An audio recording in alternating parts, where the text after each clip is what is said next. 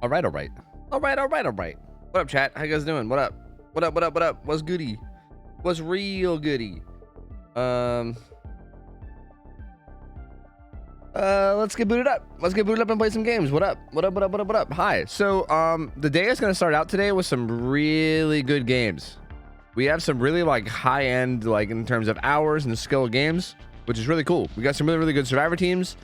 I don't really know the killers too well, but I see their hours, and their hours are really high, so that's good. So it looks promising. It all looks promising. And not only that, the first killer that's playing is gonna be a artist player too, which is sick. Because I feel like artist is one of those killers that we've not seen enough of. I mean, I know we saw Ray playing artist like a few weeks ago, and she fucking completely slayed it. But I feel like it's always good to see more. It's always good to see more. Acknowledge my resub again if you did already. Oh my god, Lemon, 2 years.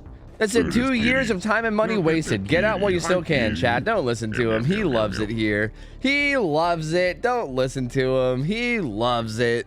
Didn't roll 46 months. Welcome back in, dude. Appreciate it, buddy. Logic error 21 months. Thank you, man. Wait, that was yesterday. Oops. Yo, didn't roll. Thank you for the fucking 46. Appreciate it, dude. Thank you, buddy. Wait, what is this? What is this? Don't miss your chance to give survivors a stylish send-off. Wait, did I not get this? Oh god, I might have not got this. Uh-oh. Did I get that thing? That there thingy bajig? Did I don't know. Oh god, I don't know. Hi, Toodle Dope, what up?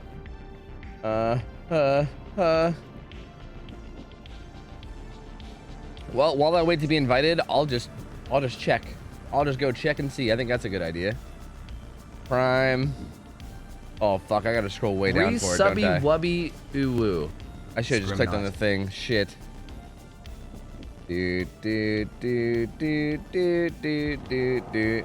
Oh no, there it is. Yo, Virginia, thanks for the 3 months. Welcome back. Thank you. Appreciate the support. Wait, just hold on, wait. Just hold on 1 second. Hold on 1 second. Huzzah! Woo, we're good.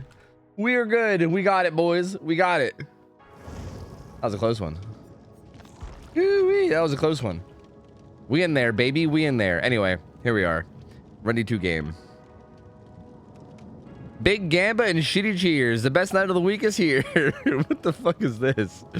What the fuck is this? Hi friends, how you guys doing? Yeah, make sure to provide Gamba, or I can provide Gamba. I guess it doesn't matter. Here, we'll actually make one for this right now. Since, well, we'll wait till people start to come in. Actually, I guess we could just make it last a while, right?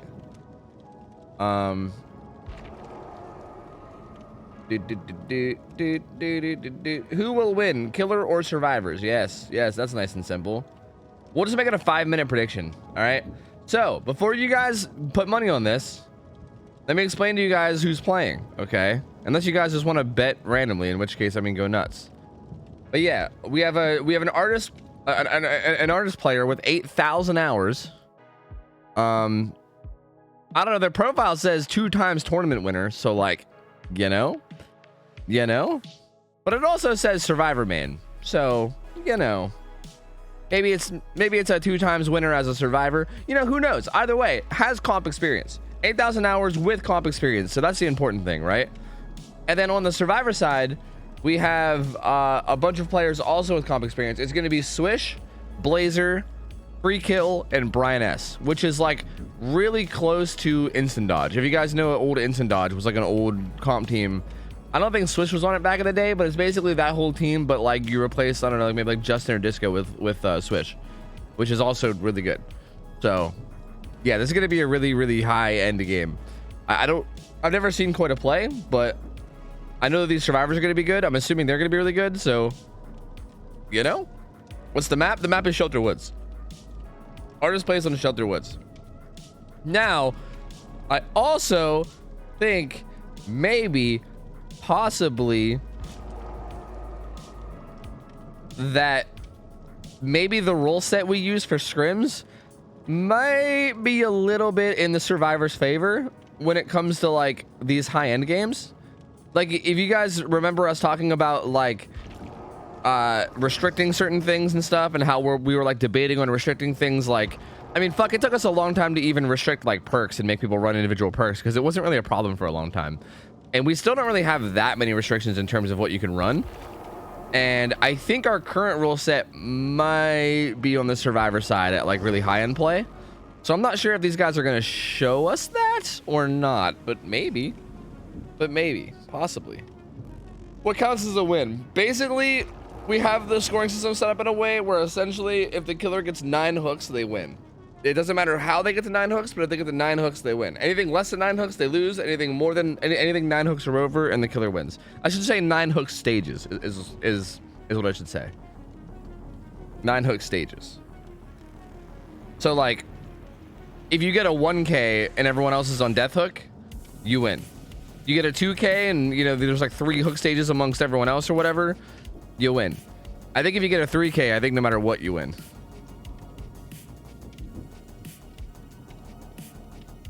Resubby wubby. Yo, Beach, 39 months. Gaming boys. That's right, we in there gaming, brother. We're fucking gaming. How you doing, Beach? 39 months, welcome back. Hey, Beach, what are you doing tomorrow? It's Saturday, my guy. I don't know, and I think people are like home, I think. Can we all like hang out and do something? I don't know. I want to do something tomorrow night. I don't know what, but we should do something. I think we're 39 months, man. Appreciate it, buddy. I'll thank you. I'll thank you. Oh, thank you. Where do I go about signing up before Saturday comes? Well, today is Friday for me, technically. But you can sign up at !form. Although, actually, you might want to wait because this is, Lemon's actually going to come up with a new form for next month. So actually signing up, don't bother signing up now. Don't bother signing up now. If you want to sign up for Scrim Night, join Discord and keep an eye on the Scrim section in Discord. Because Lemon's going to post a new form. Yeah. Lemon's gonna post a new form for next month. So yeah, actually form is not working right now. Yeah. Yep. But Lemon's gonna release one for November soon. He basically, like, there's basically signups for every month. And you have to, I think you only sign up once per month, right?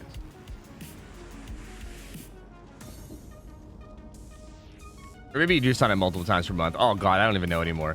Oh, I can't even remember anymore. Either way, he does a new form every month though, so there's no point in signing up for October. Because you know, it's already all full and shit. Yo, Bees, thank you for buying up. The wall.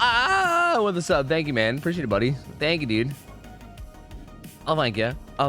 Who are those noobs on Survivor? True, dude. True. Fucking scrubs, am I right, Nightlight? Not like you and I, who are god gamers. You know, you and me included for sure, definitely. You know, for sure. Those scrubs. Hi, yo, what's up, Ray? How you doing? What up? Also, Tin Can, no, I did not see your message. Also, I saw that video you linked. I saw that video you linked in Discord. I kind of want to watch it on stream and talk about it. But, like, it's like 8 minutes long, so I might have to do it, like, in between games at some point. I don't know. Cody, what up? What up?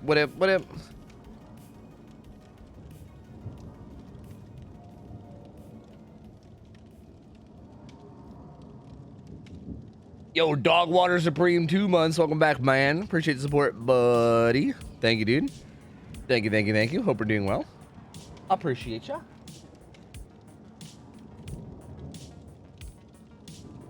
Only going Survivor because Brian, yeah? The old P100 fucking Dwight Main himself. The video I linked is the message. Do it. You won't. For real, he has a lot of good stuff to say. Yeah, I mean, probably. I think it's a really interesting argument on both sides. Greetings. War Owl greets you. I am the War Owl. Greetings. Tis the season of a new Call of Duty and tis the season. Oh, tis the season. New Call of Duty. Okay, I'm down to watch this. Sorry, that makes it sound like I'm making fun of this guy. This guy looks and sounds way better than I do. Okay, it's fine. I'm not making fun of him. He's great. I'm sure he's great. He's definitely much better at everything in life than I am. I'm not trying to make fun of him. It's cool. I definitely want to watch this video though. I feel like when it comes to people complaining about skill-based matchmaking, it's so weird because I feel like people have like some points about it, but then also a lot of people are just being babies. And like, I will say Call of Duty is the one exception. I always say that Call of Duty is the one exception, dude.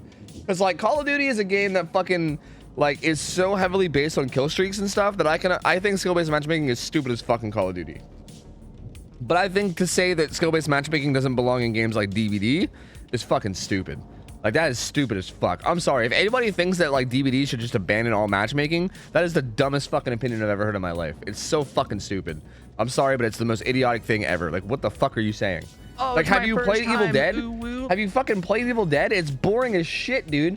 You get to like a level where you're like even remotely skilled at the game, and then every game just becomes a fucking boring shit show where you just shit on new players that suck at the game. It's horrible. Could you imagine if DBD had no matchmaking? Oh my god, dude.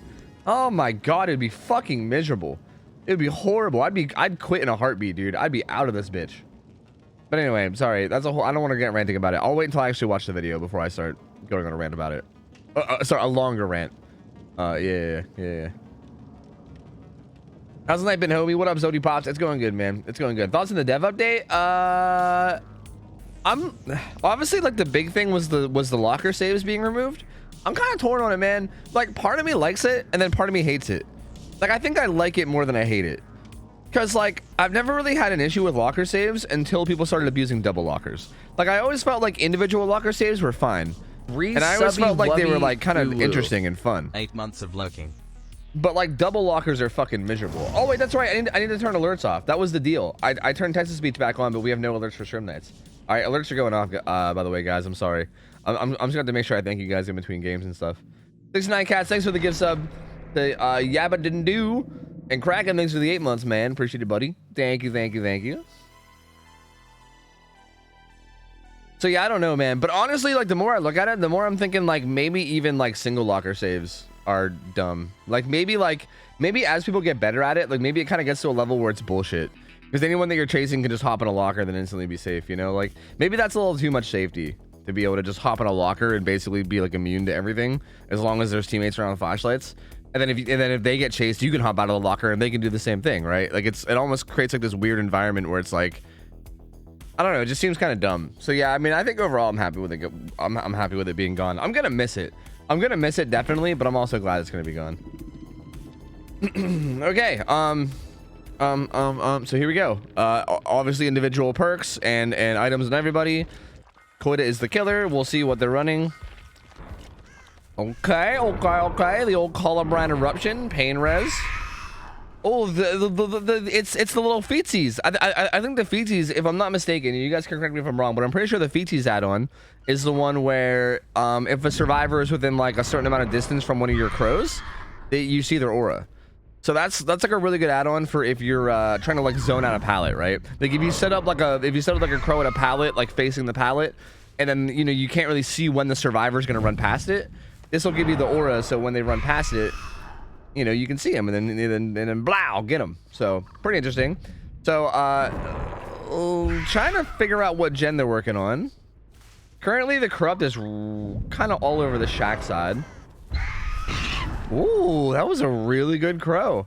Just kind of like predicting where they're going to be. I don't know if she saw something that I didn't. The guy ran to the left there, so not going to eat those crows. I'm not sure if she saw something that I didn't, but that was a really good crow. It wasn't even out of gen or anything in particular. It was kind of just in this direction. And ended up catching off free kill here. Oh, and he eats a hit on that window vault too. Oof. Was that a medium vault? I mean, it must have been. He is going to be Gonzo, though. That's interesting. He's got Lucky Break. He's actually not Gonzo. He's right there. So good job keeping track of him. I didn't because I'm a boosted idiot. Oh, it doesn't even hit that initial crow either. That's interesting. I kind of thought that should have landed, but it didn't. I guess it was a little bit to the right. Gets that initial crow. Now free kill's kind of in trouble because you can't really. Oh, the flashlight cleanse from Claudette. So that's really good. If you guys don't know, a teammate can cleanse you of birds with a flashlight. So Claudette coming up and cleansing the ace right there is actually huge. Because he was under a lot of pressure there. He was most likely going to die to birds. He was either going to die to birds or get zoned out by them so hard that he was going to basically be dead. Blazer runs in, eats a hit. This is actually kind of rough on his part now. He could die here. Doesn't die though. Gets the birds off. Actually lands birds on Brian way across the map. Probably on accident. So far, good start from the survivors though.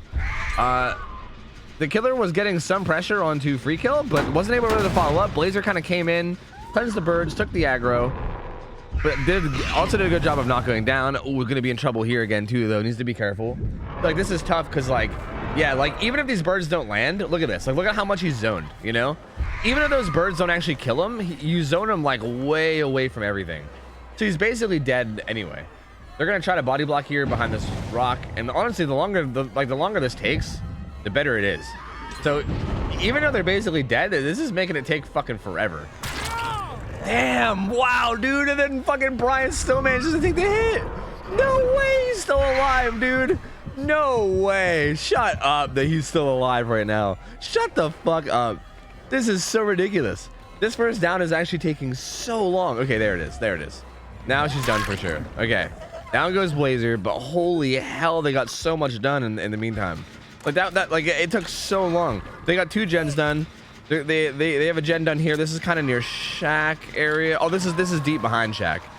That's like the 5 o'clock generator is getting done too. So it looks like if they get that gen done, they're gonna be pretty.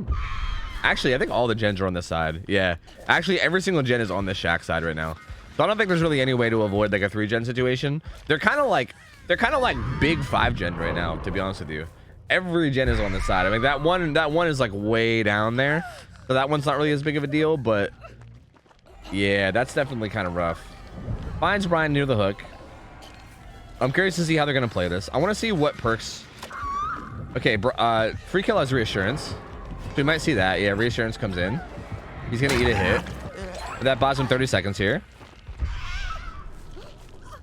So they're kind of just being chilling right now. Like they're kind of just being chilling, you know? Nothing really crazy happening. Goes for a crow, it doesn't land. Oh, see, like this is why reassurance is so rough, dude. Because like, what do you do as a killer, man? Like you're trying to force them to struggle, but then they get reassurance, and you're like, I don't know, am I really gonna sit here for 30 seconds? You know? Brian using a lock to get rid of the birds, but then ends up eating a hit in the process. Not sure if that ended up being worth it. Probably not. He probably would have been better off just running away. But hey, you know, it's fine. He went for it. But the unhook comes in. Blazer didn't even go to struggle either. So that was just 1 hook state. All of that was just 1 hook state. And there's only 2 gens left. So Survivor's in a really, really, really commanding position right now. Oh, she ran behind. She must not have heard. Running behind, and that's gonna swarm her. But like, I don't know if she's even gonna have time to follow up. She might. Oh, whoa! Eats the hit. Weird little moonwalk happening there. She might get the cleanse of the birds. Yeah, she's actually gonna get the cleanse before the follow-up comes in, though. So this might be in a little bit of trouble here, though. This is definitely very rough in terms of zoning. Yep, down he goes.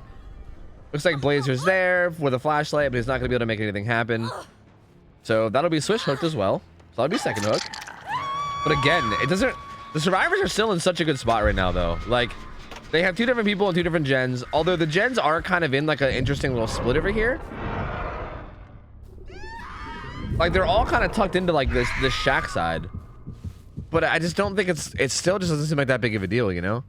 Blazer's here, looks like Ace is here as well. Goes for a little line of sight mind game there, but doesn't quite work. Oh, free kill. Looks like he's gonna die. There's no pallet there. I don't think he has anything. He's gonna die, right? Unless like a dead hard play or something. Oh, looking like Tofu out here, whiffing on nothing. Oh, and he slow vaulted. How does this happen? Oh, how does this happen, dude? Not like this. Oh my god, this Ace should be dead. Oh, this Ace should be dead, dude. Not like this. That's just no bueno. That's no bueno at all. This Ace is gonna get away. Blazer's there with the flashlight again to cleanse him. Again. God, that's gotta be so frustrating. It's such a strong play. Oh, okay, there he goes. Down he goes now. He's gonna go down to this gen over here on the side of the map. She's trying to bait the flashlight. I definitely heard the pitter-patter of footsteps, and I think she did too. So she's looking around for Blazer. I think he's off to the left. Doesn't bait it more, though. Uh-oh. And Blazer gets the flashlight save. No, dude. Blazer, stop it. Blazer, stop it, man. Stop it, you fucking menace. Stop it. Gets crows onto... Dude, gets crows on the Ace, but Blazer, again, just cleansing him of the crows every time. Like, it just doesn't even matter. Like, like the power just basically doesn't exist as long as he's around. I feel like you kind of need to chase Blazer here, right? Or maybe even from the get-go you needed to chase him.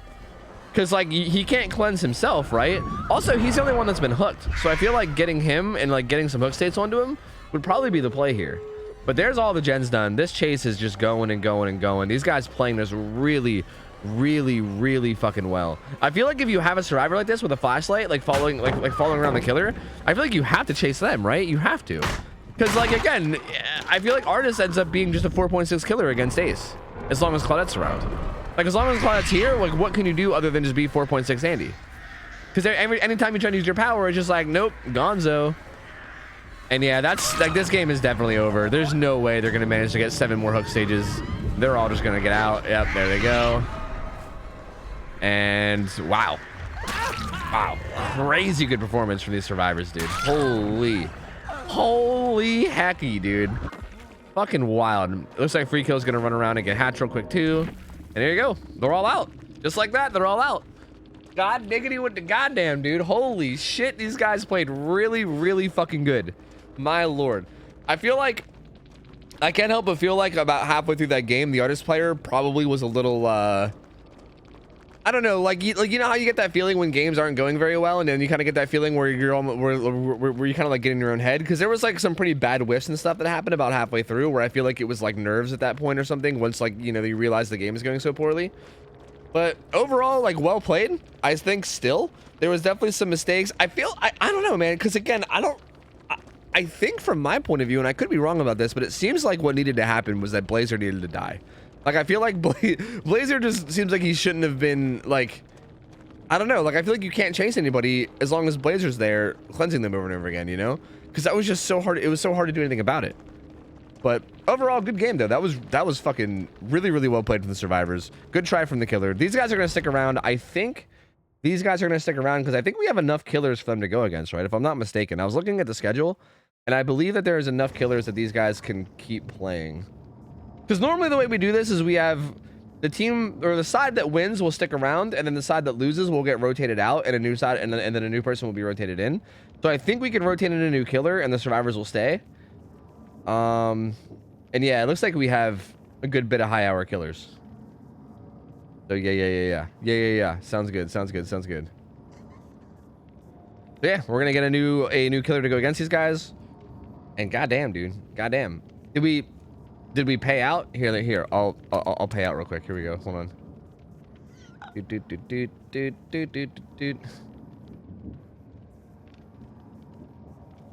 Well, there you go. Congratulations to fucking team 2. You guys got paid. You guys got motherfucking paid, man. Getting paid out, y'all.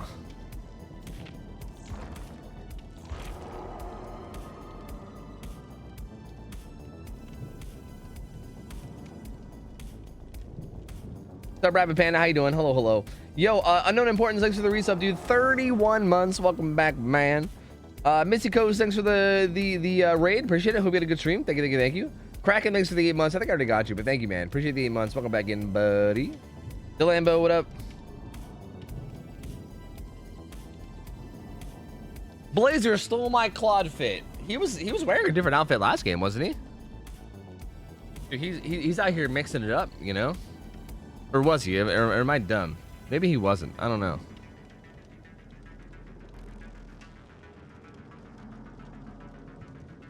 Blight, 6,700 hours. Nice. Okay, well, Blight's map should be Gas Heaven, right? I'm pretty sure that's where we have him. Yep. So Blight's played on Gas Heaven. This is a, 6,700 hour Blight. So we'll see how that goes. Yeah, they have a very Blight heavy profile, so that's good. That's good. I'm out here creeping.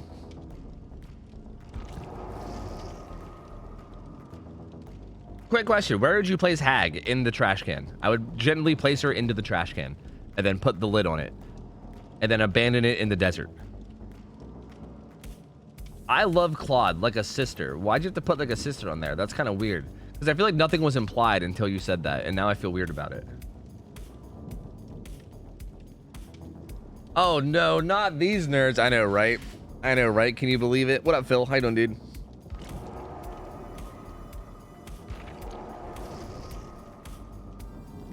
Dude. I'm gonna go try to play some Minecraft to take my mind off my night. Have a good night, you guys. Yo, take care, Sody Pops. Hope you feel better, buddy. Have you just been like super tunnel and camped by a hag? Is that why the hatred for her exists? No, I just think she's boring as fuck.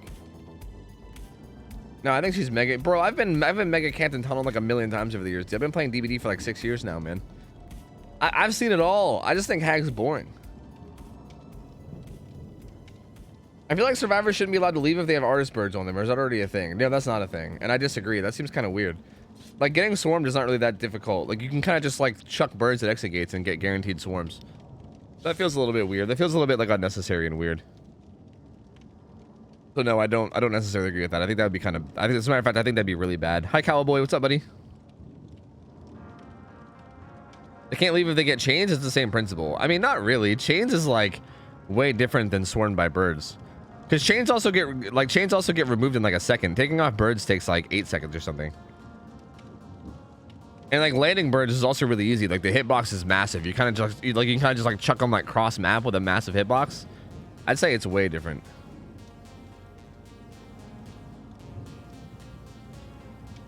Yeah, they also go through walls too. Yeah, exactly. Like there's a lot different about it.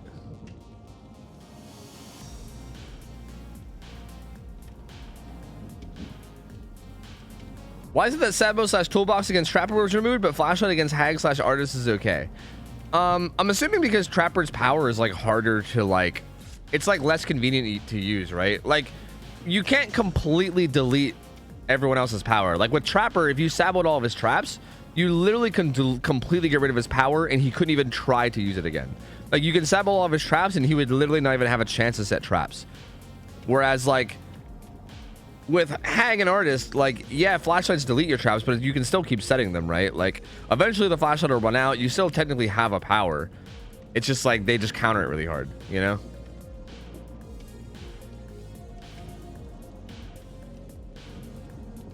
Arbitrary question time. So are there any perks that you think concept wise are great and strong, but in actual application are just weak? See, I hate when I get questions like this, because I know that there's an answer to that. Like I know that I do have a yes answer to that, but I just can't think of it off the top of my head. Because I feel like those types of perks are the ones that I usually just forget about. Like I just forget they exist because I feel like if they're not actually good, then I just forget about them and I'm just like, whatever. Predator on Spirit. Shut up. Yeah, actually, yeah, Predator on Spirit, sure. Hangman's Trick. Maybe Hangman's Trick. I don't know. I think there's a lot of perks that fit into that category. It's really hard to say. I don't know. I can't really think of one in particular to say though. No, I don't know. So why not make Sabo temporary and only work on open traps to maintain consistency? I don't know. That seems like an okay idea. But I mean, how would that work, Tin Can? Would you Sabo a trap and then it would just like respawn? That's how it did work for a while, FYI. Like for a while there, I'm pretty sure they did have it so that when you Saboed a trap, it would like respawn like 90 seconds later or something, like randomly around the map. That was a thing for a while.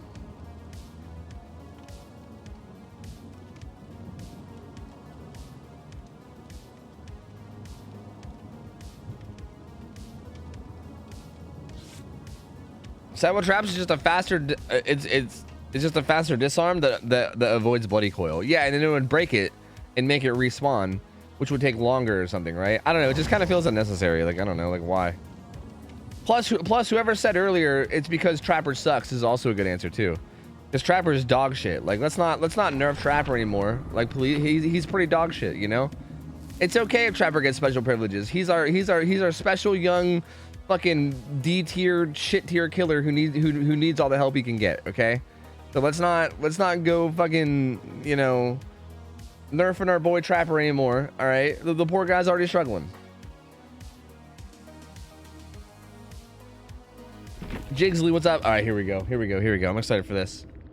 So Blight is a pretty notoriously insane killer. I feel like Blights usually end up having like really good kill rates in these games.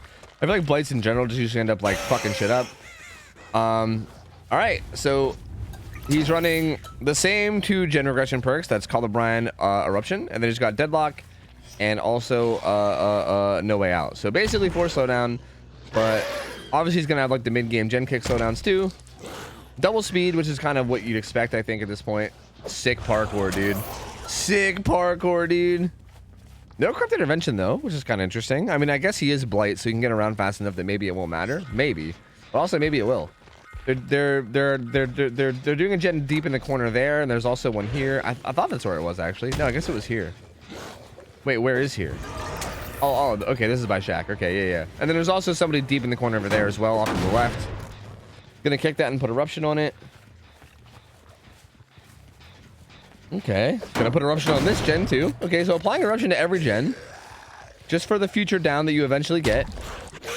Because hey, dude, that's like fucking 20% free fucking reduction, you know?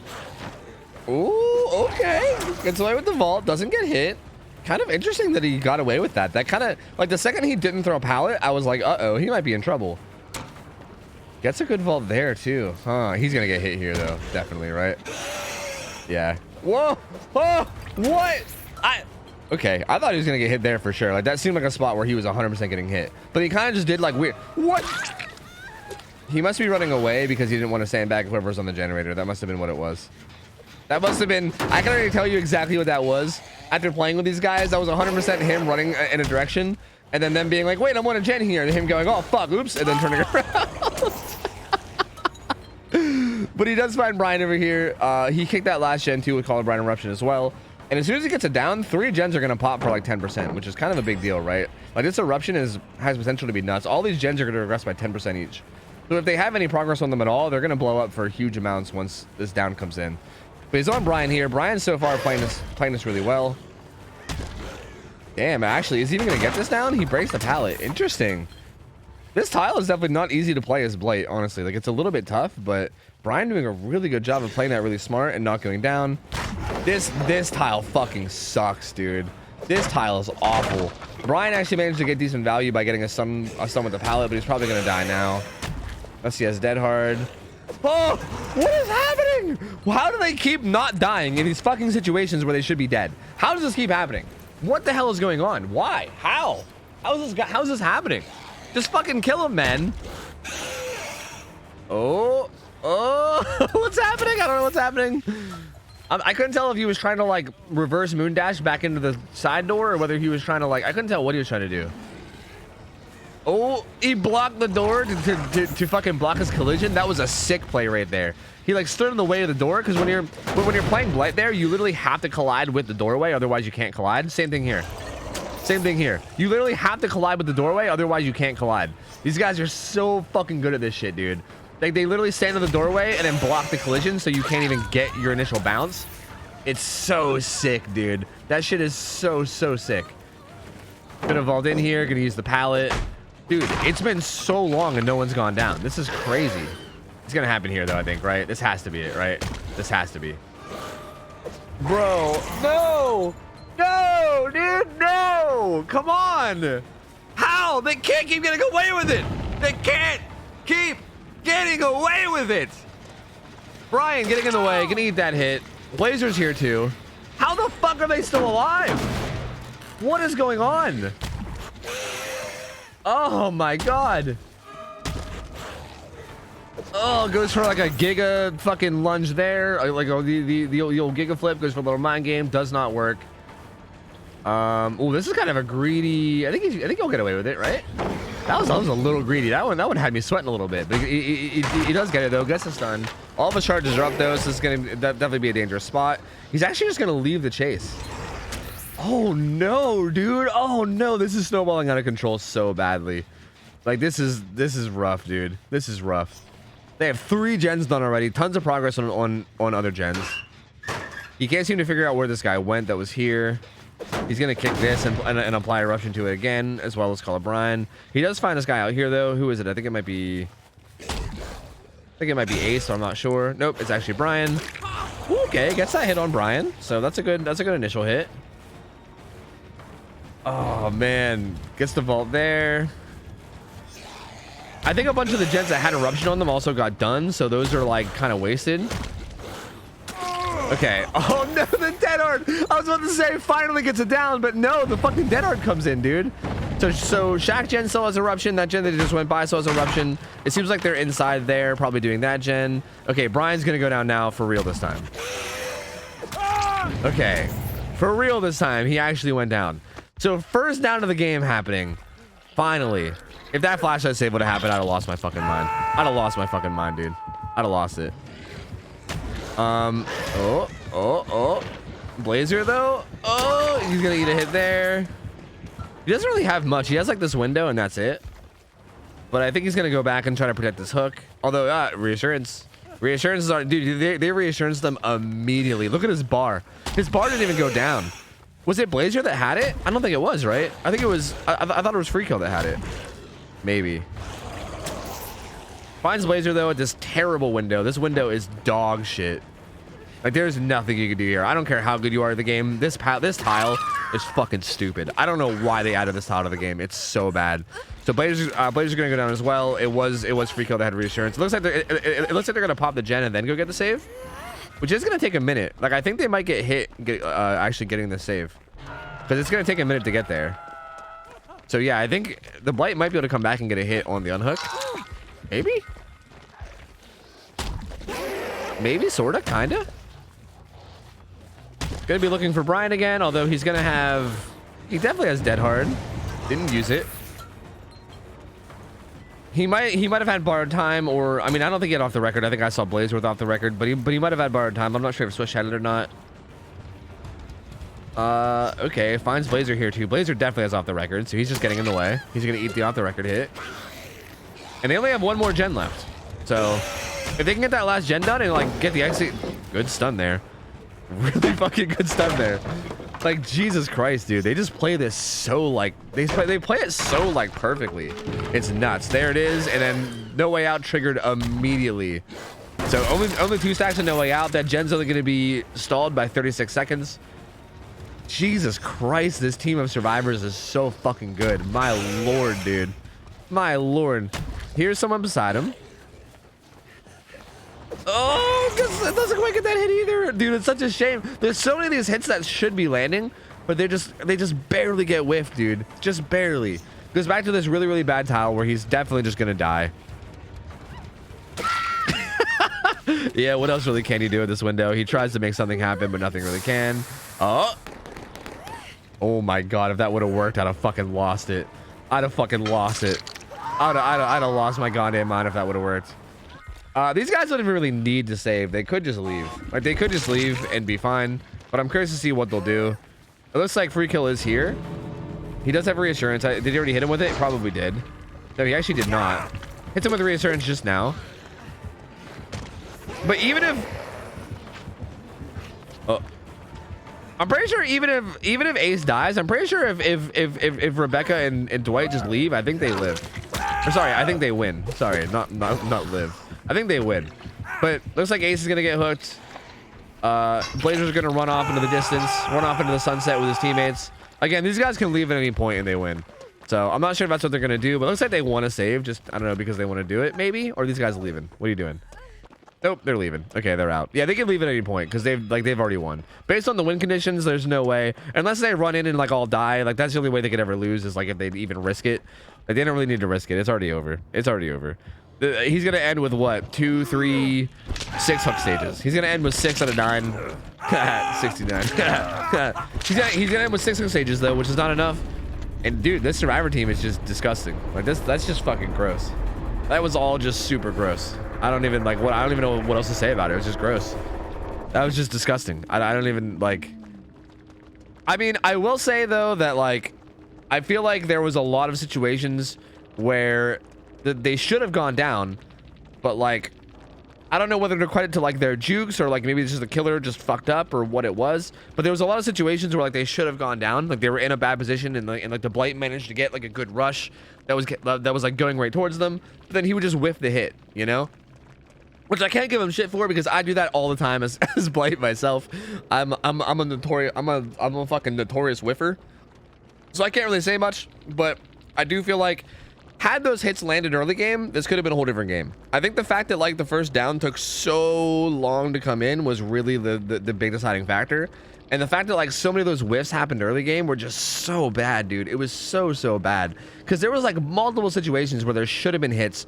A lot of them were even like downing hits, like downing hits that would have also made eruption go off. Like there was so much potential to like get the ball rolling early on. But yeah, just couldn't quite get there. Just couldn't quite get there. So what are you gonna do? Really well played from these guys though. So GG's. GG's. Are your alerts off? Yes. Yes, they are.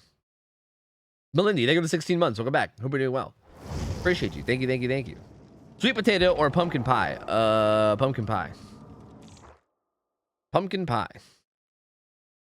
So wait, yeah, are we getting instant doggies in now or whatever? We had instant dodge, and then I think we had instant doggies. Are we getting instant doggies in now, or instant dodge, or is instant dodge still going? I don't know. I'm pretty sure it's instant doggies. Or no. Oh wait, no. Are instant doggies not playing? Oh wait. Okay, wait. We're having the other team come in, and then they're coming in again after that. Is that what it is? I see. How's October doing? I think good. I mean, as far as I can tell, good. Slight schedule change. Yeah. I see. Why are they off? I want to hear Mathman go blah blah blah blah blah blah. Well, they're off because it's the thing that we, it's the whatchamacallit, it's the compromise we had to make in order to have text to speech. I basically told you guys, hey, we can have text to speech, but I gotta just turn alerts off during stream nights, and you guys all said okay. So, yeah, you know, that's what you get. Anyway, here's the payout. Bam. I don't think any of us care about the subs. Yeah, if any of you guys want subs, feel free to hit me up. Yeah. But yeah, I mean, it don't matter. If you don't want them, that's cool too. That's cool too.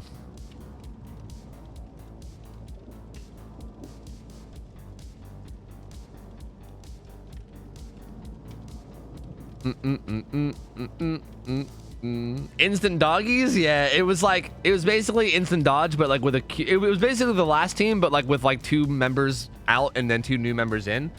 So they just, instead of just coming up with a new name, it was instant dodge and then instant doggies, I think is what it was, right? Something like that. I don't know.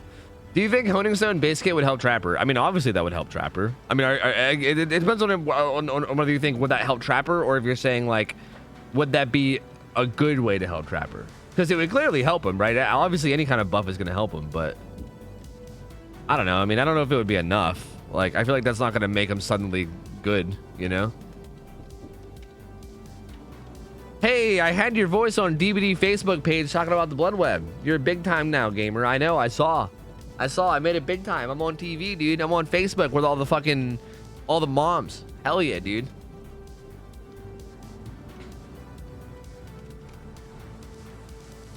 Yeah, Tweedledope is still matching subs. That's true too. Tweedledope, if you guys don't know, so just to like fill anybody in that maybe doesn't know, I'm sure a lot of you guys do, but just in case you don't, just to fill you guys in, the way this is working is that you basically, if you win your game, you stick around and then we get a new opponent for you. And if you ever win 2 games in a row, then you win our big, crazy grand prize, which is a gift sub to any channel on Twitch. If you're a Survivor player, if you're a killer player, you get 2 subs to any channels on Twitch. Or 2 subs split however you want them. I could just give 2 subs to your favorite streamer if you want, but you basically get 2 subs however you want them. But Tweedledope basically told me that he's gonna match those. So like if you want to sub to, like, I don't know, Darva, I would give you a sub to Ots, and then Tweedledope would also gift a random sub to Ots too. So he's kind of like matching all the subs. Oh, also I have to play ads. I have to play ads to make sure that they don't play during the game. So here, get added on, nerds. Get fucking added on. And then once the ads are done, maybe I'll give you guys the predictions, okay? Cough, cough, eerie tier list. Yeah.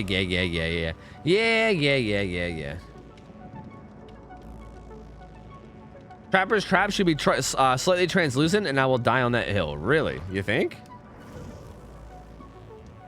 Huh.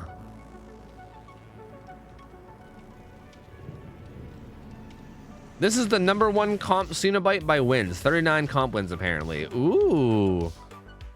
Ooh, I like this. I like the old credentials that we got here, dude. I like it. I like it. Dedicated, competitive, Ceno, and Slinger main. Slinger main, too? But Slinger. Okay. All right. I'm down. And then it says chains are cool. I like it. Plays Cenobite and Slinger. Chains are cool. I like chains. Chains are pretty cool, man. Yeah, I like chains. That's great. All right, I'm gonna put up the prediction. The ads are still playing though, so I'm gonna wait a little bit before I like explain everything. But here you go. I'll give you guys 2 minutes to vote.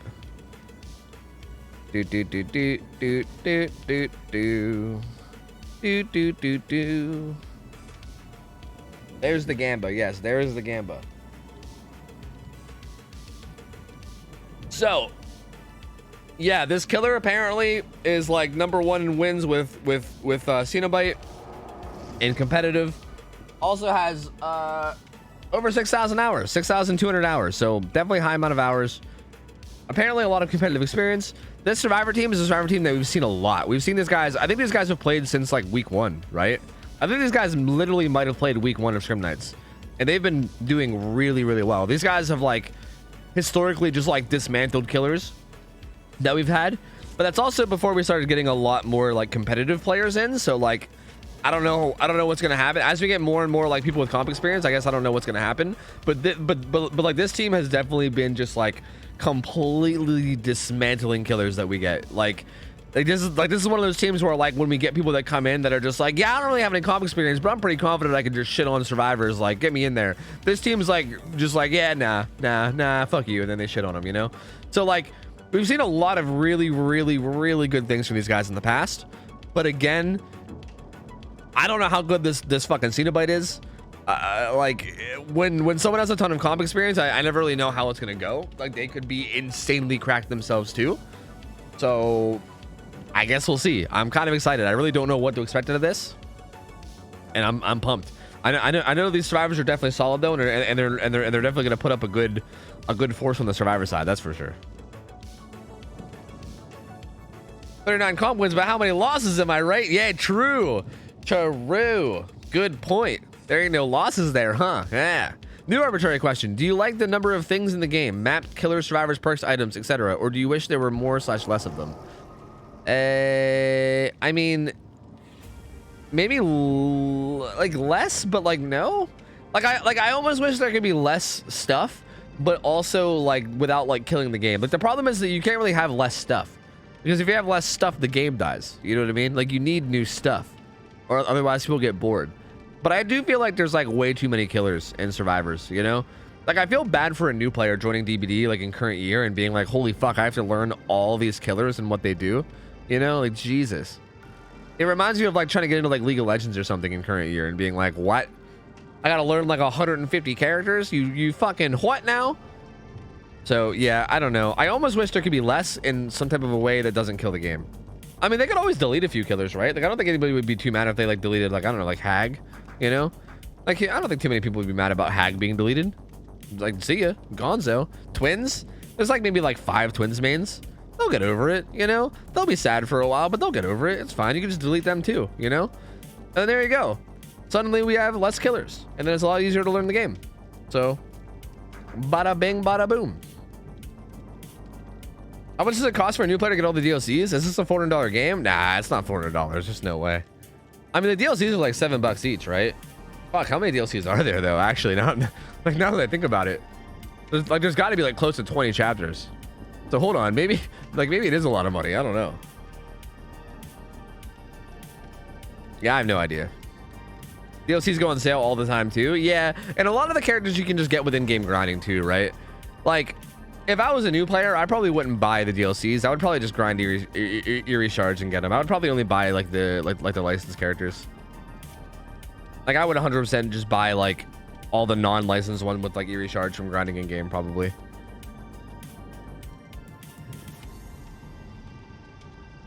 Unless there was like a perk I really wanted like badly or something, I don't know. It's about $258 regularly and only about $80 during sale times. God damn. That's a lot though. Holy fuck. That do be a lot though. God diggity with the goddamn.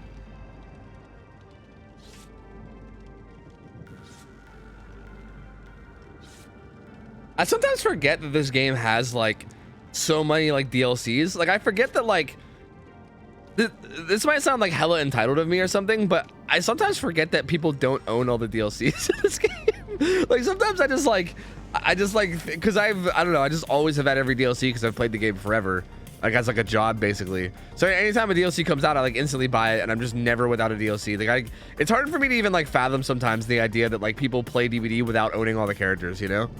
But yeah, but I guess that's true. Like if you're brand new to the game and you just bought it, dude, it's gonna like, it'd be like hundreds of bucks, man. Like that's a lot. Yo, good luck, Cookie. You got this. I want to see a good game, dude.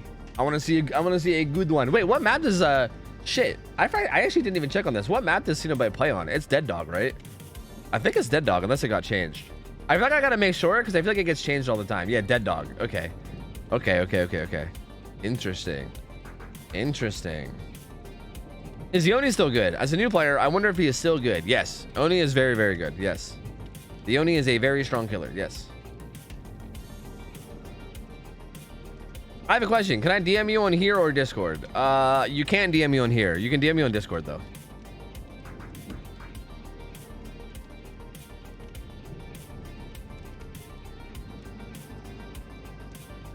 Yeah, Oni's probably one of the strong. I would argue that Oni's one of the strongest killers in the game.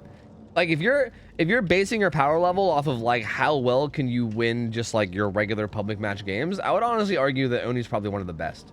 Like I think if you become like a really cracked Oni, like you're gonna win the vast majority of your games because most people are just gonna give you hits early. You know what I mean? Like from what I understand, a really good Oni player, like the best way to beat them is just to like not give them hits early or whatever. But how many people are really gonna do that in like public matches? You know, like they're just gonna fucking play greedy and get hit, and then you're just gonna get your power for free and then just shit on people. You know, like I feel like if you become a god tier Oni, you're probably just gonna just pub stomp the shit out of people. I'd argue Pinhead and Onryo are the best. True, according to kill rates, you're not wrong. Yo, Scriptful, thanks for the 10 months, by the way. Hone, thank you for the motherfucking 8 months and said wide vibe. That's right. Any wide vibes in chat? Any wide vibes in chat? Tangerine, thank you for the raid earlier. Appreciate it. Bacon Lord, thank you for the 10 months. Welcome back, man. And I think that's everything I missed. Thank you guys, man. Thank you.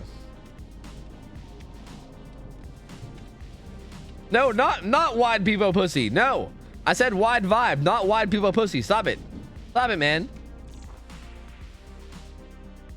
Yeah, I agree, Andrea. Yeah, probably. But it also, I feel like all that stuff is kind of necessary because without it, I feel like the game dies, you know? So like it's a weird, I don't know, it's a weird thing. I don't know how to fix it.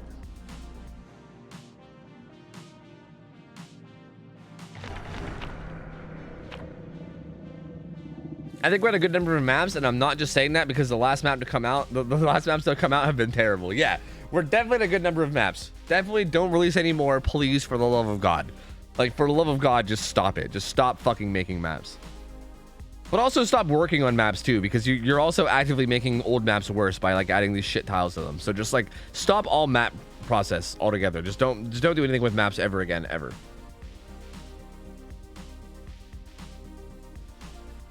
Okay. Let's get ready. Let's see how this goes. So, Dead Dog Saloon, Pinhead. I'm curious to see what the Pinhead runs, because I feel like with Pinhead you can go multiple different routes. We've seen a lot of interesting things with Pinheads, and considering this person apparently has a lot of experience with Pinhead, I feel like we might see something kind of fancy schmancy here. You can run Engineer's Fang. You can run anything. Like, the add-ons are not restricted at all on Pinhead. So you can run literally anything you want. But Engineer's Fang's a dog shit add-on, so I don't think we'll see Engineer's Fang. Like, why the hell would you ever run that? It's fucking horrible. But we'll see. And there's Engineer's Fang, so, you know, never mind. Turns out Engineer's Fang is actually not dog shit. Turns out it's actually good enough for this guy to run, so never mind. I take it back. Oh, doesn't quite get the hit. Finds the 8 right away, though. That was a really, really fast find. No corrupt intervention, so nothing to really stop the gen progress early. Or kind of like hold down any area of the map. Kind of interesting. He didn't commit to that Ada, but I think it's probably because he's looking for the box. It looks like Zarina found the box. I'm not sure where she is, but I'm pretty sure, if I had to take a guess, the reason why he left that was most likely to try to look for the Zarina or the box. Finds the Nia, though. Can't quite find the Zarina. I kind of want to see where she is. Well, that tells us. He's not going to teleport. See, this is why Engineer's Fang sucks. Because right there, right?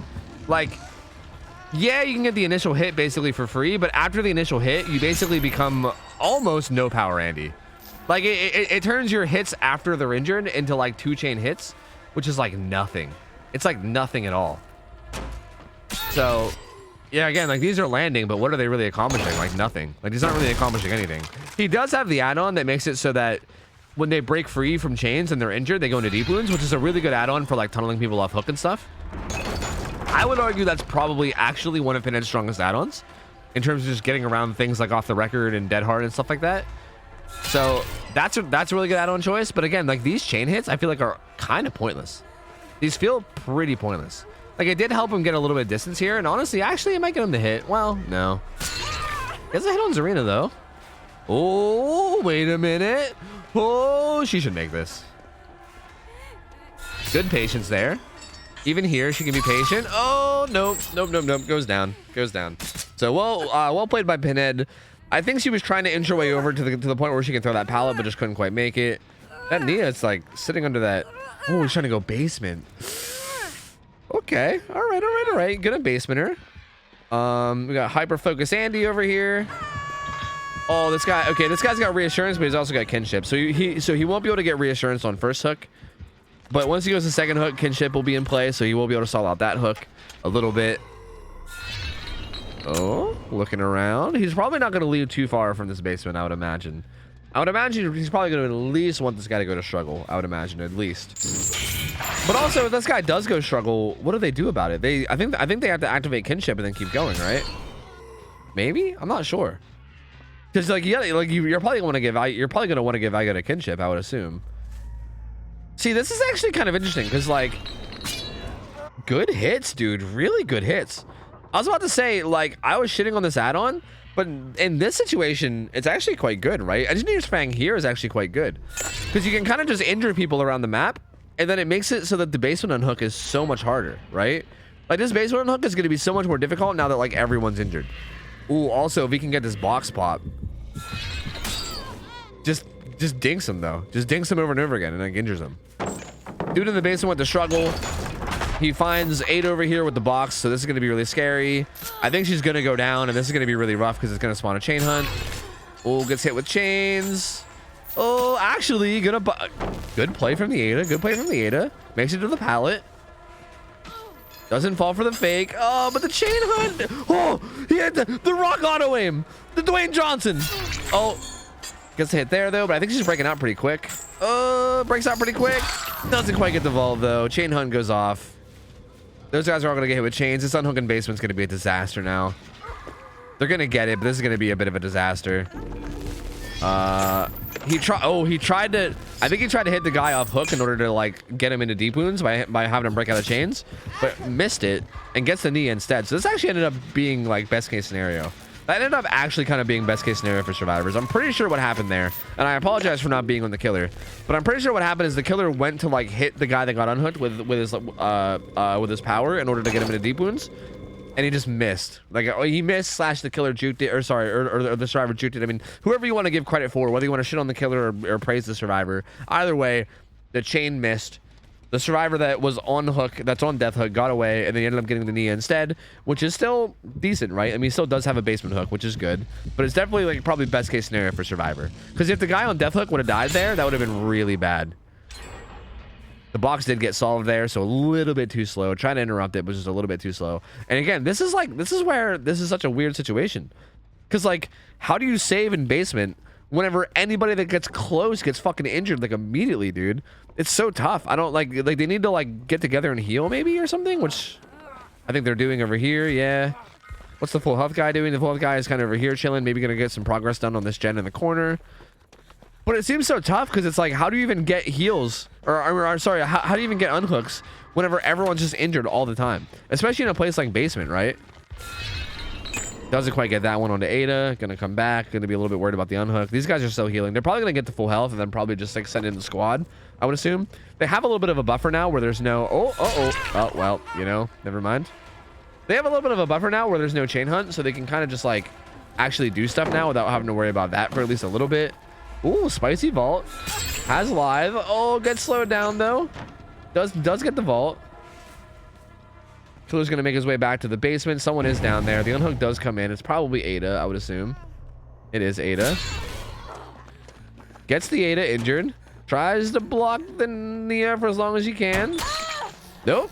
Still gone, though. I'm not sure if that was bar time or off the record, but something was still there. So the Nia ends up being okay. She's gonna get away. That was really good. That was really good from the survivors. They got everybody out of basement. They need to, like, stay the fuck away from basement, I think, because goddamn, that shit seems hard to save against. They've done a really, really good job of making these saves happen. But I don't know like how much they can keep this up, man. Ada's gonna go down here. That might be far enough away, especially if they have somebody in the pallet. So this might end up being okay. Oh, I don't know though. Yep. Okay, not going basement. Just gonna go there instead. They're doing the gen deep in this corner by the little water tower. There was also someone. Oh, doing the box down by main. Okay. So the box is like way down by main, and these guys are over here. So box is gonna be getting solved while these guys get chased away. Although this Nia's on death hook, I believe. So this is really not good here. She's gonna. Yep, she's gonna die. Yep, Nia's dead. So that's not great. That is definitely not great. They should be able to get a free unhook on the Ada with all this going on, but they need to find some type of. Actually, it has deliverance. So they didn't need to find an unhook. The unhook came in all on her own. But they're gonna have to find some type of a way to like recover, get back to full health, and then do these gens. Cause yeah, they did do a decent job of splitting up gens, at least a little. There's kind of like a 3 gen over here with like this one in the street. Like at this point, this is kind of where the killer has to stay, is on this side of the map. Uh-oh, finds the Felix over here though. That's not good. He's gonna go down. Oh, this is really bad now. This is really bad now. Because this Felix is gonna get hooked on this side of the map. Like on the side of the map where all the gens are, right? Like this is the side of the map where all the gens are, where like the killer wants to protect it. So that's really not good. I think this Felix needed to get the hell out of here and like run way down. It's tough, right? Because like Engineer's Fang makes it so that like you can go from full health to injured so quickly. But also I feel like you need to play this like really slow and carefully and just like keep bolting down towards main building and just stay down by main building and heal and not come into this area unless you're full health, right? Like that's what it seems like to me anyway, because it seems like going down in this area is basically sure death, right? Like you see what these guys are doing? These guys are both kind of just staying down on the side. I mean, the Zarina's, I think, gonna go try to pressure that gen a little bit just because at this point you might have to. But yeah, I feel like that's kind of what needs to happen. I think Felix might go to struggle here. This is gonna be tough. I don't know if they can get out of this. I'm not sure if they can get out of this at all. It might be over. He also has a bunch of stacks of no way out. So even if they manage to get these gens done, which is going to be a tall order already, but if they do manage to get these gens done, then the end game is going to be hard. They also have to worry about the box. There's another Engineer's Fang hit coming in, which again is pain. Box is going to get solved though. There's no way he's going to teleport to that. Felix goes to struggle. Yeah. See, like here's the problem. If Felix dies, any more hook states at all, and the killer wins.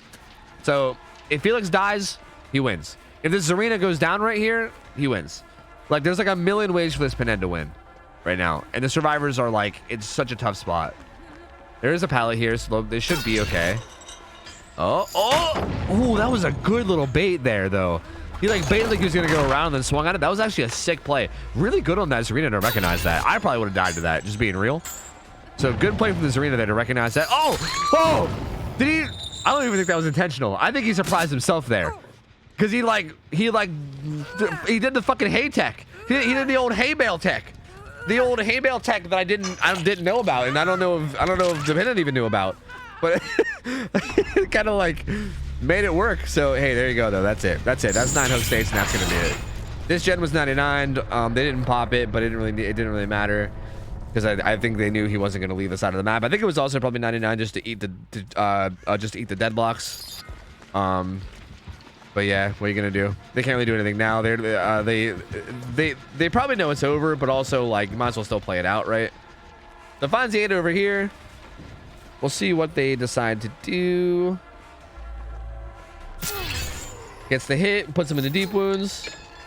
I think this Ada was the overcome gamer anyway, though, so I don't think it really matters in terms of like dead hard or anything. But down goes Ada. And I think Ada was only hooked once, so it won't be death hook yet. I think only the Felix was on death hook, but yeah, this is definitely over. We're just kind of waiting for a den now. This is a crazy game. This is an interesting one. Again, I thought Engineer's Fang was gonna be trash. I was like, Engineer's Fang, what is this garbage? Because I still feel like that add-on is like, I don't know. Maybe I'm just judging it based off of like how it feels in like public matches. Cause bro, like I love the whole like being able to injure people easily, but then like it feels like you're just a 4.6 Andy, and it kind of sucks to like follow up the chases with, you know? Cause I do feel like in the early game, like the very first chase he took, I think it was against Zarina. I think it felt like it took forever. because it felt like every time he landed chains, it just didn't do anything. It just didn't matter. Like he landed so many chain hits, but then the person would just get away right away, and it just didn't really matter.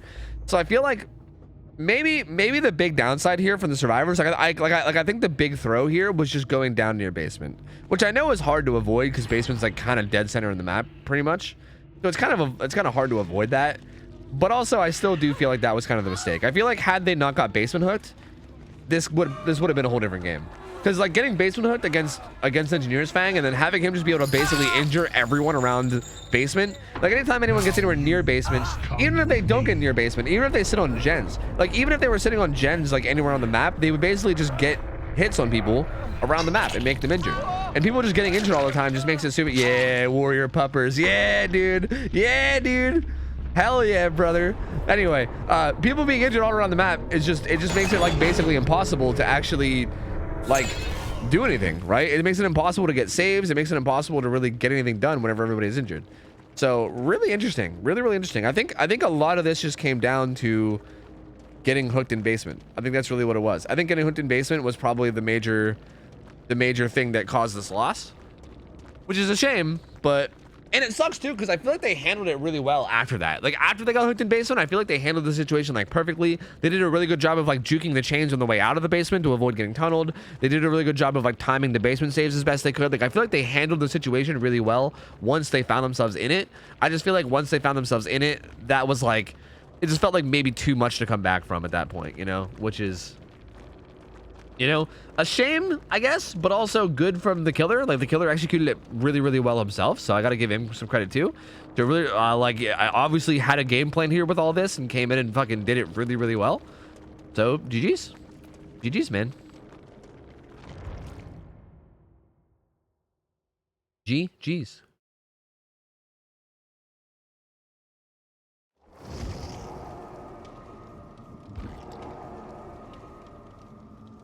All right, well, we'll see what goes on now. I think they might bring back instant dodge, I think.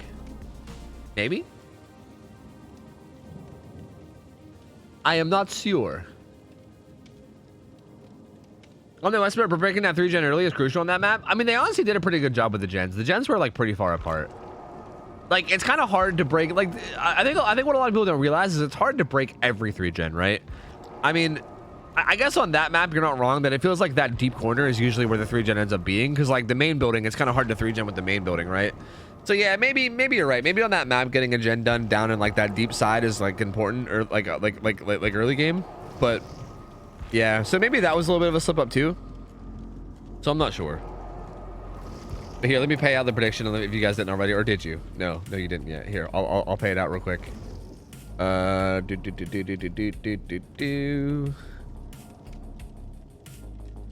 Bam. Bam, bam, biggity.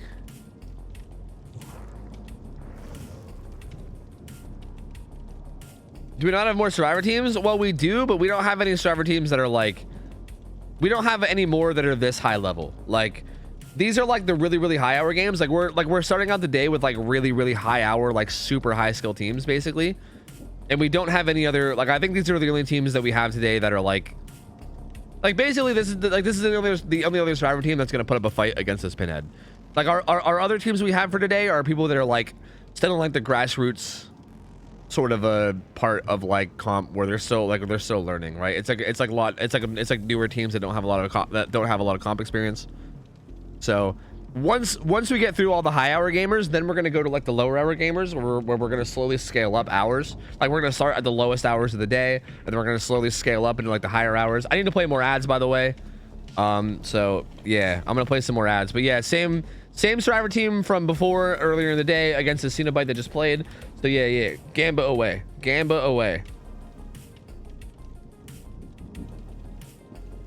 Where's your face cam?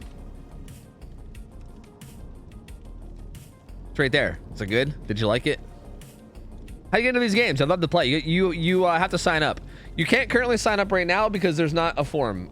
There's basically a form for every month.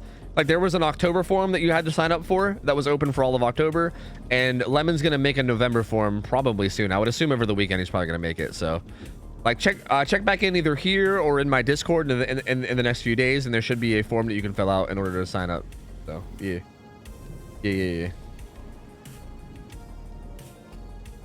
I love your piercing. Thanks, man. Is it Swish's team? Yes.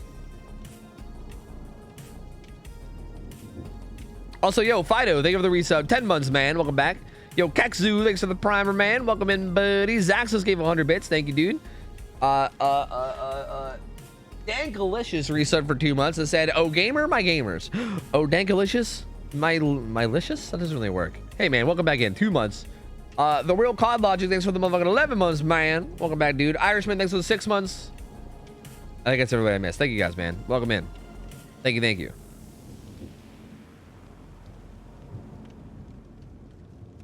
If good headphones are what Spirit needs, 165 hertz monitor is what Trickster needs. Yeah, agreed. I agree with that for sure.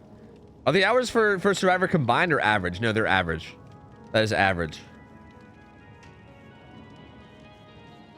Okay, I'm back now. Sorry. Yeah, sorry. I had to hit you with ads that way you didn't get a mid game.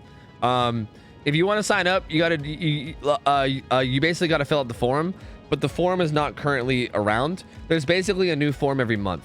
So everyone that's playing today signed up in the October form, and because October is about to end soon, Lemon's gonna make a November form soon. So again, we don't have it ready right now, but if you keep an eye on either the stream or on Discord, we should have it ready within the next few days. I would assume Lemon's gonna have it ready within the next couple days at some point. We have a whole section in Discord that's that's basically like the scrim section or whatever. So it's not in there yet, but I'm sure it'll be posted in there, and you'll be able to find it soon enough. You'll post it on stream or Discord? Well, it'll be on Discord, and then we'll also have a command here. Like, we usually have a command ! form. Right now, it doesn't give you anything because the form is currently closed. But that command will give you the form if it's there. So if you want to come back every day and just type that command and see if it's up, you can do that too, or just check Discord. Either one's fine.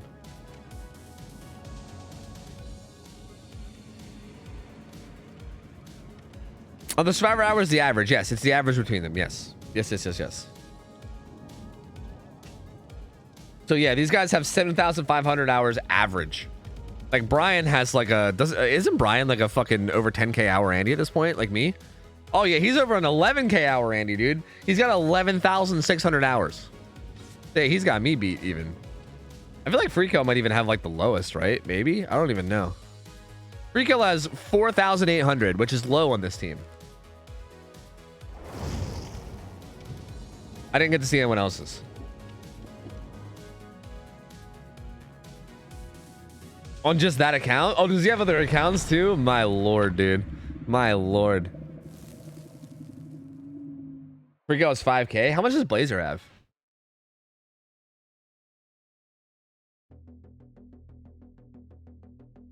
Freako sandbagging the team, yeah, with his low hours of 5,000. How dare he? How dare he, dude? I think Blazer is over 11 across accounts. Jesus fucking Christ, dude.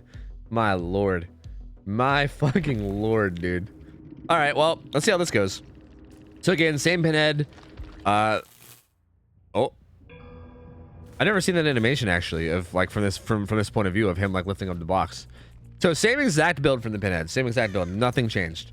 Looks like he's trying to find the box right away. He saw this guy spawn down here, so I think he probably knows that the box might be over in this corner. I think, or at least he assumes it's gonna be over here, I guess.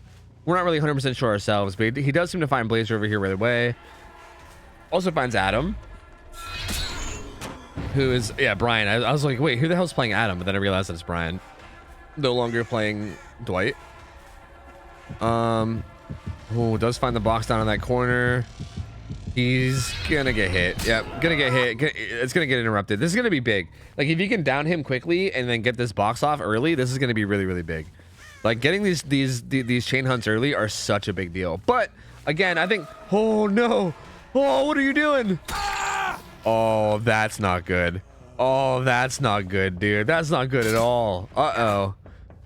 Wow, that was a fast down, and that's gonna be a fast chain hunt too.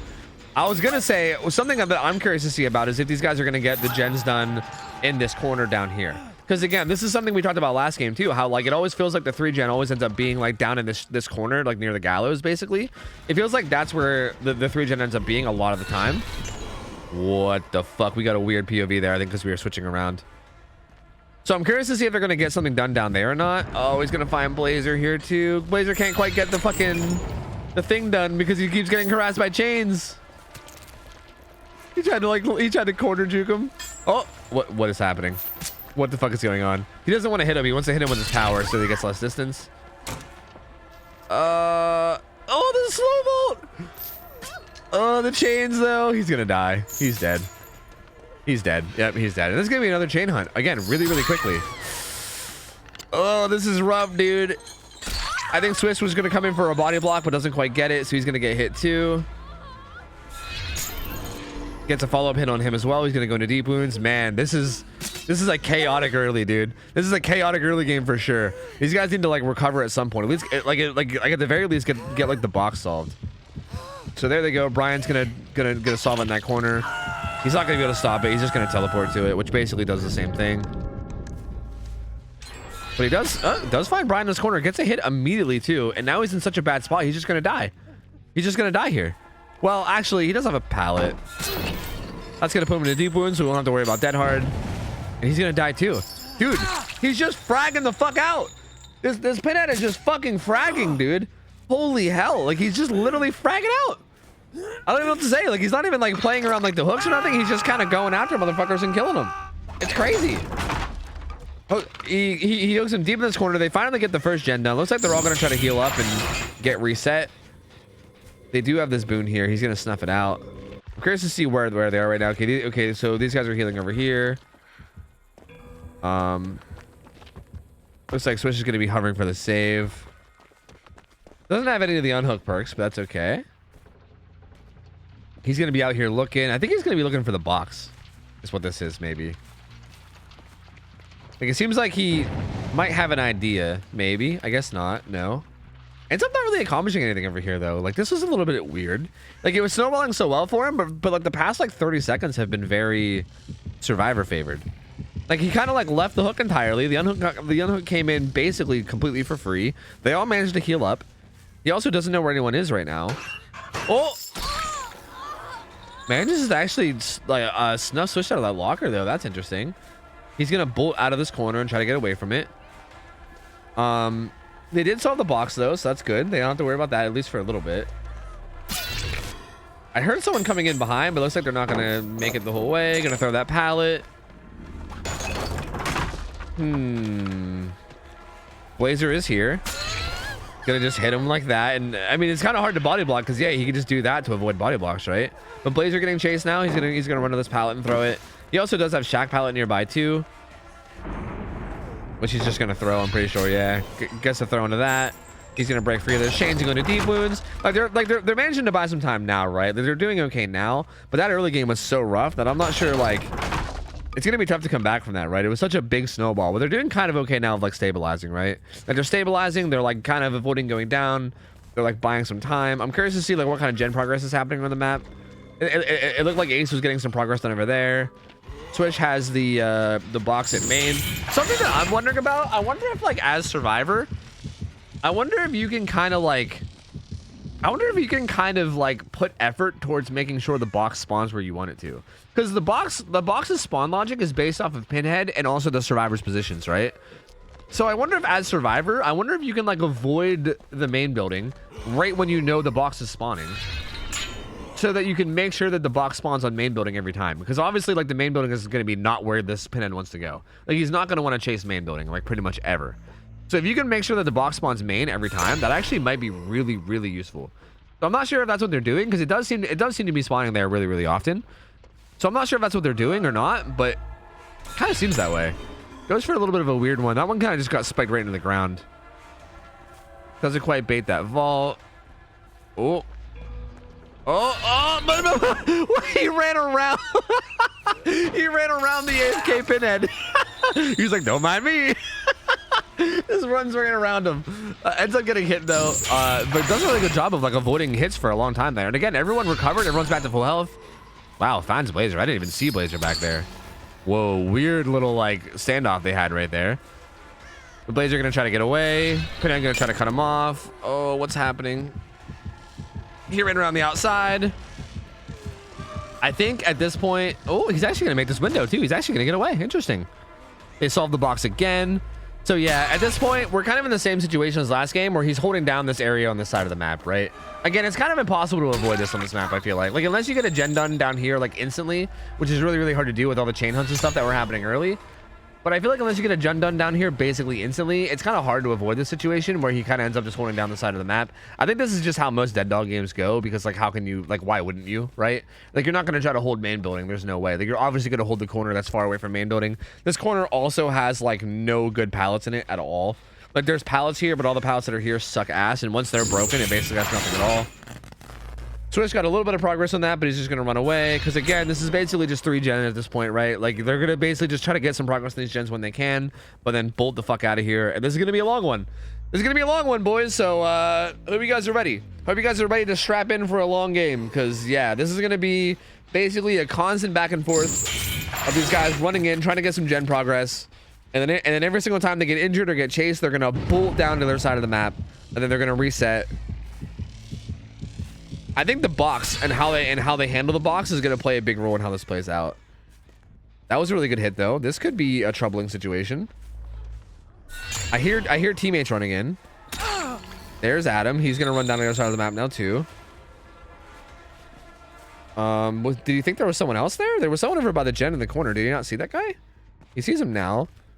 I think that's Blazer back there. Actually in kind of a rough spot, because if he gets hit, he's like really deep into the side. Like, he's really, really deep into the side right now, actually. Oh, what? That hits him? Oh, that's really bad. Oh, this is really bad. What? How did that hit him, dude? That got him like right on the fucking, wow. That like nudged his little hitbox, dude. That was crazy. Yeah, that's really bad. Hooks him deep into this 3 gen. That's a rough situation to get out of now. That's a really, really rough situation. Because now he's hooked deep in this 3 gen. Again, the pinhead can injure people just by hitting them with chains. So like getting this unhooked is going to be rough because he can get injured really, really fast on people. Also, when Blazer gets unhooked, his off the, I'm assuming he probably still has off the record, right? When he gets unhooked, his off the record is going to be basically non-existent because he can just hit him with a chain and then put him into deep wounds. Free kill's gonna run up, reassurance him. I think he's just gonna try to leave though. That at least buys him some more time. But man, oh man, this is rough. He's got to be careful here too. He could die here. How far away is he chasing though? I don't think he wants to leave. I don't think he wants to leave the hook that much. Brian is here. Doesn't quite get the hit on him though. Huh. Interesting little standoff here. I mean, this pinhead is definitely going to want this Claudette dead for sure.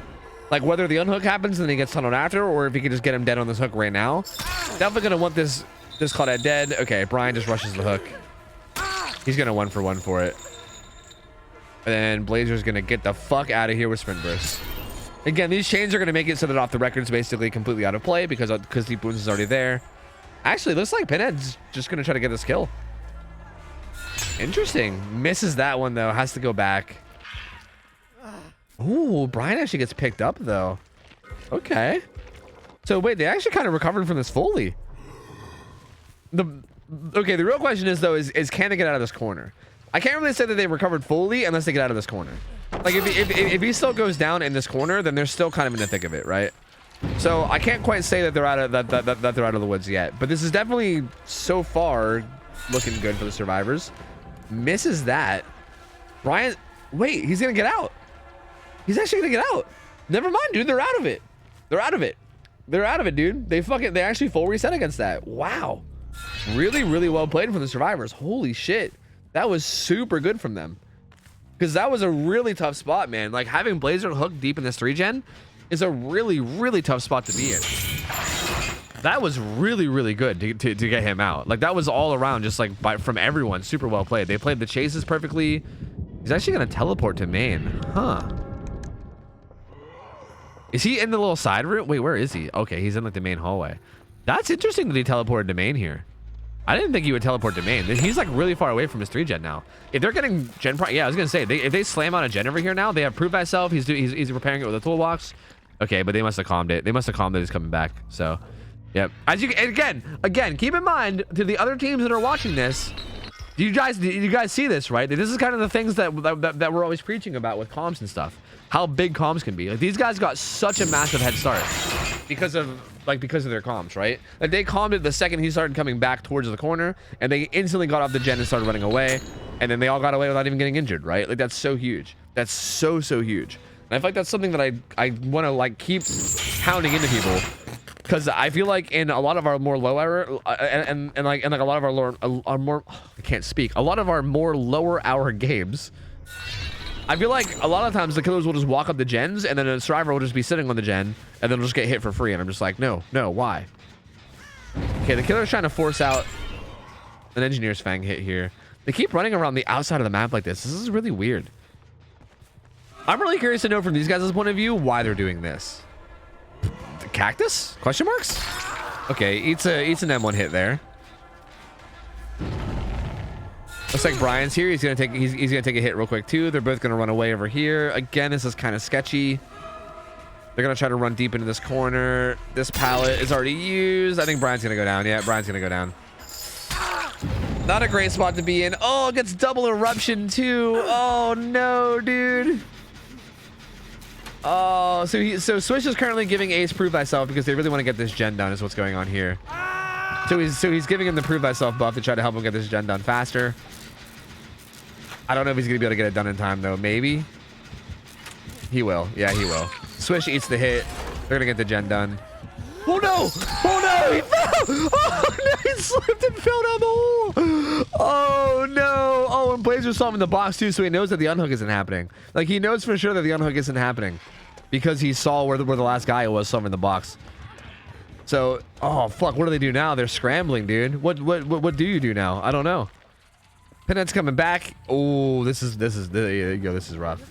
This is really rough. How do they get Brian off this hook? Free kills on the ground. Like they're in such a bad spot in terms of like actually getting an unhook right now. They have a person downed, a person injured. Well, 2 people injured. Blazer just healed himself. Oh, how do they get this? Who's on death hook too? I think Blazer was, right? Blazer can't really be the one to like 1-for-1 here. Swish hasn't been hooked yet, so he's kind of just coming up. He's just kind of coming up, and wow. Wait, that worked really well. I kind of. The killer just kind of saw the injured Rebecca and was like, yes, please. Swish hasn't been hooked yet though, so he kind of just lets himself go down in order to let them get the save. So kind of avoids anybody dying. Blazer gets hit though, and again, Blazer is death hook, so this is very scary here. If he goes down, this could be really bad.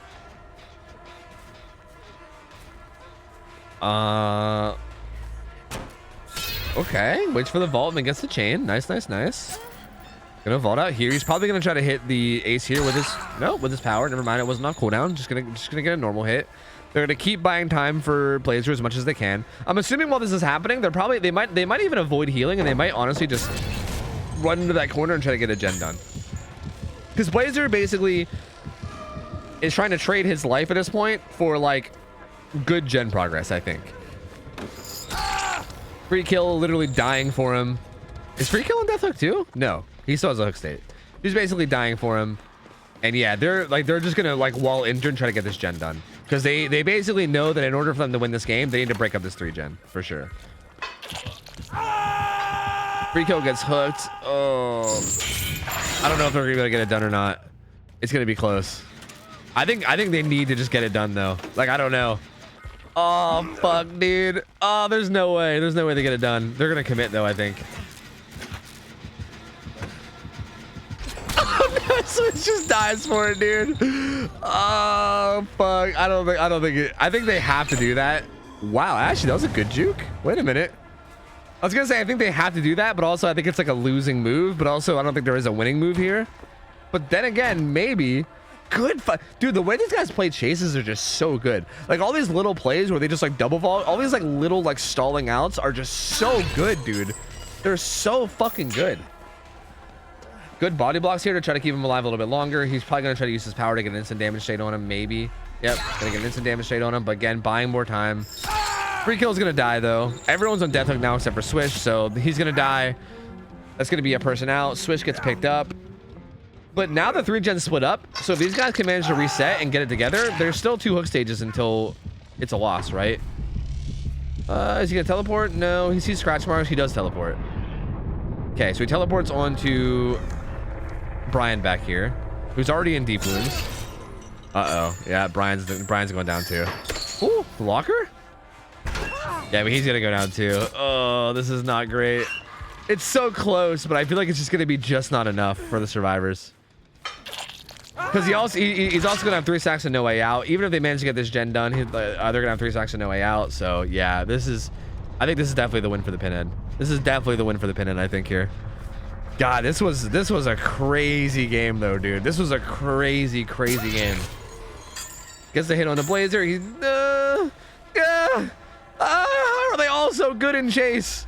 Jesus Christ. This is like, as a killer player, this is frustrating just to watch how like their decision making is always just so perfect in chase. It's so nuts, dude. Blazer goes down though. And that's gonna be him dead too. So yeah, like this is gonna be the hook that actually wins it. So there you go. That's the 9th hook. It's over. Swish is just crouch moonwalking in the corner of Shack, waiting for Hatch to spawn. But I think Pinhead's already gonna be there anyway, so I don't think it really matters. Man, oh man. That's wild, dude. That's fucking wild. What a game. What a game this was. This was so close. This was so close. I feel like, again, if it wasn't for that crazy early game, I'm curious to know how this would have played out, you know? Like that early game was just so in the killer's favor. Like based on how that early game went, I thought that this might snowball out of control, like just in the early game, like really quickly. I was like, oh fuck, this game might be like a 4K at like 3 gens or something, because it was just like chain hunt, bam, down, chain hunt, bam, fucking more downs, more chain hunts. And I was just like, Jesus Christ. Oh, the jukes. But then the survivors also like very impressively. Oh, I think they're gonna 1v1. Yeah, they're gonna 1v1. But there's no pallets left on the map. They're gonna 1v1, but there's like no pallets left. So like, I'm not sure how good this 1v1's gonna be, but they're gonna 1v1 anyway. And yeah, I feel like these guys recovered really well, honestly. Like they recovered in such a strong way from the bad position they were in. And it was really impressive. And I almost thought for a while there that maybe the survivors are gonna be able to pull off the win anyway. But then not quite. Gets the time to slow vault. It gets through. He has a couple pallets over here, I guess.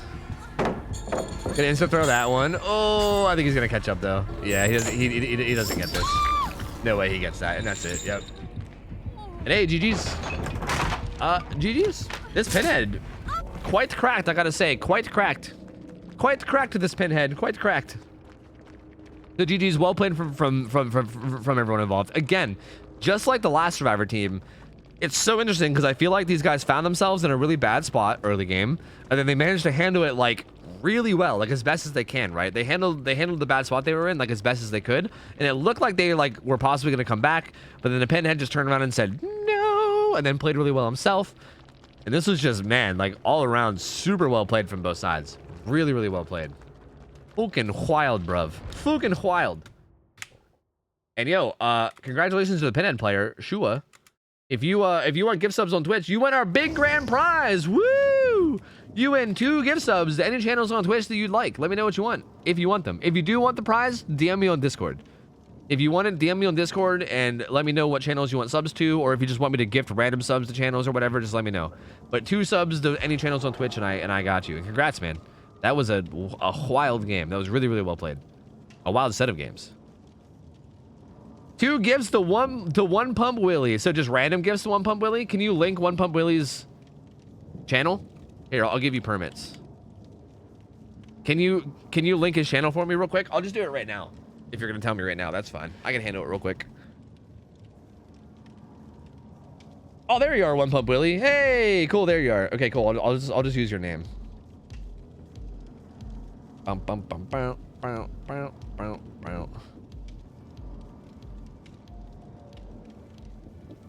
right, Toodle Dope, if you're here, by the way, and you're listening, you can just match it right now if you want. So that way I'll just send it to you later, but it's up to you. Lemon, don't say hi in his chat. What the fuck? Fuck you. What is this? I don't like this. This is weird. I don't like coming over here and seeing someone say hi, Tofu. That's weird. 2 gift subs. Yes. There you go.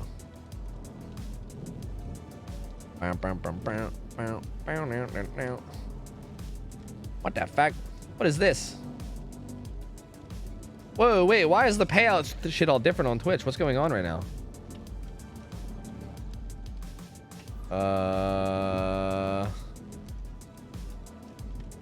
Twitch? Let me give subs? Twitch? Question marks? What is happening? What's happening?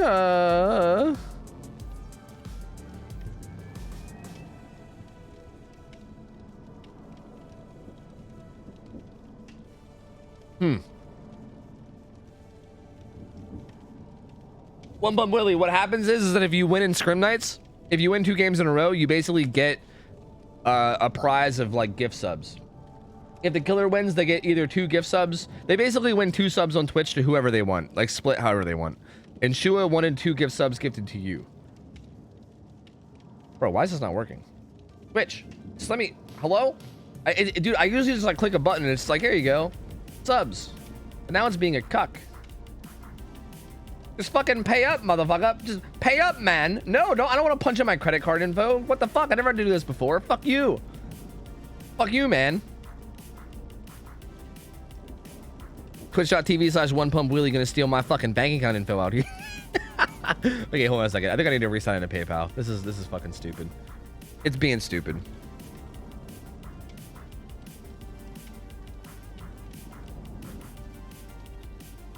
Do.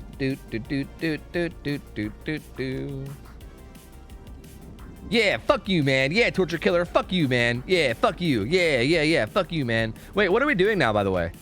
Where are we going after this? Are we going to the low hour gamers? I think we are. I think we are going to the low hour gamers. Yes.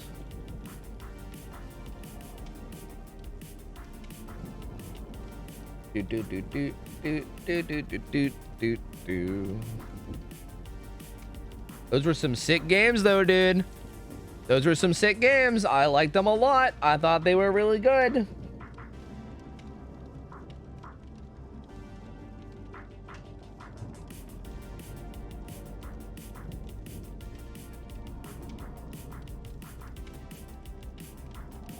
All right. I'm guessing I'm probably waiting for an invite from the person. Also, hey guys, how do you guys feel about the possibility of doing scrim nights? Like, I guess maybe I need to ask like the actual players more so than anyone else. Okay, I feel like I'm not really asking the audience. I guess I'm more asking the players and also the organizers, as in like Lemon and Slobby. How would you guys feel about doing scrim nights like multiple times a week when I'm recovering from surgery? Because I'm gonna need something. I'm gonna need some kind of way to make content that isn't like that I can do with one arm, basically. Like I'm gonna be a one-armed Andy for quite a while when I'm recovering from surgery.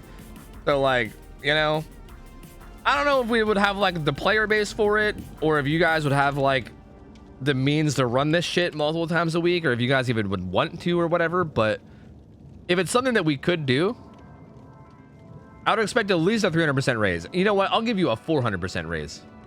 Make it a 400% raise, and you got yourself a deal. All right, there we go. I finally got the gift subs out. Hopefully it doesn't make me do that every time, right? Is it gonna save my info? Just save my info, you fucking cuck. Save it, you cuck. Dope already gave his to. Jesus, dude, I'm so late. There we go. God damn, brother, that took forever. Holy hecky, man. Holy hecky.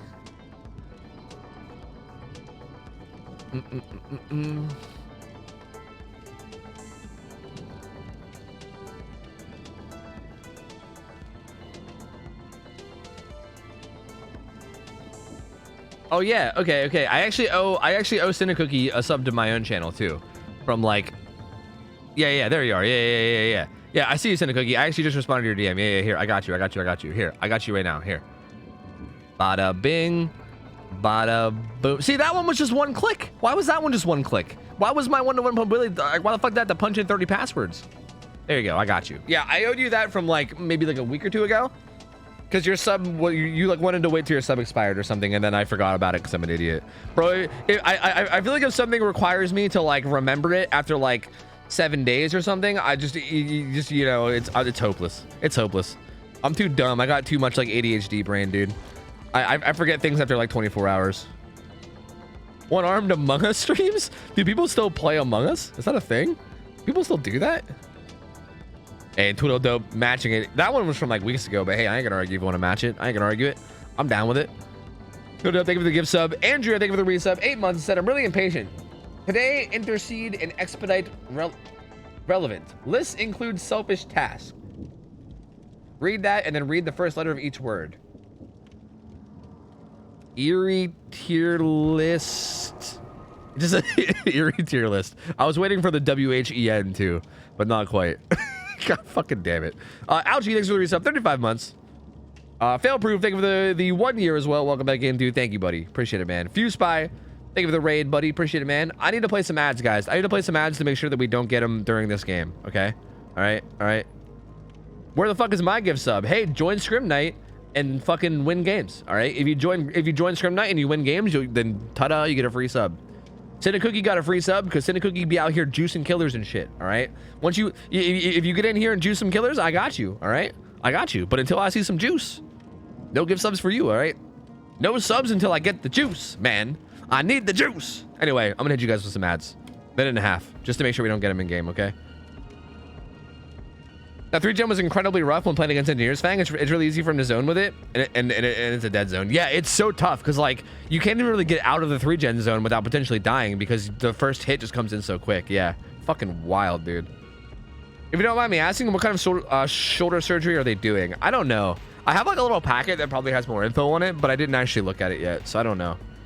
I don't know, man. I'm not an anatomy guy, so I'm not 100% sure. Among Us has some really cool updates, including special rules for random crewmates, and Killer can morph into crewmates. Huh. Honestly, if there is a game that I can play one-handed, like I mean, I'm down to look into like games and stuff. But I feel like I would want to keep things DVD as much as I could, you know. If I win, could I do 2 months of the same channel? Yours. Yes, but you'd probably have to remind me once your sub was up. Like you'd probably have to remind me, I think. But yes.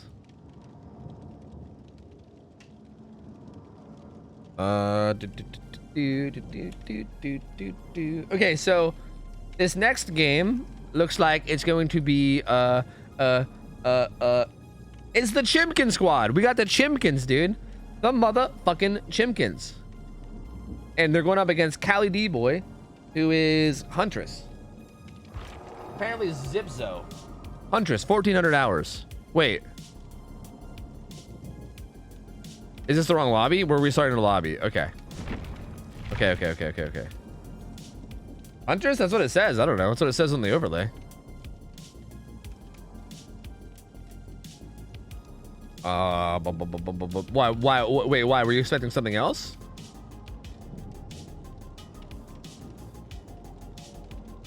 Yeah, Zipzo, Huntress. Yeah.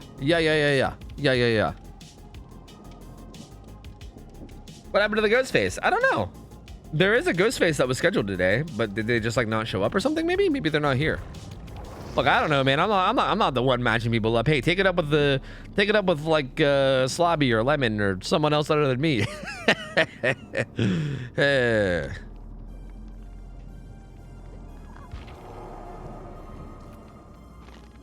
Boop.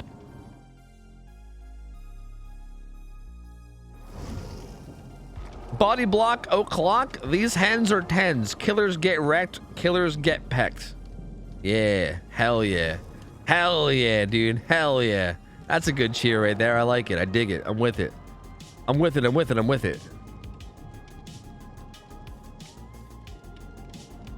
Yo, One Pump Willie, thank you for the gift sub, man. Santa Claus, welcome in. Yeah, thank you, bud. Appreciate that, dude. Also, Akash Andrew gifted the sub like 4 minutes ago. I must have missed it, man. Thank you, dude. Appreciate that, buddy. Thank you guys, man. Appreciate the support. Oh, wait. Pull, that's right. Hold on. Wait, prediction. Oh, wait, no, we already did one. Oh, no, there already is one. Oh, we're good. Wait, you guys already voted. The Ghostface never responded. Got you. Yeah. You guys already did Gambo. We're fine, dude. We're fine. What you're saying is one-armed hooked on you stream because you know DVD. I mean, true. That is technically DVD related, so that could technically be an option. OhTofu wide vibe. Any wide vibes in chat? Any wide vibers? Yo, literally nobody. Thank you for the 9 months. Welcome back, man. Appreciate it, buddy. Chuck the beard. What's up, dude? Stop. Don't fucking wide peepo pussy. Stop it. Just wide vibe, dude. Just vibe. Just vibe, dude. Just vibe. Look at how much this chat is vibing. Look at how much this chat is vibing, and look at you guys ruining it with your wide peepo pussies. Stop it. Just vibe. Just vibe. Like, look at how much this chat could be vibing right now. You know? Tisk tisk tisk. Tisk tisk. You motherfuckers. Sons of bitches, man. Change the view game, please. Wait, what? Huh? You what now?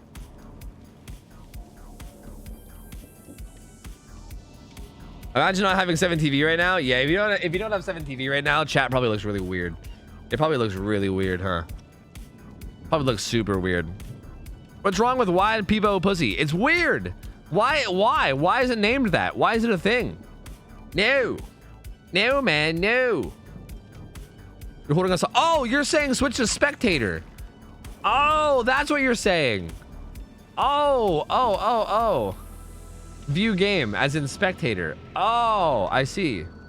My bad. I didn't realize I was holding you guys hostage. My bad. I just wanted to play with you guys, okay? I thought I was filling in. Are we gonna re-gamba because it's a different killer? Wait, did you guys gamba for Ghostface? I missed the gamba. Did you guys gamba thinking it was Ghostface? Do you guys want to re-gamba?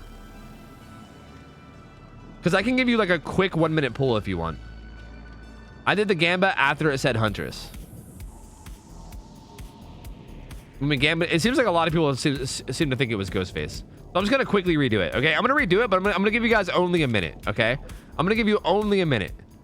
You're only gonna get a single minute to do it. So we gotta get your gamba in quick, okay? Because these guys are gonna start probably soon.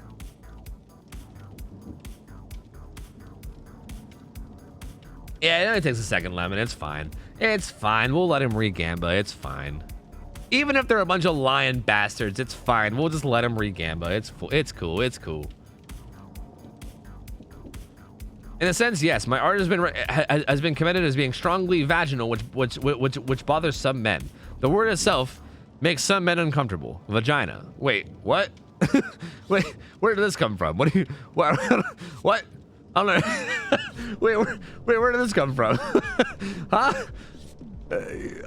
You typed that up as if you were like responding to something, but I don't remember saying anything that would have provoked his response. I'm confused. Can you shame Sprock for not having a chicken name? Yeah, what the fuck? Why is there no chicken name? Everyone else has chicken names. The fuck is this?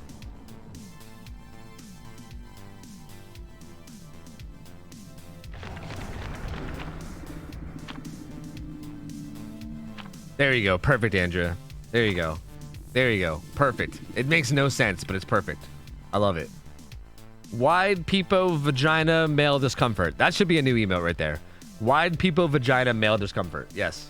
Yes. Perfect emote. Perfect emote name. I love it. Perfect. It's a Big Lebowski quote. Oh, I never seen it. I never seen it, dude. You know me. I don't watch movies. I don't watch movies, man. So I didn't know it. Ryan, what's up, buddy? Good to see you, man. Yo, Tyro resubbed as well for over 3 months, dude. Welcome back, dude. Anyway, all right, let's go. Let's do this. So Huntress gets played on Cool Tower. This is the Chimkin squad. Look at them go. Chimkins. Ooh, okay. Sloppy Butcher on Huntress? Scoozy moi? Okay, so we have Iron Maiden, Darkness Revealed, Barbecue and Chili, and then Sloppy Butcher. Sloppy is really weird. I don't really know what's going on there, but Babushka plus Infantry Belt feels pretty standard in terms of add-ons for me. Those are both just very, very strong add-ons. I think the perk build is a bit questionable, but that's okay. I think Darkness Revealed in general is kind of a fucking dog shit perk, to be honest. I think it's super overrated. I think it's not even that good. But also in general, just this build is very like, I mean, Sloppy just doesn't really make sense. Just doesn't really make sense to me at all on Hunters, because it only works with basic attacks, right? Like if you hit someone with a hatchet, it won't apply Sloppy.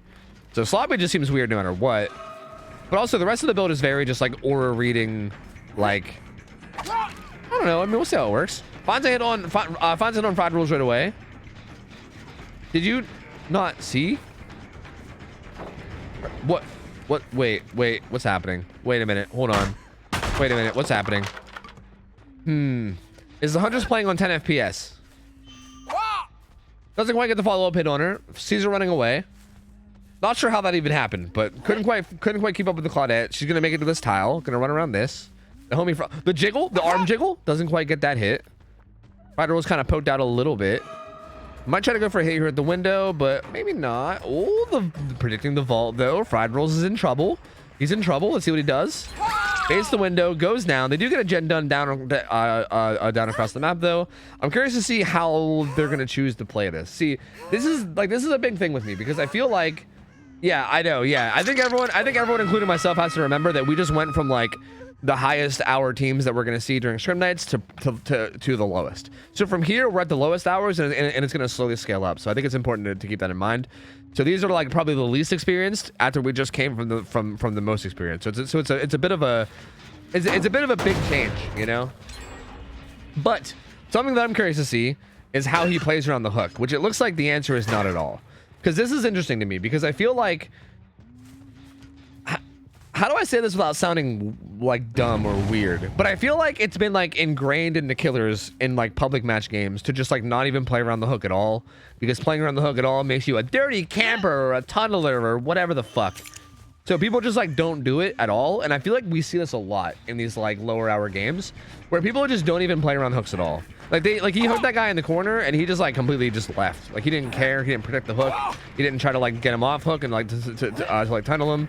He just like pretended the hook didn't exist and like went about his life. He's also whipping a lot of hatchets on Jake. Get sloppy butcher value though. Let's go. Gets the M1 on Jake. Jake's gonna be mangled and hemorrhaging thanks to sloppy butcher. Ooh, good opportunity for a hatchet. Doesn't quite get it. The Jake moves to the left. Had lives, so gets a lot of distance. Ooh. Okay. Oh, the Jake kind of comes around the corner. Ray's Hunter's coming up though, and down goes Jake. Double M1. So sloppy butcher applied.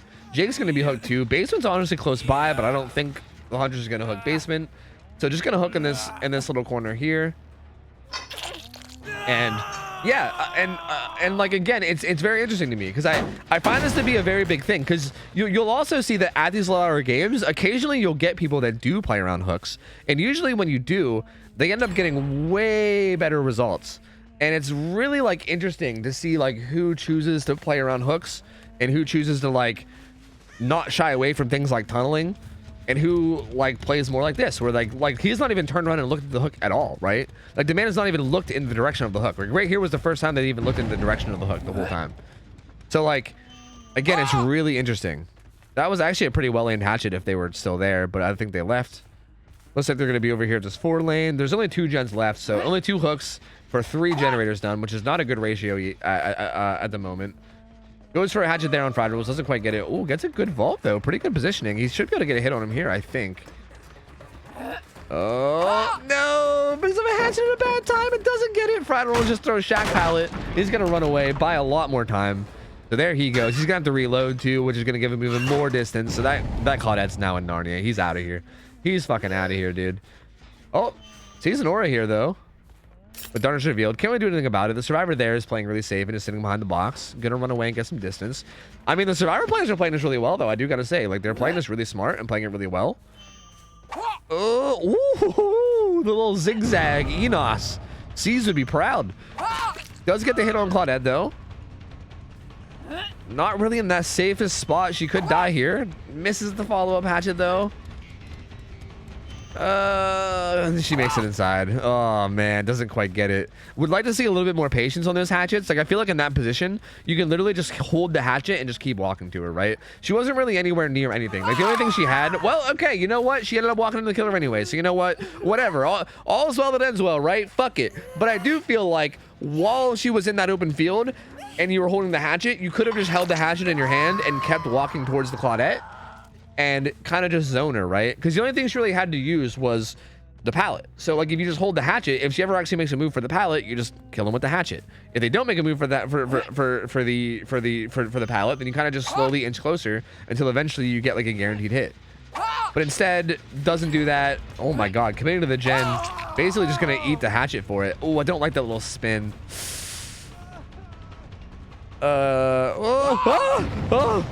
Has no hatchets though. 4.4 Andy here, trying to play this pallet. Probably not gonna go very well.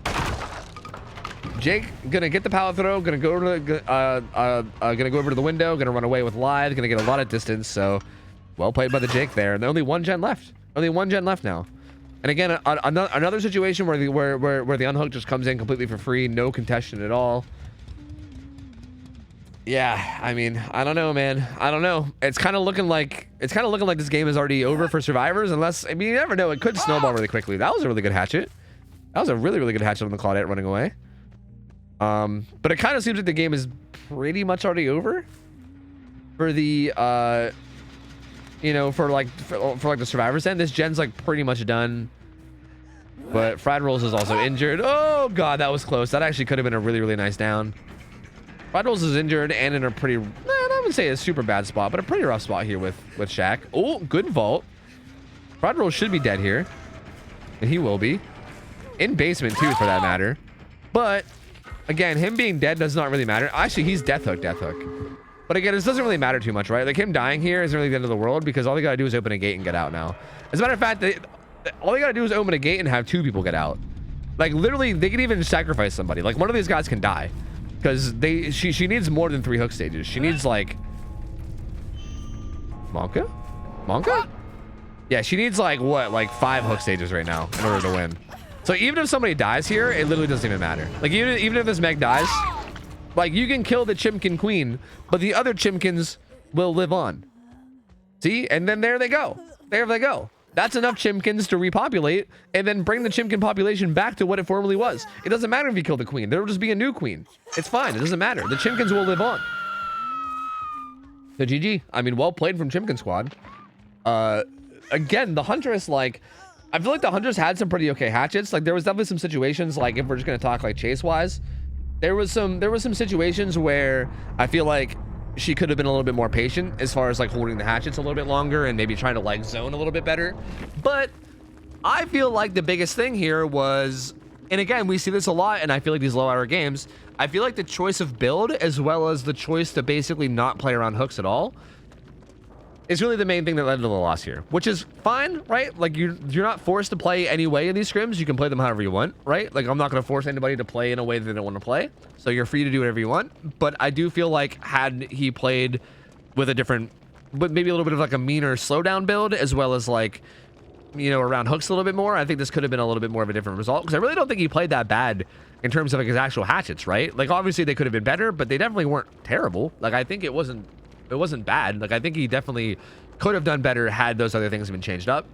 But really well played for the Chimkins though. I mean, these guys played really, really well. They did a really good job of just like getting distance, holding distance, playing chases, just really smart. They had like nice little like Enosh jukes. Yeah, really well played for these guys overall. So solid match. We're going to get a new killer in, and well played from the motherfucking Chimkins, baby. Chimkins coming through. Oh, can you stop talking? Oh my god, you're so annoying. Ghost must die. My friend, this is a live stream where I talk over the gameplay that we're watching. That's what this is. You want to watch the gameplay silently? You fucking idiot. That's not what this is, you fucking moron. What are you doing here? Go away, you idiot. What are you doing? Get out of here. Go somewhere else, you dumbass. What are you doing? Jesus. Oh, wait. Okay, we have another killer. What was that? It was very scary.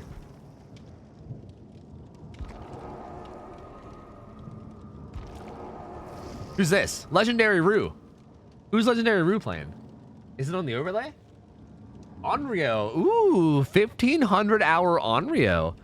Ooh, interesting. You want my Hubs Prime sub? Yeah. He signed up for Twitch. We got him, boys. We got him. Yeah, you're fucking right. I want his Prime sub. Hell yeah. I want the old Geography History Gods Prime sub. Absolutely, dude. Fancy Claps, what up, man? How you doing, dude? That's Quick That Boy, what up? Yo, Dog Eyes. Thank you for the Prime sub. Welcome in, dude. Enjoy the emotes and thank you for the support, man. Thank you, buddy. Thank you, buddy. Gamba? Oh, yeah, I got you. I got you. I don't mean this in a weird way, but your eyes are pretty. Thank you. I actually do think I have weirdly pretty eyes. Like, I feel like I have, like, really, like I have, like, weirdly pretty, like, lashes for a guy. Or maybe not for a guy. Maybe I actually hear it's kind of common for guys to have pretty lashes. Maybe that's just like a thing. But I feel like I get that a lot. Like I hear people very often saying that like I have like nice lashes. I don't know fucking how or why, but anyway, guys, this is a 1500 hour Onryo going against the same team. I'm sorry. Was doing something. Please forgive Chimkins. Anyway, same team of Chimkins, but they're going up against a 1500 hour Onryo this time around. So vote away, my friends, vote away. I also need to play some ads to make sure that we don't get ads mid game, so I'm gonna play some ads. So yeah, I'm pretty sure Onryo plays on Cool Tower, by the way. I believe we changed her map to Cool Tower. Yeah, she does. Yeah, she plays on Cool Tower. So you used to play on Midwich, but now it's Cool Tower. They're gonna peck your eyes out. Yeah, dude. Yeah. My eyes are actually, I think my eyes are green, but I don't think they show up that way because of green screen. Right? Like, are they see-through? I don't know. But they look like...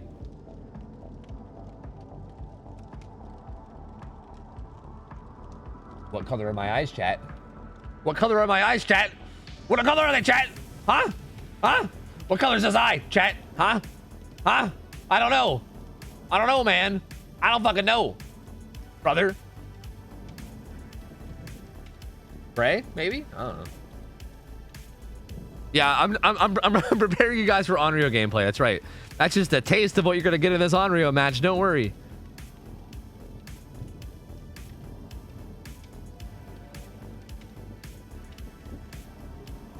What did the left eye say to the right eye? Between you and me, something smells. God fucking damn it, Rye. God fucking damn it. Why gotta be this? Why gotta be this? Why do you gotta be this? Why do you gotta be this way? Honestly, I'm not even gonna say be this way. Why gotta be this? Why you gotta be this, man? Fancy claps. Thank you for the Prime sub. Wait, is that the legend? Thank you for the Prime sub, buddy. Appreciate it, man. Pajama Mouse, thank you for the 16-month Prime sub as well. They said, chat can suck on my salty chocolate balls. Present them. And I think I got dog eyes already. Thank you guys all for the subs. Appreciate it, man. Welcome in, guys. Thank you. Appreciate you, dude. With how big his pupils are, I would say he's looking at something he likes. How you do it, Tofu?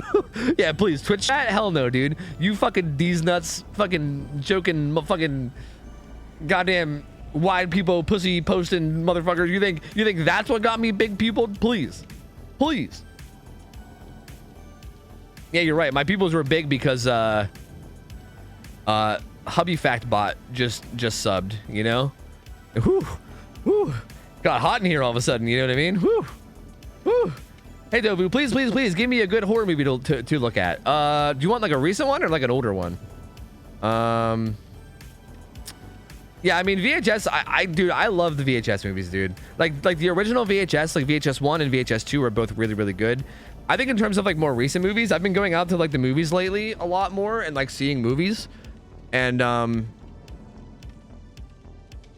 actually, what horror movie would I recommend from like recent ones? I feel like most of the recent ones were kind of bad. Now that I'm thinking about it. I thought Barbarian was good. Yeah, I thought Barbarian was good. I thought Smile was pretty good. Smile, I'm still mad at Smile because I feel like Smile had potential to be like one of my favorite movies of all time. But they just like, I feel like they didn't do what I thought they were going to do with it, if that makes sense. Like, I still liked it. I still thought Smile was good. I think like the opening like 15 minutes of Smile was like really good. And like after the first like 15 minutes of Smile, I was like, okay, this has potential to be like an amazing movie if they do this right. And then I feel like they didn't do it the way I hoped. But I still thought it was good regardless. Black Phone was really good. I did like Black Phone. A lot of people shit on Black Phone and say that Black Phone was like cringy and bad, but I actually liked Black Phone. I thought Black Phone was really good. So I'd say that one's solid too. I didn't see Terrifier, so I don't know. That movie was creepy as hell in the beginning, right? Dude, Smile in the beginning was like, they did such a good job of being creepy as fuck. And it seemed like it was such a good basis for a game. And I was like so excited for it. And then it just kind of fell flat afterwards. And I was like, really? Like, come on, this was going to be so good. Like, I want to talk more about it, but I can't do it without spoiling it. So I'll have to wait like a month or something for more people to see it. Hi, yo, Siren, 26 months. Welcome back in, dude. Thank you, buddy. All right, let's get ready for game 2, boys. Let's get ready for game 2. So Onryo could run anything, by the way. There's no restrictions on Onryo. So I would be very surprised if we didn't see iridescent videotape. Eerie videotape, and then probably, I don't know, like ring drawing or maybe dried fingernails or something. I don't know. Oop. Yep, so ring drawing. So ring drawing plus eerie tape. So basically, also the build is a very similar build that we've been seeing. No Way Out plus Eruption and Call of Brine and Jolt. So basically a whole bunch of progression and slowdown, which is exactly what you expect to see. So basically the idea behind this, just so you guys don't know, I just recently did a video on this, like pretty much this exact same build. So I feel like if you pay attention to my YouTube, you probably already know. But basically the idea behind the video is that, or the idea behind the build is that you teleport around a lot to give people stacks. Because every time you teleport within 16 meters of a survivor, it gives them a stack of Condemned. Ring drawing makes it so that if somebody with Condemned heals another survivor, they pass a Condemned stack to that survivor. So basically the idea here, also Eerie Videotape makes it so that if you get a Manifest hit, similar to like a Wraith Uncloak hit on a survivor, it'll turn on 3 TVs that were turned off by you projecting. So, yeah. Basically, it just means that you can teleport a lot. Eerie Videotape means that you can teleport around a fuck ton. So you're gonna see a lot of this. Like this Onryo basically teleported down here because she knew that Jake was here to give Jake a stack, right? And you're gonna see that a lot. Just teleporting around the places where they think survivors are because it'll give them stacks. There you go. Dwight just got a stack. You're gonna be seeing a lot of this. A lot of this. I think the main goal here is probably gonna be giving people Condemned stacks, right? Like there will probably maybe be like hits and hooks and downs and stuff that happen in the meantime. But a big part of the pressure here is gonna be the Condemned stacks that they're giving survivors. So I'm curious to see how this plays. But Onryo is really not that good of a chase killer, as you can see. There hasn't been a single hit yet. So Onryo is really not that good of an actual raw chase killer. So the chases are going to be hard, right? Like giving Condemned is one thing, but like if you don't actually ever get any hits or downs, it might not matter. I say that as Fried Rules gets hit. So never mind, there's an opening hit at least. But still no downs yet. Fried Rules also put away a videotape and got rid of his 0 stacks he didn't even have yet, which, you know, hey, I mean, it turned off TVs. Okay, good little mind game there. Gets Fried Rules down to the pallet. That pops Eruption on the gen at the hill too, so actually not too bad. Gonna get a hook here as well. Kind of decide where to hook. Gonna hook him right beside this TV. So this is nice too, because this guy is hooked right beside a TV now. So once the unhook comes in, you can teleport back to that TV and instantly give both Fried Rules and whoever unhooked them a stack, which is nice. Finds the Dwight here. Gonna kick this gen. Looks like Meg grabbed the tape, so she's gonna be trying to get rid of her stacks. I also think grabbing tapes might be good because when you grab a tape out of a TV, it turns off the TV, but Eerie Videotape won't actually turn on a TV that's been turned off by survivors. It'll only turn off TVs that have been turned off by you. Oh no, Fried Rules! What are you doing? Oh, he was self-carrying too close to the window. He was like Icarus, dude. He flew too close to the sun. Oh, his wings. Not like... He's a chicken, too, so it actually fits his wings. He burned his wings too close to the sun of... okay, whatever. I don't care. I'm giving up. I'm giving up on this analogy. Goes back to this gen. Fried Rolls goes down again. That's going to be a second hook. So he's going to be on death hook now. Balance landing comes in. He's going to run away. But honestly, not looking bad. If this Onryo can get Fried Rolls dead, like, soon, this could actually be really, really, really good in his favor. Like this could get really, like I honestly think he should just turn around right now and just go kill Claudette. Like fuck the whole spending Condemned. Like what are you even doing right now? Just go kill Claudette. Gets the hit on Jake. Go kill Claudette, dude. You should go kill Claudette. Go kill Claudette. Go kill Claudette. Murder Claudette. Murder her. Murder her. Well, he's gonna stay on Jake. See, I don't even like this anyway because like your whole build is based around basically giving Condemned stacks, and now you're kind of just committing to chase. So this feels really bad. This feels like a major throw. I feel like this is throw of the century right here. I don't like this at all. Jake doing a really good job of buying time here though, which is something else I should have said. Eventually does go down, but did have a pretty decent chase leading up to this. So, Jake? Is this not Jake? This is Jake, right? Yeah, this is Jake. Gets hooked. Dwight's over there. I mean, Claudette's back to full health. This Claudette does need to be careful though. Like, if this Onryo knows and like remembers that she's on death hook, if he ever gets seen, I imagine it'll probably be like a hard focus. But again, I feel like he should have been dead. Like, I feel like this shouldn't have even been a thing. They get this gen done. Only 2 of them even have condemned stacks. Both Claudette and Meg have no stacks at all. Gonna find the Dwight here. This pallet is actually still here, so he's gonna be able to just use this and get away for free. The unhook comes in across the map, so big idiot chicken is gonna be okay. This like middle hill gen seems like the one they're trying to prioritize. It is a really important gen to get done. If they get that one done, then they have a nice 2-2 split with gens, which is basically no chance of a 3 gen at all. So this seems to be the primary one they're trying to get done, but also the Onryo seems to know it because she keeps defending it. Does find a Claudette. Again, this is scary because the Claudette's on death hook. I don't personally like Claudette doing this generator here because I feel like you being on death hook means you should probably be playing a little safer and a little bit like more careful and not in like the spot where you know the killer's going to be checking. But it's okay because the killer's just leaving. It's gonna chase Meg now. She's gonna die because there's nothing here. So the queen goes down, gonna get hooked. You know what? Maybe this is going okay anyway, right? It might be going okay anyway. Dwight's doing a gen down there. Jake's doing a gen up here. They're kind of all on different gens. They might be giving up on that hill gen. I mean, really, I don't think they need to get it done, right? There are gens around the map enough that, like, I don't think it matters. Like, if they get any of the gens done down on this, like, building side, then I think they're going to be fine. Like, they can get any of these done and it should be fine. And they're getting progress on all of them. The Onryo's going around kicking them all, applying Eruption to all of them. So again, the next time someone goes down, Eruption is such a crazy strong perk now, dude. It's so strong. Like 10% instant regression on like a bunch of gens around the map is just so insane. Gets the hit on the Dwight, who vaults into her on accident. That'll also turn on the TVs that she just teleported to. So those are all back on now. So her mobility is back, baby. It's back, baby. There is a pallet here as well as a pretty strong window. So we'll see how much he can buy time. He's going to run back towards main. He might be in trouble here. I don't know where the pallets are here, but he might be in trouble. There's a pallet over there to the side. I don't think he makes this. I think he dies. Yep, he dies here. So that gets Eruption off on that gen. That gen over there actually didn't get Eruption. He kicked it a little bit too fast. But that'll be Eruption off on that gen. So instant 10% on it, which is going to be a big ass amount. And Dwight's going to get hooked himself for his first time.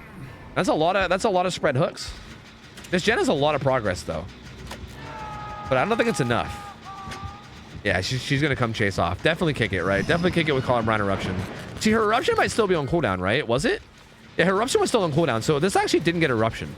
It just got Colin Brown, which is actually kind of a big deal. Because again, that like fucking 10% jump is huge. Well, now it's going to get Eruptioned. Shit, that's not great. Because now it's going to get Eruptioned. I don't know if this was trying to take aggro away from the hook or away from the gen or away from fried rules. I don't know. But she's just gonna go back and kick the gen. That one actually will apply Eruption to it. So now when someone goes down, instant 10% on that gen. That's gonna be a pretty big deal. Again, I still feel like Claudette should have been dead like years ago. Teleports in front of this Jake. Gonna give him a stack and he might go down. Yeah, I think he's gonna go down. Yep, he's done so. Didge, and there's the Eruption on the Claudette. I think it was a Claudette. No, it was actually on Meg. There's the Eruption on the Meg. I actually don't know if these are right too, by the way. These are like very often bugged. And I mean, maybe they are right. I don't know. But I think they're bugged. Like, you notice how like they're all around the same level? Like, I don't think they're actually, I mean, hers look correct actually. Yeah, I think hers were correct. But these guys, I don't know. Like maybe it's only correct for the person that you're spectating. I don't know. Is that how it works? I have no idea. No, Dwight's is, yeah, I have no fucking idea. I don't know. The goddamn spectator overlay for this is so buggy, dude. DBD is not built to be a game that's casted. I'm telling you. Like what we're doing right now is not God's intention with the world. We are out here playing God. It ain't right. It ain't right. I tell you, it ain't right. The unhook comes in. They really want to get this gen done, but it's just not happening. Did they hit that with whatchamacallit? They have whatchamacallit. I can't remember. I always forget the name of that perk, but it's good old whatchamacallit. The old don't kick my gen perk. But Dwight's in trouble here. I think he might. Oh, does he have balanced? Oh, the balance comes in. He's going to get away. But how far is he going to get? I'm not sure if he actually gets anywhere. He might still be dead. This is rough, man. This is rough. I feel like... Oh, it doesn't make it to the pallet. That's going to be his second hook. The Meg is working on this gen down in the corner. It didn't get Eruption, at least, for like the third or fourth time. Thanks to good old Repressed Alliance, baby. Repressed Alliance, baby. But the Dwight's gonna get hooked, and I imagine the Onryo is probably gonna teleport right back to the gen, or at least run back. Probably teleport though, yeah. Which this will probably interrupt it. I don't think the Meg will be able to stay on it. Yeah, but it's gonna get kicked again, man. It's gonna get kicked again. So it seems like the whole game is being played around this one generator where they're trying to like have this back and forth. But it's getting to the point where the killer almost is like won the game. Like they've had such a back and forth here where like it's gotten to the point where like, is it worth it to even keep trying to get this gen as Survivor? Like you're losing so many hook states in the process, you know? Like the killer's 2 hook states away from winning now. Finds a hit on the Jake in this corner. The Dwight's booning or healing up in the boon. The Meg is gonna get that gen done though. So that gen will get done. Pre-throws the pallet. I like that. Don't take any fucking risks. Just throw the pallet and get out of there. Let them finish the gen. Dwight comes in and takes a hit to try to buy the Jake some more time. But now the Dwight's gonna be in trouble because the Dwight's also on death hook too. So he's gonna kind of be in trouble too. Needs to find somewhere safe. But all these pallets over here have been thrown. They've thrown all of these. He does have balance, so he's gonna try to get that off real quick. Good play from the Dwight. Tries to get him before balance comes in. Meg's here to try to take a hit, but somehow gives him the juice even without even trying. Just so much of a juice here that gives the juice unintentionally. But gets hit as well, and then they're all resetting, and then the killer ends up actually with no chase. So this ended up kind of working out really well for the survivors in a weird way. Even though they all kind of just ran up and took turns getting hit, it kind of worked out. Although this could have been really bad for Dwight. Like he kind of got lucky that the Onryo didn't double back. That's not the window. Oh, he ran into the corner. He tried to vault the window without looking. He tried to pull the old no look window vault, and he didn't actually know where the window was and hit the wall beside it. Oh man, you hate to see that, dude. You hate to see that one. He's gonna be dead. He's gonna be dead. So that's not good. And now the Onryo is 1 hook away from winning, with 4 stacks and no way out. And still 2 gens left, so this is looking pretty... I don't want to call it, but it's pretty much over, I'd say. Like, they need to get 2 gens done and wait out a 60-second no way out, and then open the exit gates without a single person going down, which is a lot. Especially considering they've thrown most of the pallets on the map. Like, there's very few pallets left. Shack pallet is here, though. We're gonna throw that. But this is actually the one time where I feel like throwing Shack pallet. I actually don't like that they threw Shack pallet this early. Because I feel like this is the one time where I feel like at this stage in the game, oh no, gets hit through the pallet too. So used up one of the last pallets on the map and gets hit at the same time. That's not good. I feel like this is one of the few times in the game where like, because of the position you're in, like usually I'm like, dude, fuck it, just kill Shack pallet. Like who cares? Like don't overvalue Shack pallet. But this is like one of the only times where I feel like based on the position you're in, where like you're so far behind and you need to like buy 2 gens worth of time in order to win. This is like one of the only times where I feel like you do want to get value out of Shack pallet. Like you want to like really greed it. Because yeah, like you die here and then it's just over, right? Like you need to buy 2 gens worth of time, otherwise you lose. 2 gens plus no way out. So yeah, I don't know, man. Rough, but that's gonna be it. Fried Rolls also gets maximum condemned, working up on that gen up there, but it doesn't really matter because this is the hook that secures the win anyway. Jake's gonna be dead. They're gonna pop that gen. Yeah, you also on the point about Shack pallet, you also can greed against Onryo like pretty safely because Onryo is a pretty not good chase killer too, right? Like if it was someone like, I don't know, like Blight or something, then maybe greeding is a little bit dumber, but like against a killer like Onryo, that feels like a position where you might actually want to greed. Either way though, I don't think it really makes that much of a difference, so I don't want to get too hung up on it because it's kind of pointless. I think the game is already over at this point anyway. Gonna try to give Claudette the eyeball, I think. Chimkin Queen might be Chimkin Queen trying to protect her Chimkins. But I'm pretty sure that Chimkin's gonna get the eyeball. I'm pretty sure that Chimkin's done for. I believe it's time to it's gonna turn into a fucking goddamn rotisserie Chimkin out here. Maybe, possibly, I don't know. Maybe this Chimkin is running this fucking wall really well though. Gonna have the other window to use too. Gonna use that one. I mean, this feels like when someone runs T-walls like the wrong way. Is like what's going on here, kind of. Oh well, there it goes. There it goes. Chimkin down, boys. Chimkin down. Gonna get the eyeball. And again, we know that we know where Hatch is gonna be. So I'm guessing Meg is gonna be chilling by it. Yep, she is. Gonna try to pop the gen just for bonus points? No, just gonna get out. And there you go. So hard fought game for the Chimkins, but the Onryo coming through. Coming through, man. Coming through. I still feel like I just want to throw out there as well that I think had the Onryo just teleported back to Fried Rolls in like the early mid game whenever he got unhooked after being on death hook and killed Fried Rolls immediately, this game would have been over even sooner. because that felt like a really, really free kill and a really free way to just snowball the game really, really hard in your favor. But regardless, it still ended up working out for him anyway, so I can't really give him too much shit, right? I can't really argue with the result because he did end up winning. So well played from the Andreo. Good try from the Chimkins. I feel like it was just, I feel like too much was committed to like this like fight over like those two gens. Like I feel like what kept happening is they kept getting a bunch of progress on gens, and then the Andreo would keep coming back and kicking them over and over again, and then there would be this weird like sunk cost fallacy where they wouldn't want to like give up the gen, but then they would end up losing so much trying to get the gen, and then yeah, it was rough. It was very, very rough. But hey, what are you gonna do? Well played from both sides. Chimkin squad gets knocked out, and Legendary Rue's gonna stick around. We'll find a new survivor team. We will find a new survivor team. All right. Yo, Paracycle, thank you for the prime sub. Appreciate it, buddy. Thank you, buddy. Welcome on in, buddy. Thank you, man. And now we're chilling. Now we all get barbecued chimkin for dinner. True. Now we get chimkin. Now we all wide vibe and eat chimkin. Easy peasy. I think if the schedule's correct, I don't want to say anything because I don't want to. I want to just wait and see who gets invited. I don't want to say what survivor team is playing next. Actually, no, it's already up there. It's Power Struggle Rangers, dude, which is basically Tyro's team. You guys know Tyro. You guys remember Tyro, right? You know him. For the blind, he's the light. You know, for the hungry, he's the bread. You guys know Tyro. Yeah. You know, for the face. You know, for the face. You know. Oh, you know.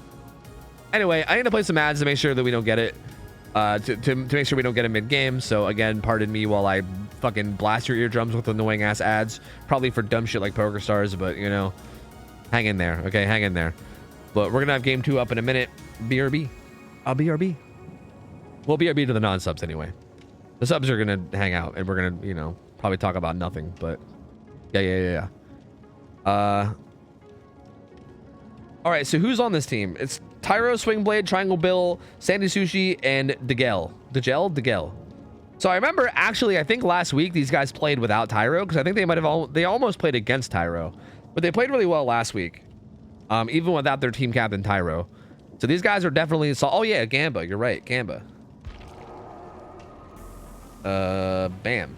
There you go, Gamba. After watching many scrims, what do you think the biggest difference is between a low hour and a high hour team?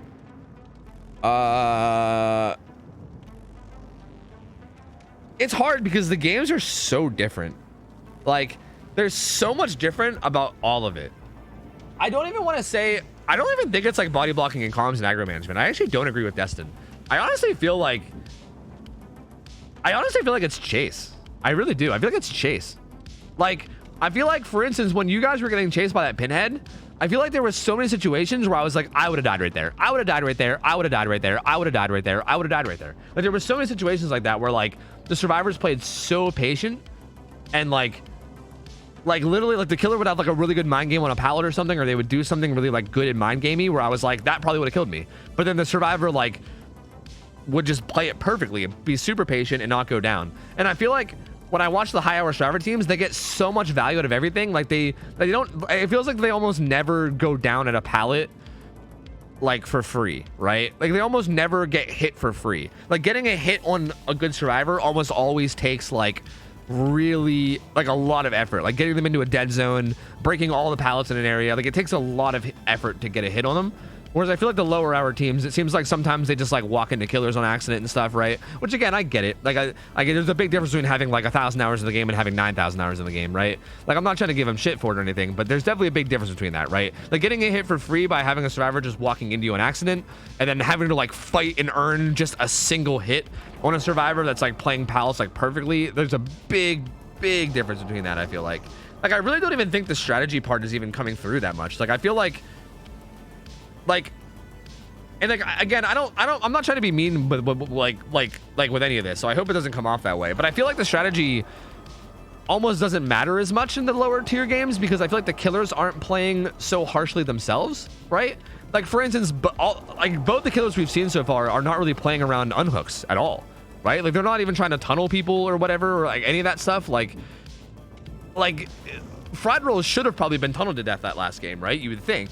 but it didn't happen, and then he ended up just being fine. And they didn't really have to like worry about having a really big strategy of like body blocking and stuff. They didn't have to worry about that. They didn't have to worry about aggro management and body blocking because the killer didn't really even prioritize it, right? Like they were just kind of doing their own thing and just being whatever.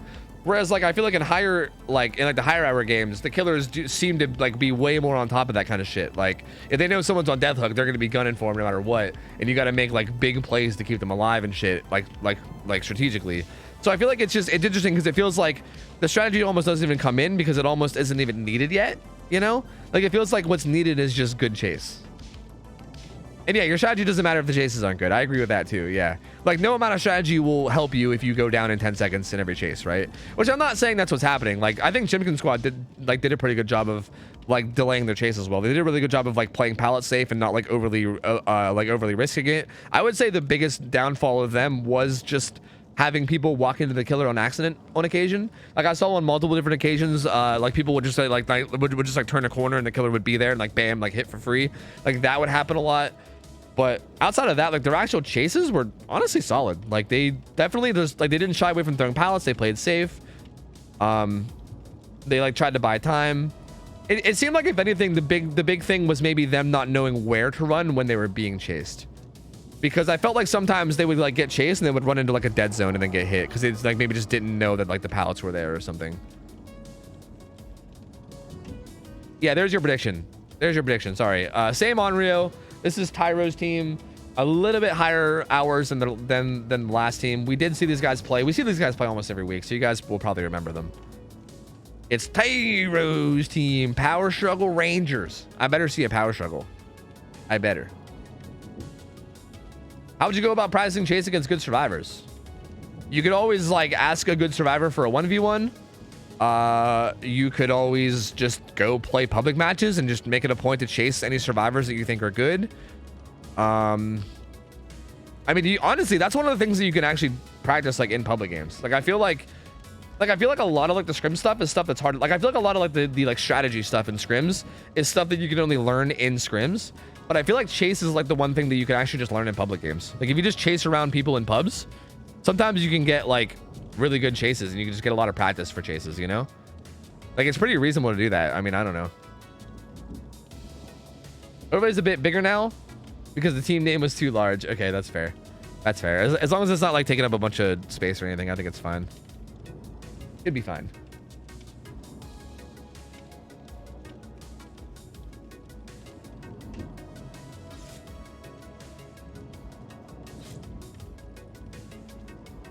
I don't want to sound rude, but the vast majority of my games, I don't see good survivors. Like sometimes I get Brian and that's about it. I mean, yeah, you're not wrong. Like matchmaking does kind of suck. Like sometimes you just like, I mean, I even have entire nights sometimes where you'll see like I'll play all night and I'll just get a bunch of survivors that hold W and don't really like loop that well at all, you know? Yeah, you're not wrong. I mean, again, I feel like asking for 1v1s might be the play. Ask people in Discord, find people that want a 1v1, go 1v1 people maybe, you know? Our ads done? Are we ready? Yeah. You guys have been good. Yeah, I play ads early on. If I want to hold the lobby hostage, I'll just like switch to something to hold a hostage. You guys don't worry about me. Don't worry about me. I'll be all right. I appreciate you checking up though. Also, I appreciate your festive name, Pyro Lantern. Nice. To be fair, you play Slinger or Blight, so they gotta hold W. Yeah, but I feel like even when I play killers like Wraith and stuff. You know, like I feel like, I mean, I don't know. I feel like I sometimes get good survivors. I feel like lately I've been finding juicers more. But I mean, I know for like, aside from very lately, I feel like I very often just get like people that are, I don't know, don't really do much. Well, yeah, I mean, there you go, Tin Can. That's probably why then. Yeah, for something like that, you'd probably need to do like 1v1s or something.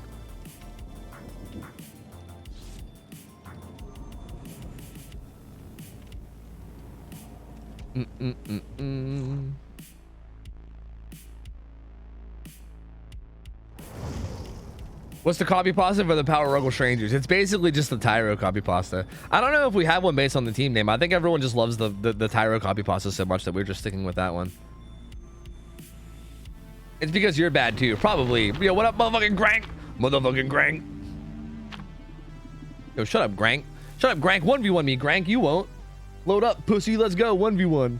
But also, how you been, dude? How's life? Yo, hey, wait, hey, fuck you in your elevated message. Nope. Fuck you. Nope, fuck you. Nope. We'll see your elevated message. Fuck you. Yo, Mammy Mike, thanks for the resub. 13 months. Face of Souls, thanks for the 9 months as well. Welcome back in, dude. Thank you, man. Also, Grazik, thanks for the prime sub. Appreciate it, man. Welcome in, dude. Guys, don't elevate messages. It's a waste of money. I'm telling you, it's a waste of money. Don't do it. It's not worth it. It's not worth it. I will just delete it. It's not worth it. I'm not supporting elevated messages. It's horrible.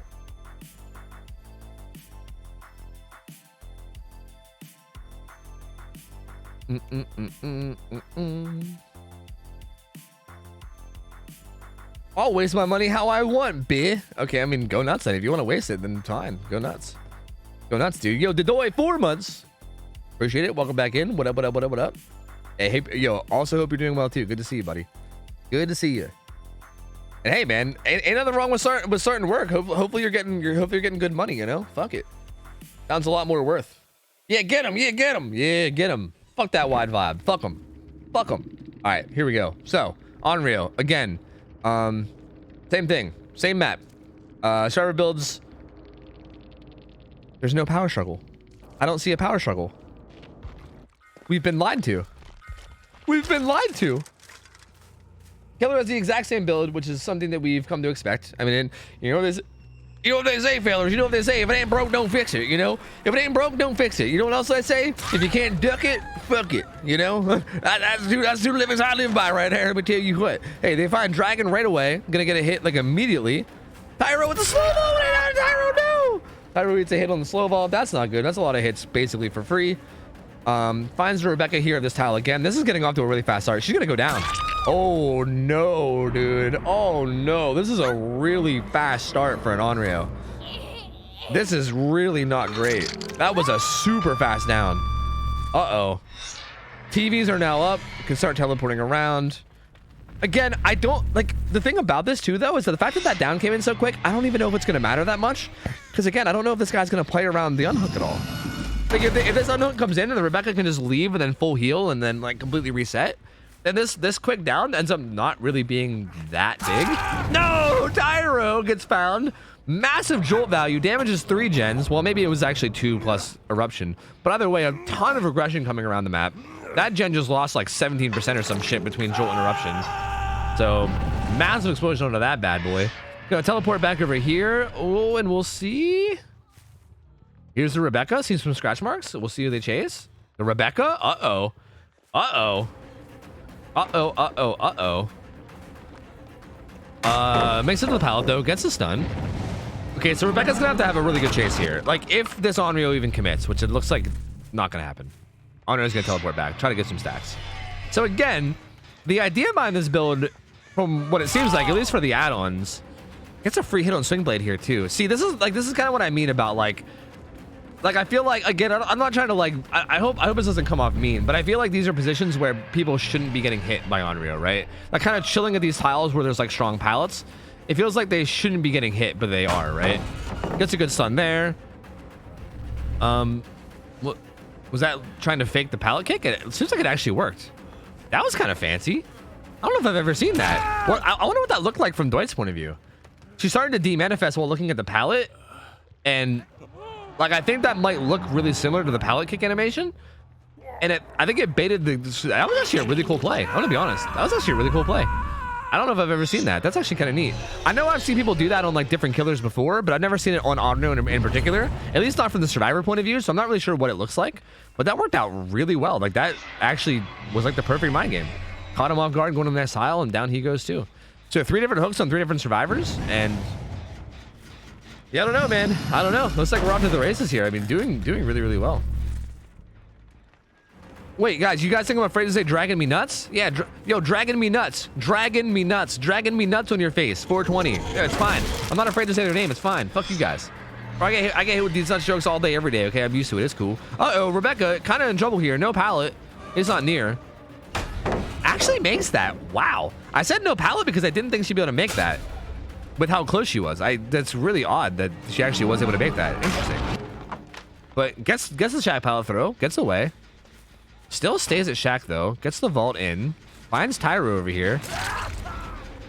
Hits it with Repressed Alliance. I guess doesn't want it to get kicked with Colorblind Eruption, but also, again, kind of eats a hit there for free on the gen. Like, I feel like the amount of free hits that come in are just so... It's pain. It's kind of pain, you know? It's a little bit pain. Doesn't have to teleport to that TV. I feel like at this point, it feels like the strategy of giving condemn stacks feels like it's kind of abandoned. And it feels like at this point, the Onryo is just kind of playing it like a chase killer, kind of. Well, like, not a chase killer, but like not really around condemn stacks and more just about like the mobility plus, you know, chase. Gonna maybe bloodlust this. Gonna come over to here. Go. Whoa! Huh? Pyro's the medium vault kid, apparently. Oh, and then vaults that one and gets hit on the other side. Unfortunate. Very unfortunate. He's gonna go down. And that's another hook for the Onryo. Tyro, that's Tyro's second hook. Okay, so that's Tyro's second hook. So this will be the first person that's on death hook.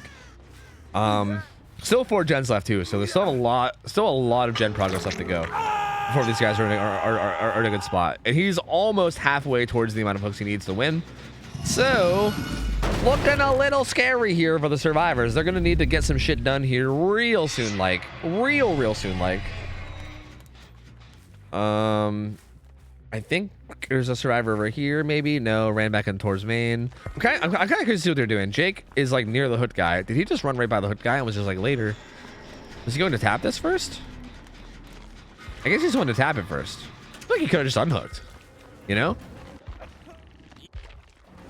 Dwight is getting chased over here, looks like, by the Onryo.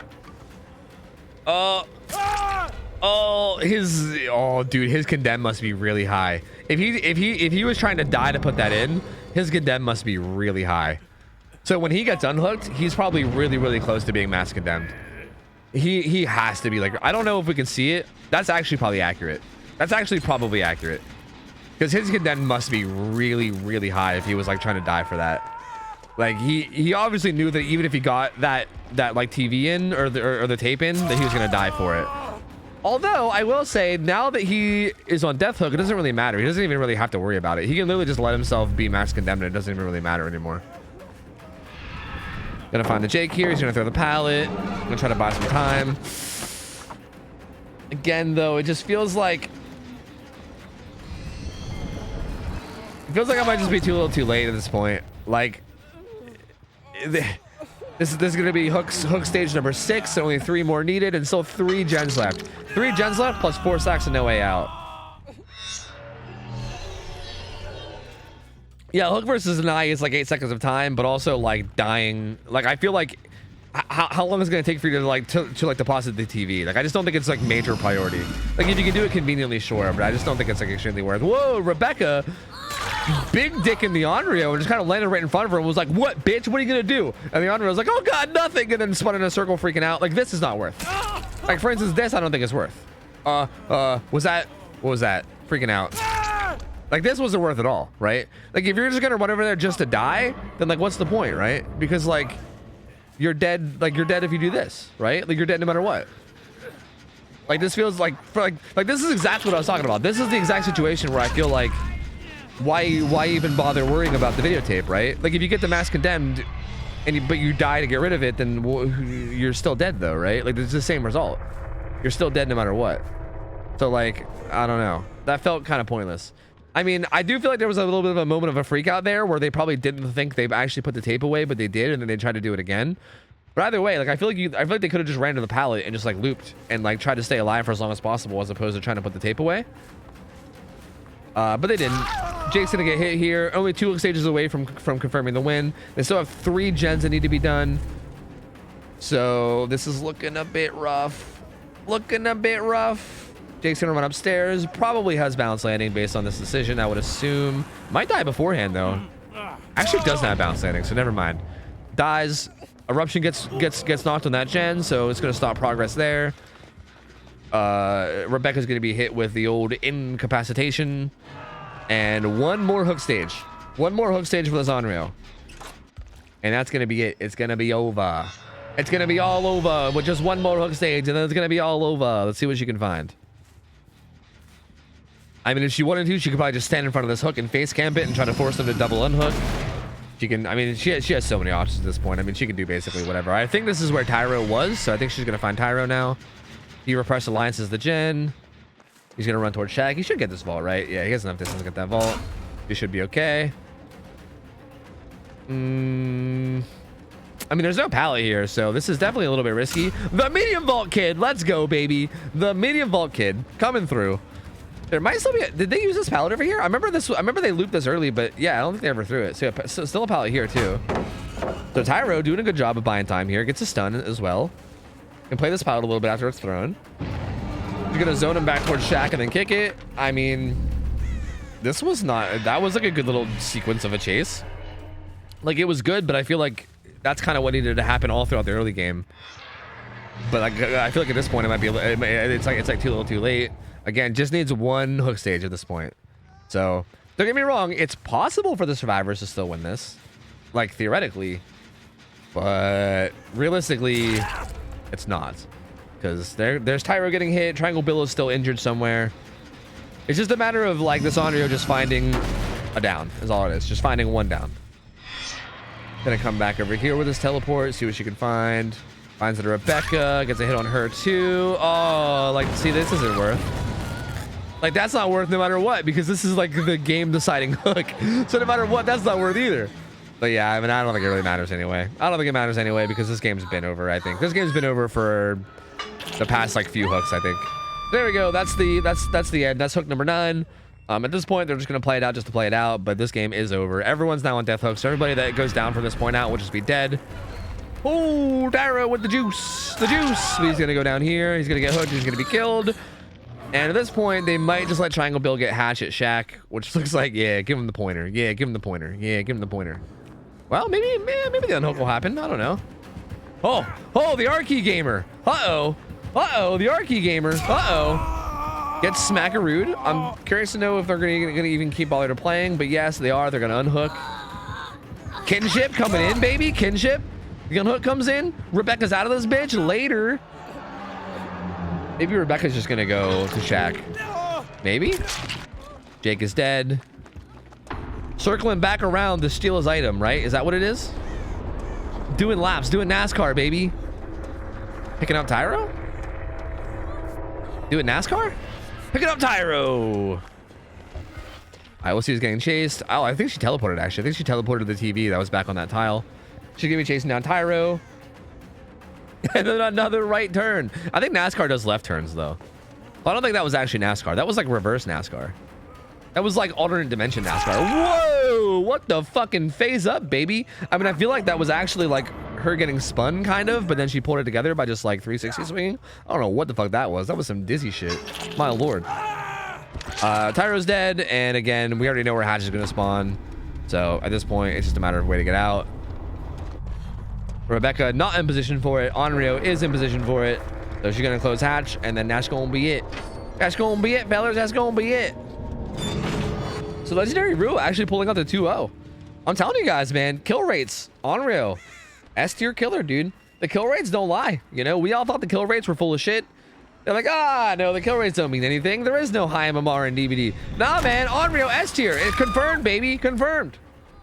Onryo's nuts. She's so good. But congrats to Legendary Rue, who played both these matches really well. I would say very deserving of the prize of the 2 gift subs.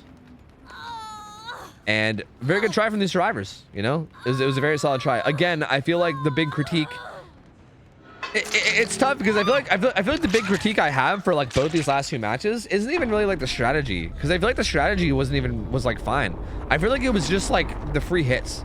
Like I feel like there was such a very large amount of like free hits that the Onryo got, you know?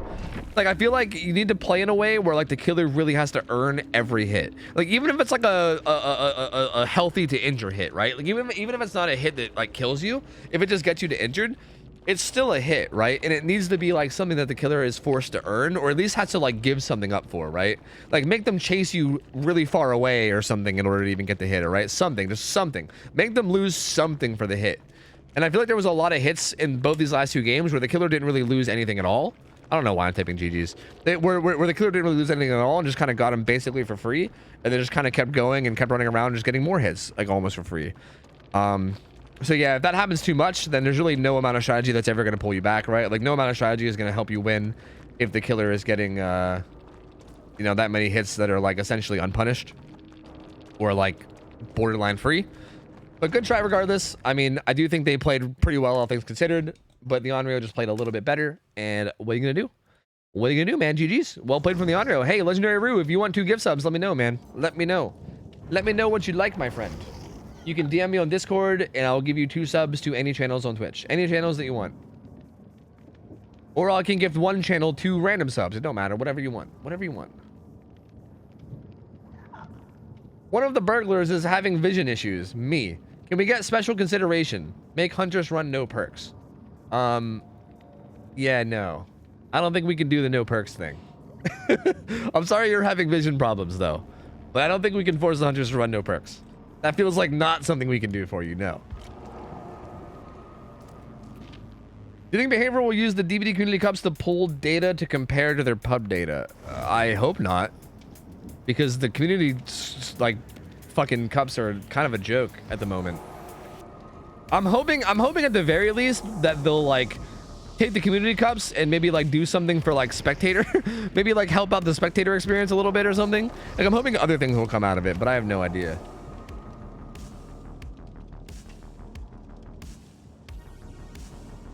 Why a joke? Because the win conditions are based off blood points, which is stupid. So they mean nothing. Like literally they mean nothing. So I heard there's an 8K hour artist today. Did I miss them? Yes, it was the first game of the day. You did miss it. You can go watch the VODs if you want, but yeah.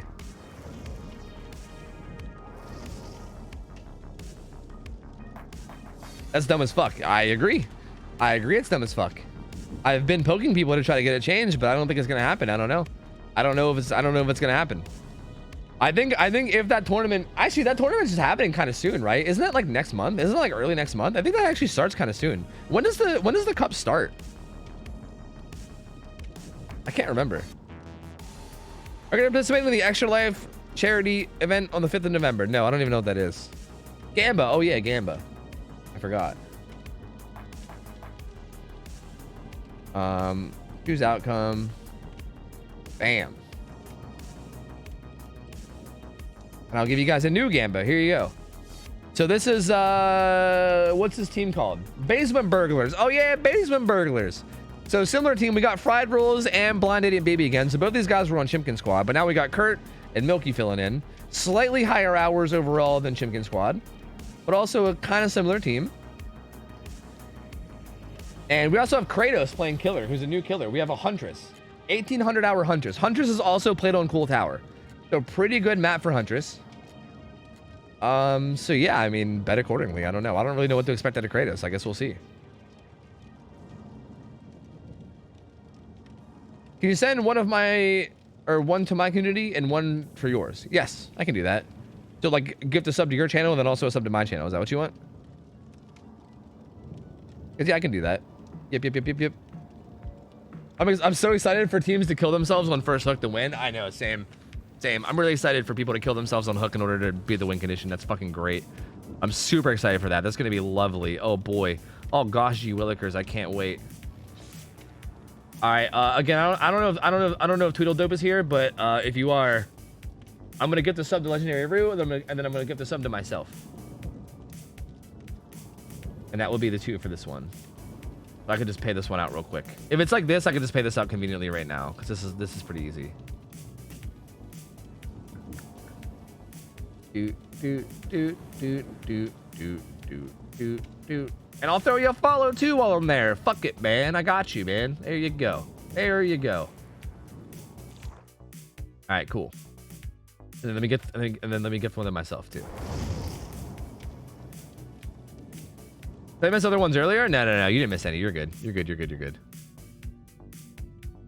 I told Lily to change her name to Big Blind Baby for the alliteration, but she said no. Oh yeah, the triple B's. That would have been so good. But I mean, Blind Idiot Baby's pretty okay too. You know, I'm also cool with that. Tyro is not on this team. I love how you had to put that there to make sure that people stop spamming the Tyro thing.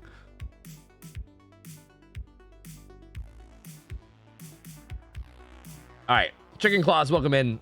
You got a sub from me, my guy. Yo, Link Sarah, thank you for the raid earlier, by the way, in the middle of that game. Umber Knight, thank you for the 18 months. Welcome back. Appreciate you. Fowler, thank you. All right, sorry. Okay, we're good. Damn, this one started up quick. All right, let's go. Let's do it. I don't think they have any repeat perks, so I think we're good. I was gonna briefly look, but they look to be all good. Oh. Why can't I get to the Huntress? Jesus, did I pass her like 6 times on accident? Okay, so very similar build again. We're seeing, dude, Colorblind Eruption has been in every single game but one today. This is a very similar build to last build, except instead of Surge, we have Corrupt Intervention, because obviously Surge, or Jolt, or whatever the fuck it's called. Obviously, Jolt on Huntress would be weird, because you don't really basic attack much. So very similar build overall. Gonna be really good for like holding down a 3-gen area with these with Colorblind Eruption. Also, Infantry Belt OhTofu is a very strong combo on Huntress.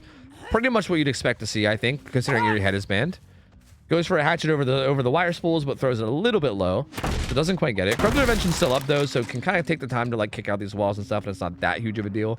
Because half of the map is Also, shut up, Lemon. This is scrims, not public matches, okay? Fuck you, man. And also, the last 2 games haven't even been 3 gens, so fuck you, man. But anyway, finds Claudette, gets a hit on her. Ooh, almost gets the follow-up hit, but not quite. Good juke from Fragles. Gotta watch out this window, though. Ooh. Taking some inspiration from Ralph here. Okay, puts the hatchet away. I think that was I think Kratos was predicting a juke outwards there, but it didn't happen. Gonna go for a hatchet here too. The wiggly arm. The arm jiggle. The jiggle. Nothing yet. Also, a lot of these hatchets are... No! Fried Rolls lost track of where the killer was and then goes down. Unlucky. Fried Rolls goes down. But that was, honestly, all things considered, pretty okay for an opening chase, right? We've definitely seen people go down a lot quicker into these other matches. So the fact that they at least bought that much time was at least solid. It was at least decent. So at least took a little bit of a while. They got at least a gen done. They're going to be working on some other gens. That hook comes in. They got 2 people upstairs with Prove Thyself doing this upstairs gen. But the killer knows about him because they blew up a skill check. But the killer's actually not going up there. Gonna kick this gen on the hill and give it... Ooh, gonna try to get an arc hatchet, but I think by the time they get it, it might be too late. Yeah. Does get it, though. Milky does eat that. Right as they get the gen done. Huntress is gonna go upstairs, too. Uh-oh, she's in trouble. Ooh, misses that hatchet, though. Probably still gonna be in trouble, though. Doesn't have bounce landing. Gonna go down. I feel like you should have just turned to the... well, maybe. Maybe not. I also think that this person should have been hooked up on the hill. I think that's another thing, again, like these little things that we're not really seeing a lot of like thought put into. It's like, I think this hook should have been up on that hill in the corner. That hill in the corner is so dangerous. That is such a dangerous hook. Like, it is such a big, wide open corner dead zone hook. Like, if you hook someone up here, dude, it's so difficult to save them without like getting hit and stuff, right? It's almost like a pseudo basement. I feel like I say this every fucking scrim night, and I know it's probably getting annoying, but hill hooks are like basically like pseudo basements. She could have easily made it to that hook. Even with like a body block or two, she would have still made it. So I feel like that's a little bit of a missed opportunity. Like, this hook has a lot less vision around it, right? Because of this gigantic building that's blocking off a big part of the view. It is kind of protecting the hook though. Finds a Dwight. They're down to 2 gens left, so they are slamming gens at this point. Like, again, like, she's trying to play around this hook, but imagine if she would have did this on the hill. Like, she could have stood the whole way out here and still have vision of it, right? Like, she's kind of stuck behind this building now. She can't really leave the back of this building without losing vision of the hook because the building's in the way. Whereas if she would have hooked on the hill, she would have had vision from like the entire middle of the map, basically. She does find a hatchet on this Dwight though. He's kind of in trouble. OhTofu coming through. Claudette's here as well. Oh, that's a great get Claudette though. The guy on hook might go to struggle. It's gonna be really close. I'm not sure. Unless Kurt ran back there, but I'm not 100% sure if he did or not. Looks like, actually reassurance. Yeah, it must be reassurance. Yep. So yeah, Kurt actually did go back and hit it and hit it with reassurance. They're not quite in struggle yet, but probably it's gonna go to struggle because no one's really making a play for it. Like, reassurance is, yeah, reassurance ran out. Gonna go to struggle, but bought some time before going to struggle. Finds Zarina on this gen. Repressed Alliance comes in. Oh, I don't even know how that one. That was a weird miss. Gets an M1 though before the window. She's gonna run towards Shaq. Ooh. Cross map. Ooh. Montage. Cross map, montage. Oh, nope. Kurt looking out for it. Gun hook comes in behind Shaq, but Feng is now on death hook, and the Huntress probably knows it. And here's Fried Rules at this corner gen. Dangerous spot to be in. Gets hit. Doesn't really have much of anything over here. Again, this is why that hill hook is so dangerous, right? You get hit here, and what do you have? Makes it to this pallet. Oh god, it's so close. Manages to not go down though. Out of hatchets. We'll see if he can make it anywhere. He fakes the ball. Oh, I think he's too paranoid about hatchets that he's not really thinking about where he's going. He's gonna go down. So fried rolls does go down. Gonna be able to reload. Only 2 gens left though. Only 2 gens left with 3 hook states. So like, really the survivors are not in a bad spot here. This is actually really, really close. This could still swing one way or the other. It's really, really hard to say. Gonna hook him up on the hill hook here, which again is I feel like where he should have hooked him to begin with. So now that he's up on this hill hook, again, like I said before, now he's gonna have vision of this from basically like a large section of the map, right? Like you see how like he'll be able to walk the whole way out into here, and he can turn around at any point with a hatchet drawn and see the hill hook. So gonna have a lot of like potential pressure on that hook without even having to be there. Although at this point, I feel like he's not even really playing around the hook. He kind of can't. These survivors did a really good job of like splitting up the gens, and like the gens are all over the map, right? Like you can't really just protect that hook at this point because there's just gens everywhere. So he kind of has to venture into the map. Okay, doesn't quite get that hit on the Milky. Milky doing a really good job of like pre-throwing that pallet, playing safe. Ooh, tries to throw it. Like, what he was trying to do there is he was trying to throw it slightly to the right of the hook so it goes around the hook survivor and hits the guy unhooking him. Because that is something that you can do, but you got to get it like just right. He didn't quite get it. Okay, I think he was listening there to see where they were going. Ooh, okay. Gets it on the fried rolls, and also that makes eruption go off on that gen that he kicked over there that Feng was on. So I think so fried rolls is going to be dead. Feng is incapacitated, so she had to stop working on that gen for a minute. So that gen regressed, and then she also had to get off of it. So again, even though it looked like the survivors were in a pretty commanding spot here with like only 2 gens left and like, you know, only like 2 or 3 hook stages or whatever it was, it's starting to swing. There's somebody dead, right? Now there's a 3v1. I don't know, man. It's a 3v1, so now it could go either way now. They have 2 gens that have a good bit of progress. Dwight getting chased there. They're gonna hit it with Repressed Alliance, which is actually okay. Blind Idiot Baby pulling out some Lee Sin shit here. Can't see shit, but also knows exactly when to juke. So fucking Pog Air is using the quakes of the earth in her feet to know exactly when the Huntress is about to throw a hatchet. Gets to kick on this gen though. Repressed Alliance is actually getting a lot of value because these eruption procs are doing work, and stopping that gen from getting kicked has actually been kind of big. The question though is, can they actually do anything about it though if the Huntress just stays here and goes back and goes back to kick it though, you know? Because I don't know. It seems like most of the progress is on this side of the map. So if the Huntress just stays on this side of the map now, they kind of have to leave and go do other gens. So hopefully they recognize that though. I think a big problem that we had earlier with a couple of the teams is getting a little bit too committed to the gens that you were working on, right? Like if she camps the fuck out of these 2 gens now, you kind of can't stay here. But you have 2 gens across the map. And I already saw that Blind Idiot Baby is on one of those other gens. This is really smart, right? Just fucking bail and do a different gen. Like, fuck it, you know? Which is really, really smart. I think that's a good thing to do. And I think her teammates might be doing the same thing. Kind of checked on Hill gen, but no one's there. They're doing that gen. I guess the killer's trying to hold down this 3 gen is what's going on. Oh, Fang not really looking around. Didn't really see what was happening there. Didn't notice the hatchet. Fang's on death hook too, so this is actually kind of scary. She needs to be careful. She gets down here. That's another death. And turning this game into a 2v1 would actually be huge. Like that would actually be game winning. So this Fang needs to be really careful. As a matter of fact, I don't think it'd be crazy for the Huntress to like semi-commit to this. Like this Fang dies and this game is basically over. But I think a little bit too afraid to take that many steps away from the gens. At this point, the killer is really hard committing to this 3 gen. And these survivors just need to play really safe in terms of like not going down. Because as long as they don't go down, he really shouldn't be able to hold this 3 gen. This is like a map-wide 3 gen. Like this gen is like across the fucking map. If these guys just play really safe and only go after the gens when they're full health, like Milky needs to go heal. Which I think is what's happening here. Yeah, Milky is going to heal. As long as they play really safe and only tackle the gens whenever they're full health, this should be fine. They should be okay here. Because these gens are too far away to really hold down a good 3 gen. Gets an M1 onto the Dwight here. He's going to run away. Oh, sees Milky though. Oh, Monka. Just kind of sends it, hoping for the best. Didn't let go of that one on accident, I think. Gonna come back into the map. Blind Idiot Baby's healed. Kurt's healing kind of close to the... I don't know if I like this. I'm just gonna go ahead and say this is really lucky for Kurt. Like, I guess I can say shame on you, Huntress, for not landing one of those hatchets, but also lucky for Kurt here. Going down here is really not great. Like, Going down like in the generator area is certainly not ideal. And he should have gone down. He really should have gone down. Like that was it was really bad positioning from Kurt there, but he ends up getting away with it. Maybe it was just god tier juke. You know what? Maybe I'll just say Kurt was so confident in his god tier jukes that he got away with it. Maybe I'll give him credit. I'll just go ahead and choose to give him credit there. Serena getting chased here. Greening the pallet a little bit. Gonna get M1s. What are the others doing though? I want to switch, but I want to make sure I don't miss a hatchet here. Oh, doesn't quite get it. These guys are healing.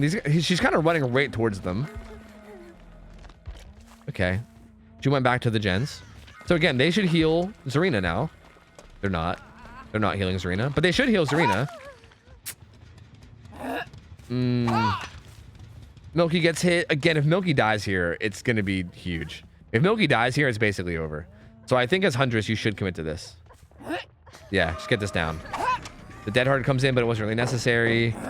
Pre-throws that pallet, which is pretty good, but then doesn't really play around that. Tried to put a juke, but it didn't happen. Down she goes. Yep, that's going to be GG. That's almost surely going to be GG. Unless these guys can slam out that corner gen ridiculously fast, but even then, there's going to be no way out. This is basically GG. This is essentially just GG. Because Milky's going to die, and now basically all it takes is just one survivor going down, right? If even one of these survivors goes down, it's just over, because the killer can literally just sit in front of the hook and just stare. Ooh. Ooh, good hatchet, dude. Kurt eating that shit from across the map. Oof, dude, that one's gonna hurt. Repressed Alliance comes in. Both these guys are injured now. So again, now at this point, Hunters can just commit to either one. It looks like I think if the Huntress plays around this gen and tries to like kick it, I think that's gonna be a mistake. I think you just commit to one of these guys and just get the down. But it looks like the Huntress is gonna play safe and wait for this Repressed Alliance to go away and then try to kick it. Oh, failing a skill check there. No, dude, you can't be doing that. And then so like lets the killer know where you are. Still gonna hold up a hatchet to try to zone out the middle of the map. Gonna try to hold him in this corner. I mean, at this point, like even if they get a gen done, if you just down a survivor and then just stand in front of the hook with a hatchet, you win, right? And there it is. There's a down. See, like at this point, it literally doesn't matter what you do. You can literally stand in front of this hook with a hatchet drawn, and the killers and the survivors can't do anything. You can't unhook against a Huntress with a hatchet drawn solo. You just can't do it. You can't do it. Like you'll 100%, especially with OhTofu. With OhTofu, you can't even get the unhook.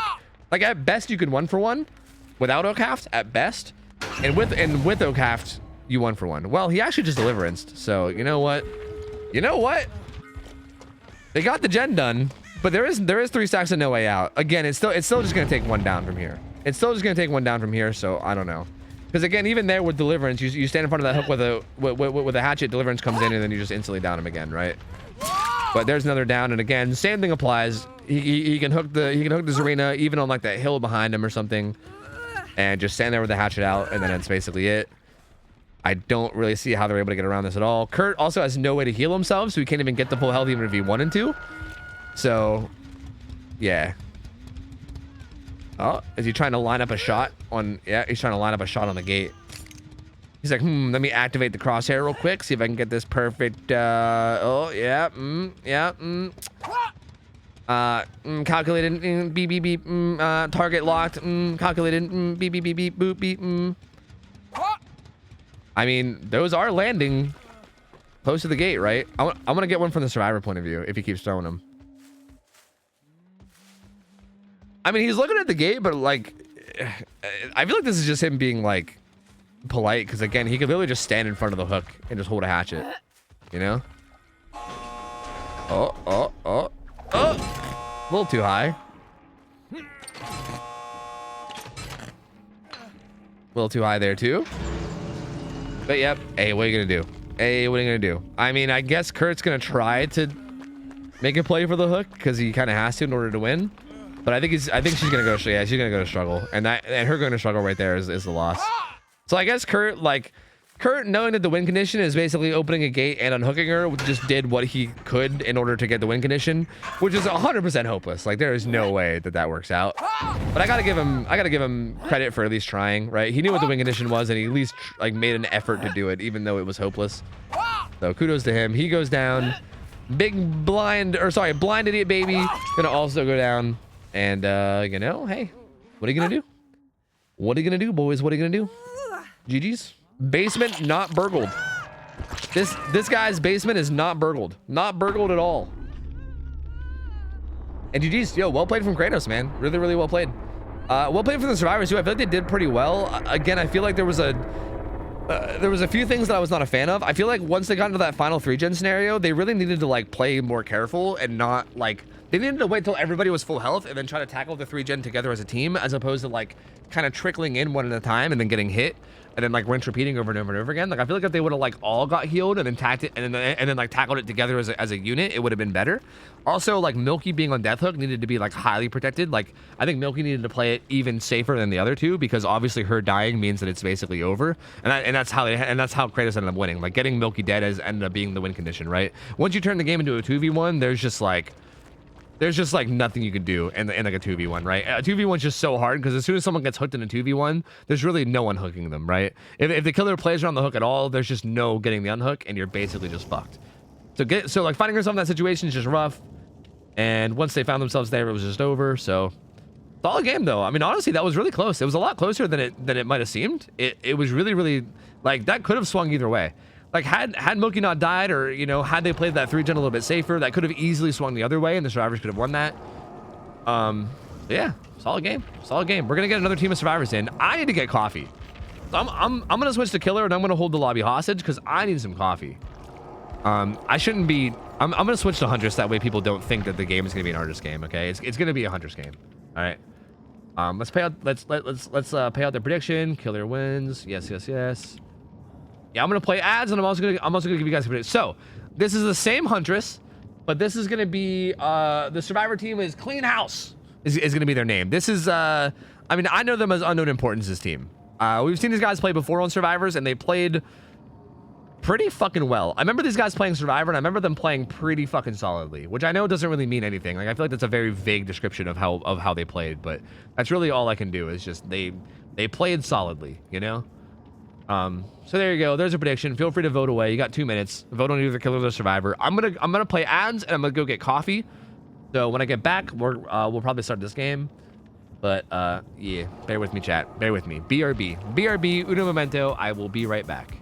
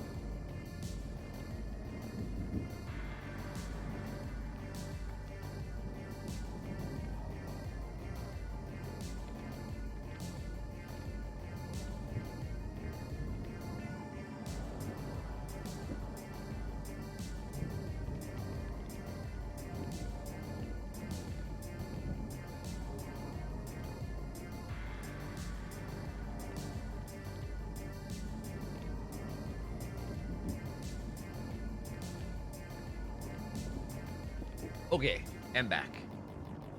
And back. Oh, fuck. I was trying to stand my desk up for the first time in forever, and I can't. Oh, it's unplugged. Oh, hold on. I think I can fix it. Let me go back to spectator because I'm basically ready. But let me see if I can fix my desk real quick.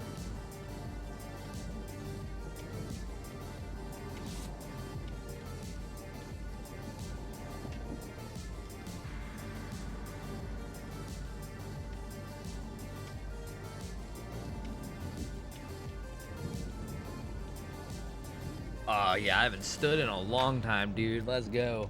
Hopefully everything doesn't break when I stand this up.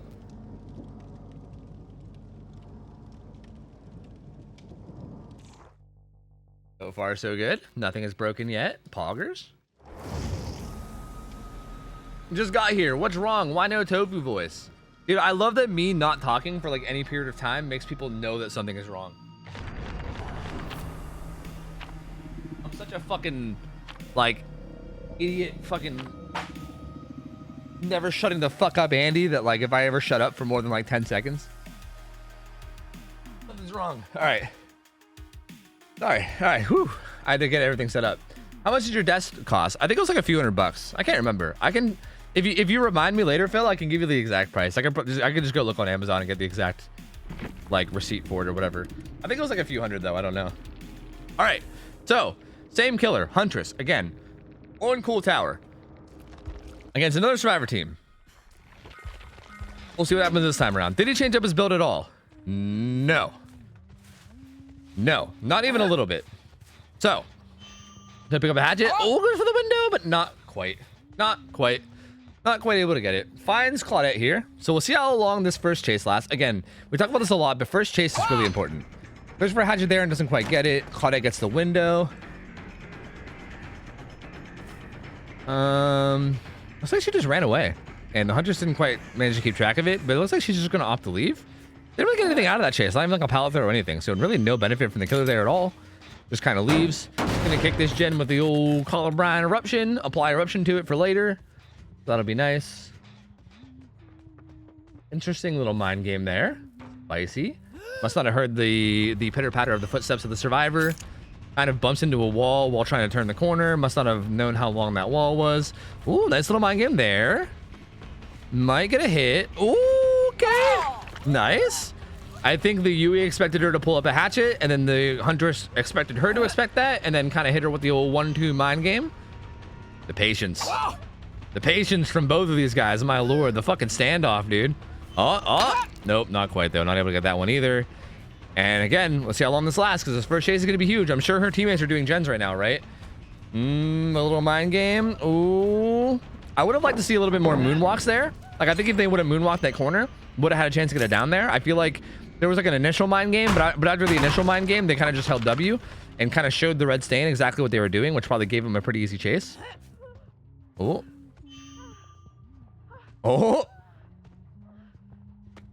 Oh, not quite. That's the old Ralph tech right there, where you just keep fucking going for the same window over and over again with like, you just like sit still and then wait. Unknown importance not falling for it though. Still getting chased. Gens are getting done. One gen got done. There's another gen done. I kind of want to watch chases from the survivor's point of view, just like here and there. I think I don't do this enough. Pulls up a hatchet there, but not gonna be able to make anything happen with it. There is a pallet here at this tile still that she can use. Nice. She runs past it to try to, you know, make it seem like she left, and then comes back and gets the stun. So really well executed. More of this again. More of this. I think she might be one hatchet left. One hatchet left here. So if she doesn't get hit by, oh, I was gonna say if she doesn't get hit by this hatchet, then this chase is gonna go way longer because she got to reload. But then she gets hit by it. So good on Kratos to land that hatchet. That was really important. Had that hatchet not landed, this chase would have probably went on for a very long time still. Like, because that would have forced a reload, and which would have given even more distance. So that hatchet might have seemed like, you know, oh cool, just like a hatchet landed. But that was actually huge. Had that not landed, this would have been a big sway the other direction. I still feel like this was a really good chase. It still felt like an overall really good chase. They're going to get a third gen done upstairs, I'm pretty sure. And they also have a gen in this corner. This is like the opposite corner of the main building also that's being worked on too. Although he is looking at that right now. That was the gen that was being worked on, this one right here. He was looking over that way, so I think he's going to head over this way. Oh, he heard something beside him, but I don't think I guess he didn't hear it. I guess we did. Okay. I mean, the Claudette's head was poking out, and I thought she was going to like duck, but she didn't. That was a really good fucking hatchet. That was really, really good. Misses that one though. The dead hard comes in even though it's not needed. Claudette freaking out a little bit. She's kind of freaking out. She's sort of freaking out. She's kind of freaking out. She goes down. Good hatchets from Kratos there. He shakes his head no. He gives her the old nopers. The gen upstairs gets done. Ooh, he's got to be careful because there is someone right there ready to drop down. Do they have bounced? No. There was someone there. I thought they might bounce landing and get that save, but I guess not. That's going to be another hook, but Unknown Importance did get unhooked, and he's back to full health. He's back to full health, and he is thriving, baby. Thriving. So really no danger of like him dying or anything. So 2 hooks on 2 separate survivors and 2 gens left.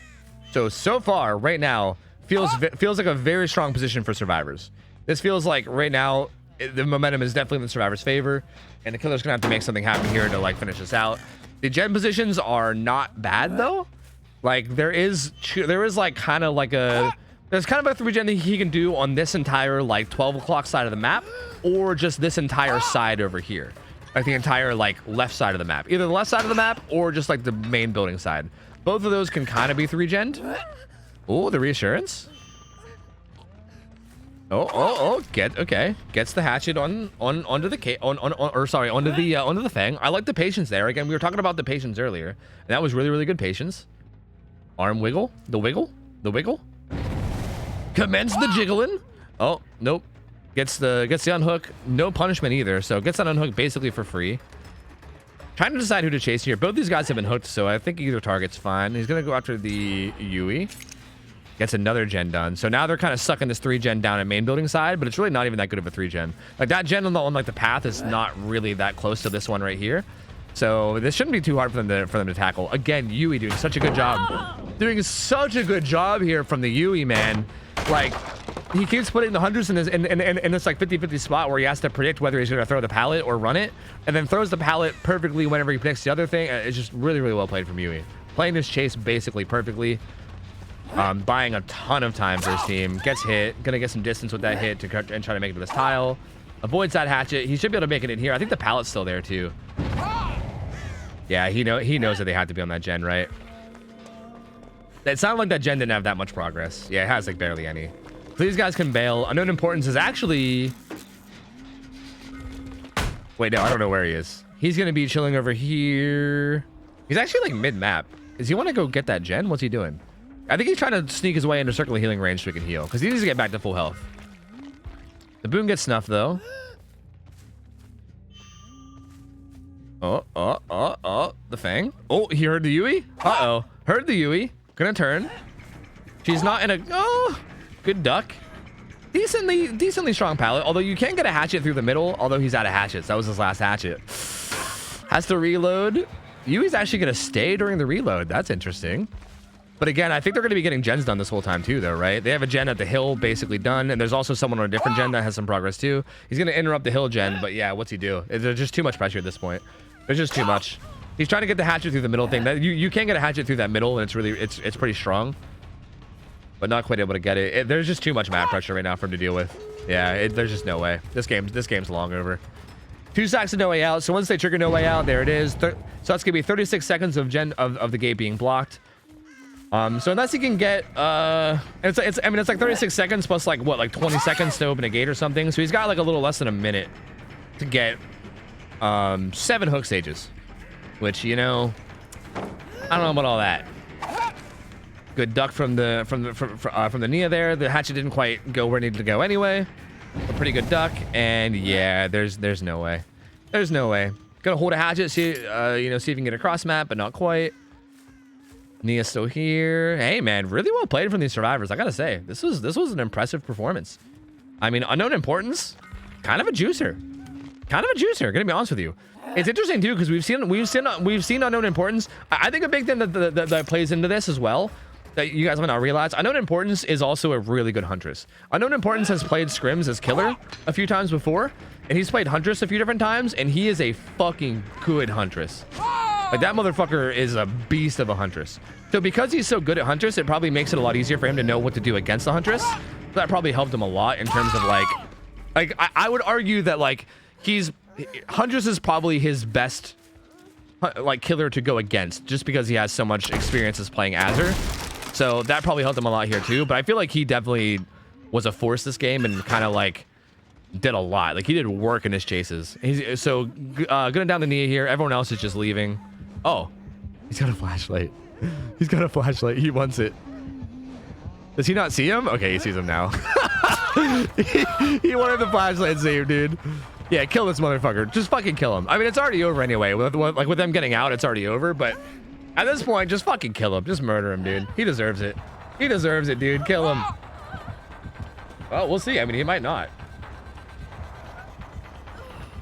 Oh, good job using vision of the window to see if he's going past. Went way around the outside though. Oh, caught him off guard and down he goes. So yeah, that's gonna be 2 people dead, but it doesn't even matter. Even with these 2 people dead, that's gonna be 5 more hook stages on top of the 2. So that's gonna be 7 hook stages. So still not enough. Still not enough to be the win, but you know, I respect the fact that, you know, you fucking kill him, right? You know, I respect it. I respect it. Get him out. Get him out, man. Get him out. Oh. Wait, was that intentional? What the fuck just happened? I think he went to hit spacebar to pick him up, and then he got unbreakable, and then the spacebar, he like CJ teched him, but like with a locker. He like CJ locker teched him. He like forced him to reload instead of picking him up by unbreakabling. I think that's what that was. I don't know. Either that or maybe he reloaded on purpose. I don't know. Maybe he reloaded on purpose, but maybe that was like a reload CJ tech. That might have been like a reload tech right there. Maybe. I don't know. That was maybe. I'm just going to say that's what it was because that sounds way cooler. If that's what it was, then it's really, really cool. So we're going to go ahead and say, yeah, did you just CJ me at the end with your unbreakable? He did. He did. He did. That's fucking hilarious. Oh my God. That's amazing. That's actually sick. That's actually sick. I wasn't sure if that's what happened or not, but yeah, I mean, Kratos basically just confirming it. So wild, dude. Wild game. I mean, someone in chat clip that. I need it for scientific purposes. Dude, that was fucking cool. Honestly, that was really, really cool. I agree. That was really interesting. I thought that might have been what happened, but I wasn't sure because it looked like he went to pick him up. And then right when he went to pick him up, he like teleported to the locker. And I was like, wait, that wasn't intentional, right? Like for a second, I thought the spacebar just did the wrong thing. Like I thought it was just an accident. And then I realized that Unbreakable was there. That's kind of hilarious. That's kind of nuts. Kratos being a good sport, which you'd expect to see. He did have some good hatchets, so kudos to Kratos. He played Hunters really well. Obviously, his first game was really dominant, and he played his first game really, really well and won. This game, not so much. Clearly, you know, the survivors got the better of him, but he still played Hunters really, really well, so well played to him. Good try. He's not going to get his 2 wins, but the survivor team's going to stick around, and we'll find them a new team. We'll find them a new killer to go against.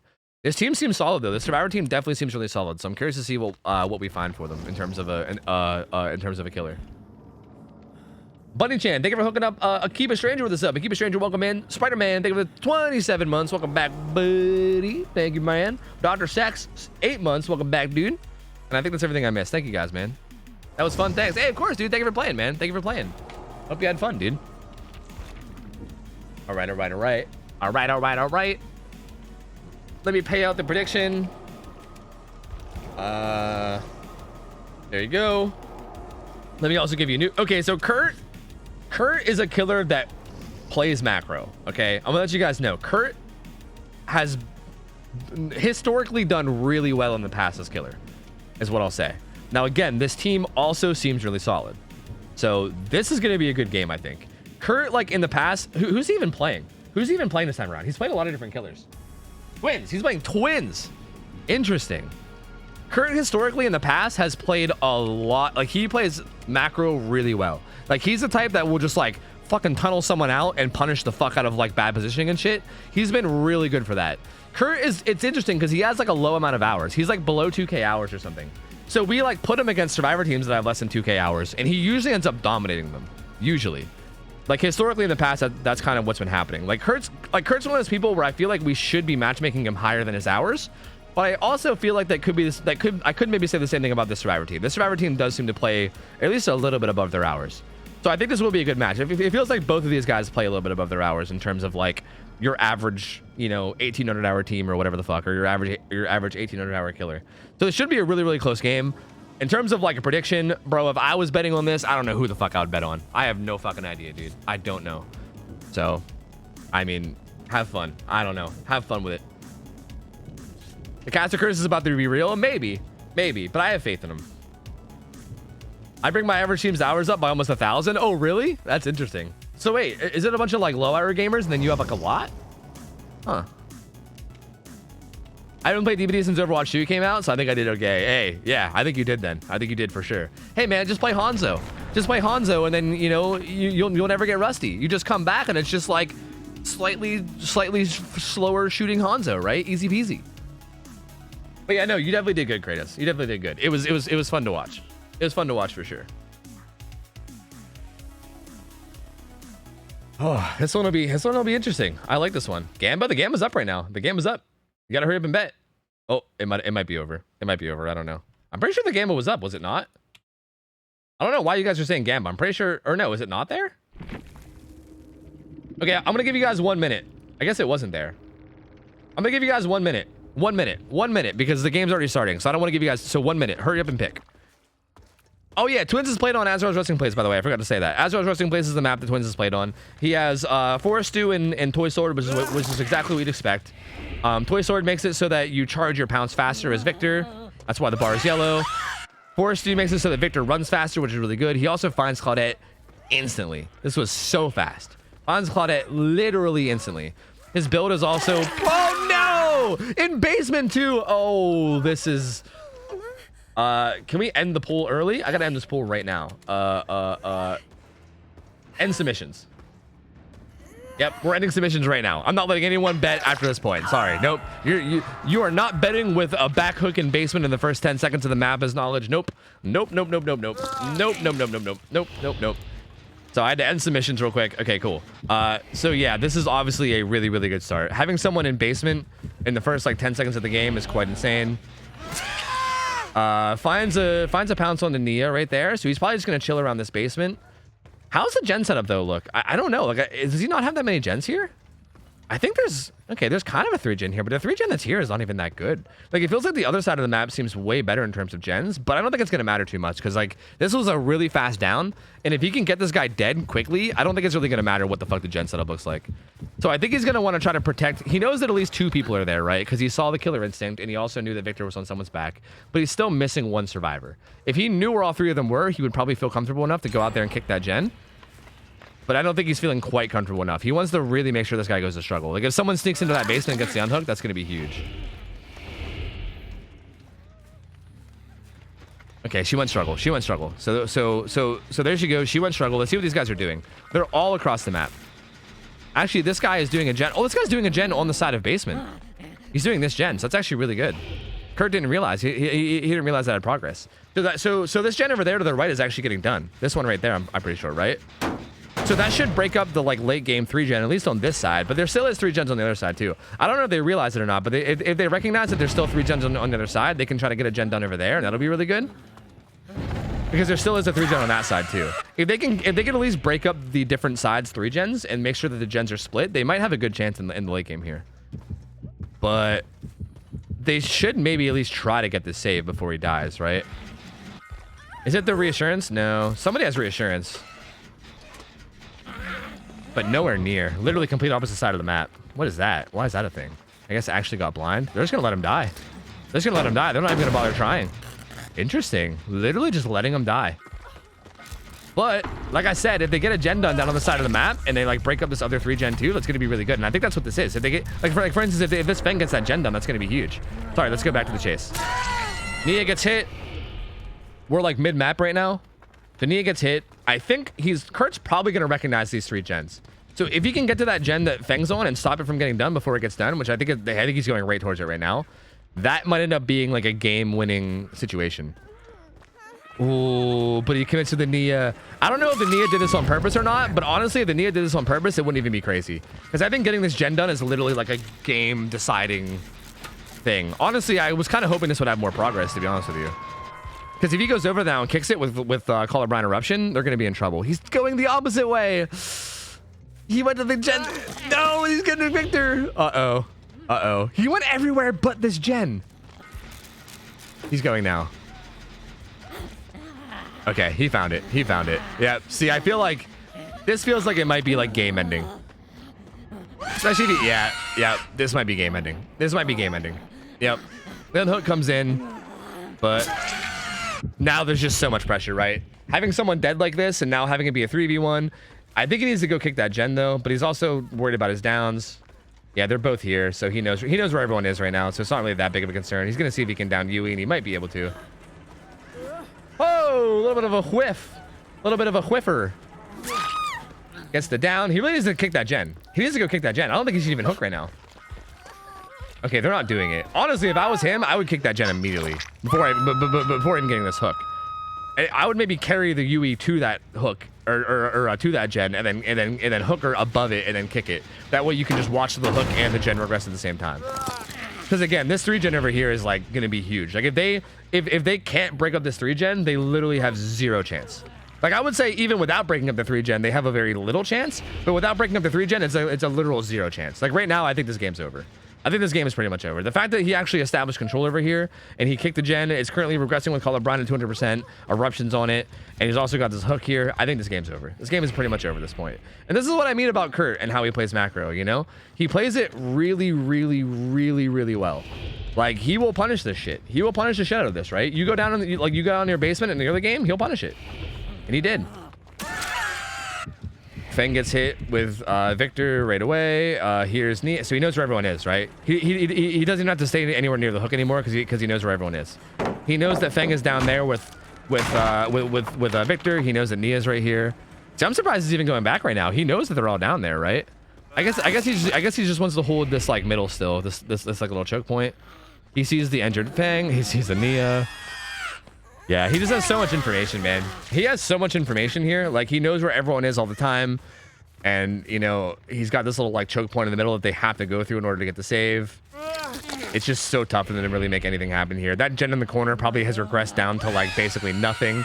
He's even whiffing a bunch. Like, he's even fucking up a lot now. Like, now, like, he's kind of, like, messing up a lot. But it literally doesn't even matter because his performance up until now has put him in such a strong position that it's basically, like, an unlosable position. Like, this is really only losable if he has, like, the biggest throw of his life, you know? There's eruption as well, so that's an extra 10% on top of the already huge amount that it probably was already regressing.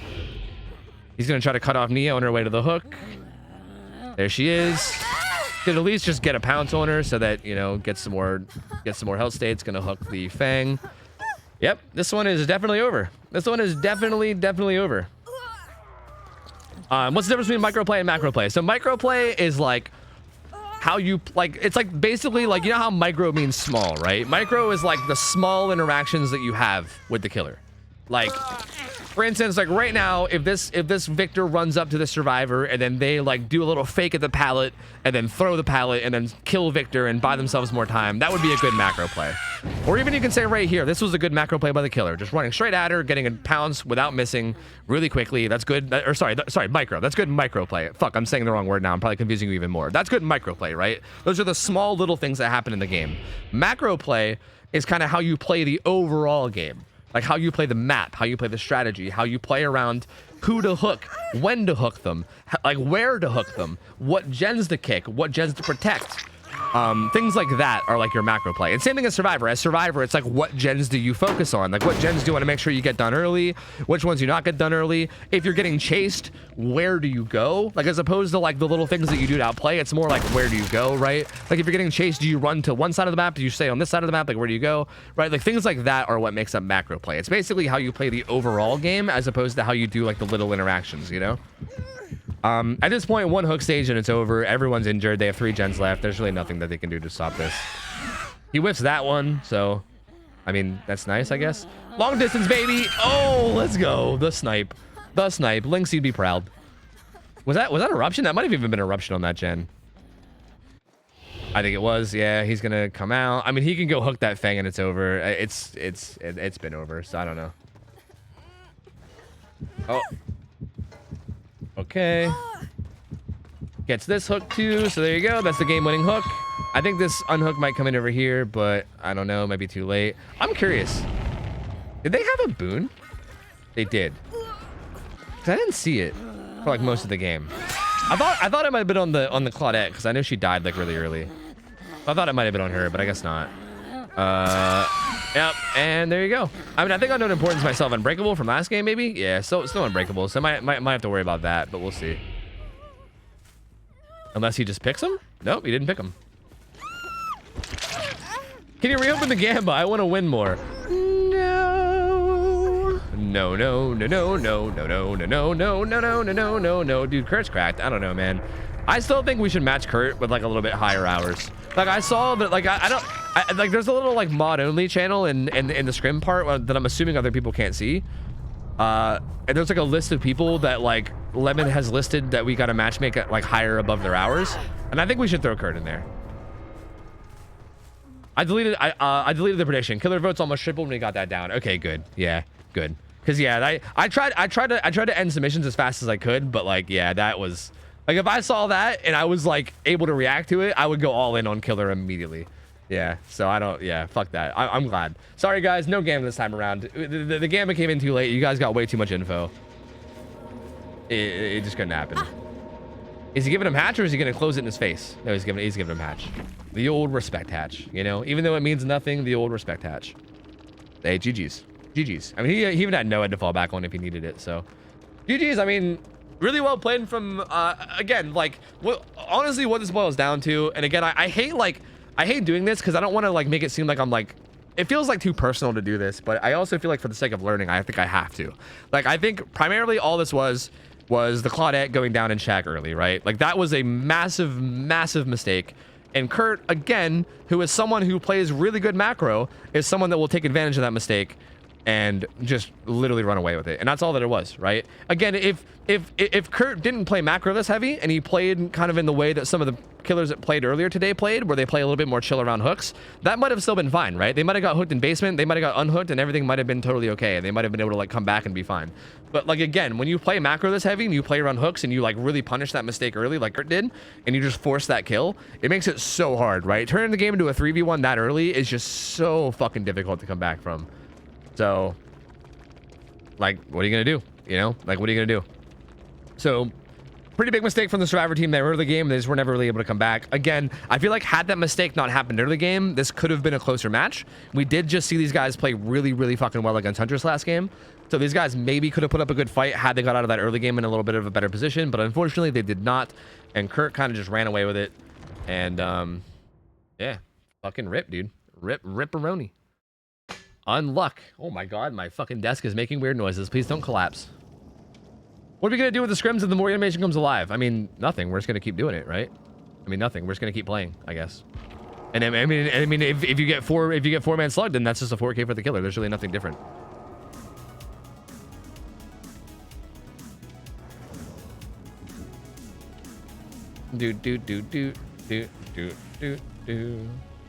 What it boils down to is camp that basement and win. Welcome to top tier gameplay. Yep. I mean, that's kind of unfortunately how DBD is, you know?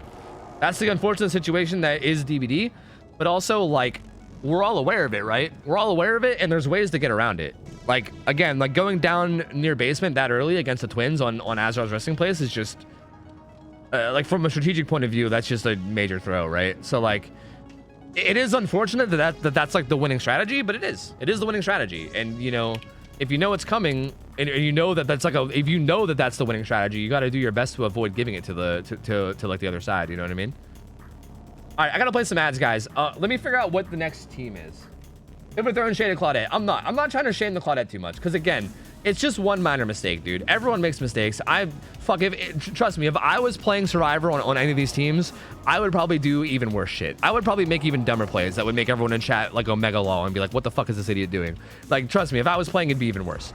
So I'm not trying to like overly shame one person, but I'm just trying to point out like the actual facts of it, which is like, yeah, it sucks that basement is as strong as it is. I wish it wasn't. I also wish that basement wasn't like this crazy big win condition that you can take advantage of, but it is. And because it is, you gotta like be careful around it. Okay, this is a team that we've never seen play.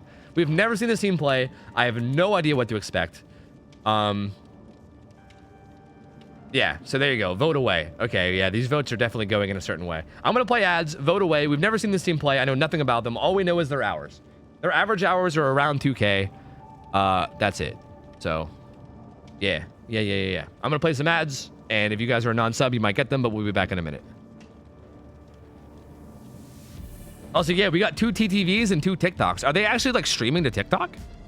We got some TikTok live gamers here?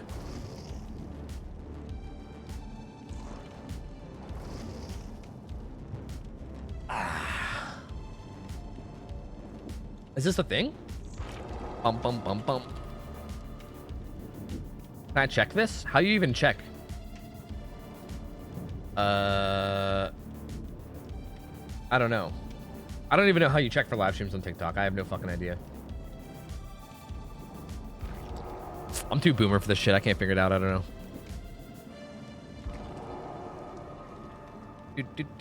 You should also be streaming to TikTok. I know. I should hit them up about a stream key. I should.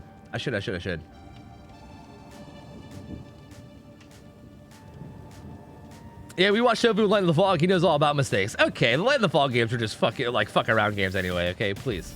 Please. How do you determine the best maps for killers? We basically just wing it. We wing it. We basically try to put the killers on maps where they... I think what Swish said is you try to give them maps where they are powerful and it's in their advantage, but not so much in their advantage that it's a guaranteed win, you know? Like the map should be basically strong for killer, but not like so strong that the survivors have no chance. That's why like some of the weaker killers get put on stuff like Cool Tower and like easier maps. Whereas like, I don't know, like a killer like Blight would get like Gas Heaven. Because Gas Heaven's like a really large map. But also it will, like, it's not like I think if you put Blight on something like Cool Tower, he would just like never lose, you know? You missed every flashbang? Look, man. Look, I wasn't in position, all right? I was rusty. I was sleepy. The cat was on my keyboard, okay? I don't want to talk about it.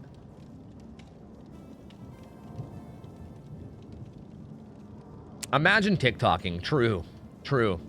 You guys actually can't see me right now, but I'm actually recording a TikTok dance as we speak. I'm currently dancing. It's all going right on my TikTok. You guys just can't see it. You didn't even know how to body block or hag. Bro, I'm proud that I didn't know how to body block or hag. I'd be ashamed of myself if I did know how to body block or hag. Like, hello? That's not something to be ashamed of. Please. Tofu dead hards during scrims? Yeah, could you imagine me using dead hard during scrims? Bro, chat would be losing their mind. They'd be like, what the fuck is this idiot doing? Can you play another ad? I'd like to know where I should spend my money next. I literally don't think I can. I think I gotta wait like 5 minutes. It kind of blows my mind how DVD didn't make the killer's map their best map. Well, that would imply that they understand the game well enough to know how to do that, which I don't think they do.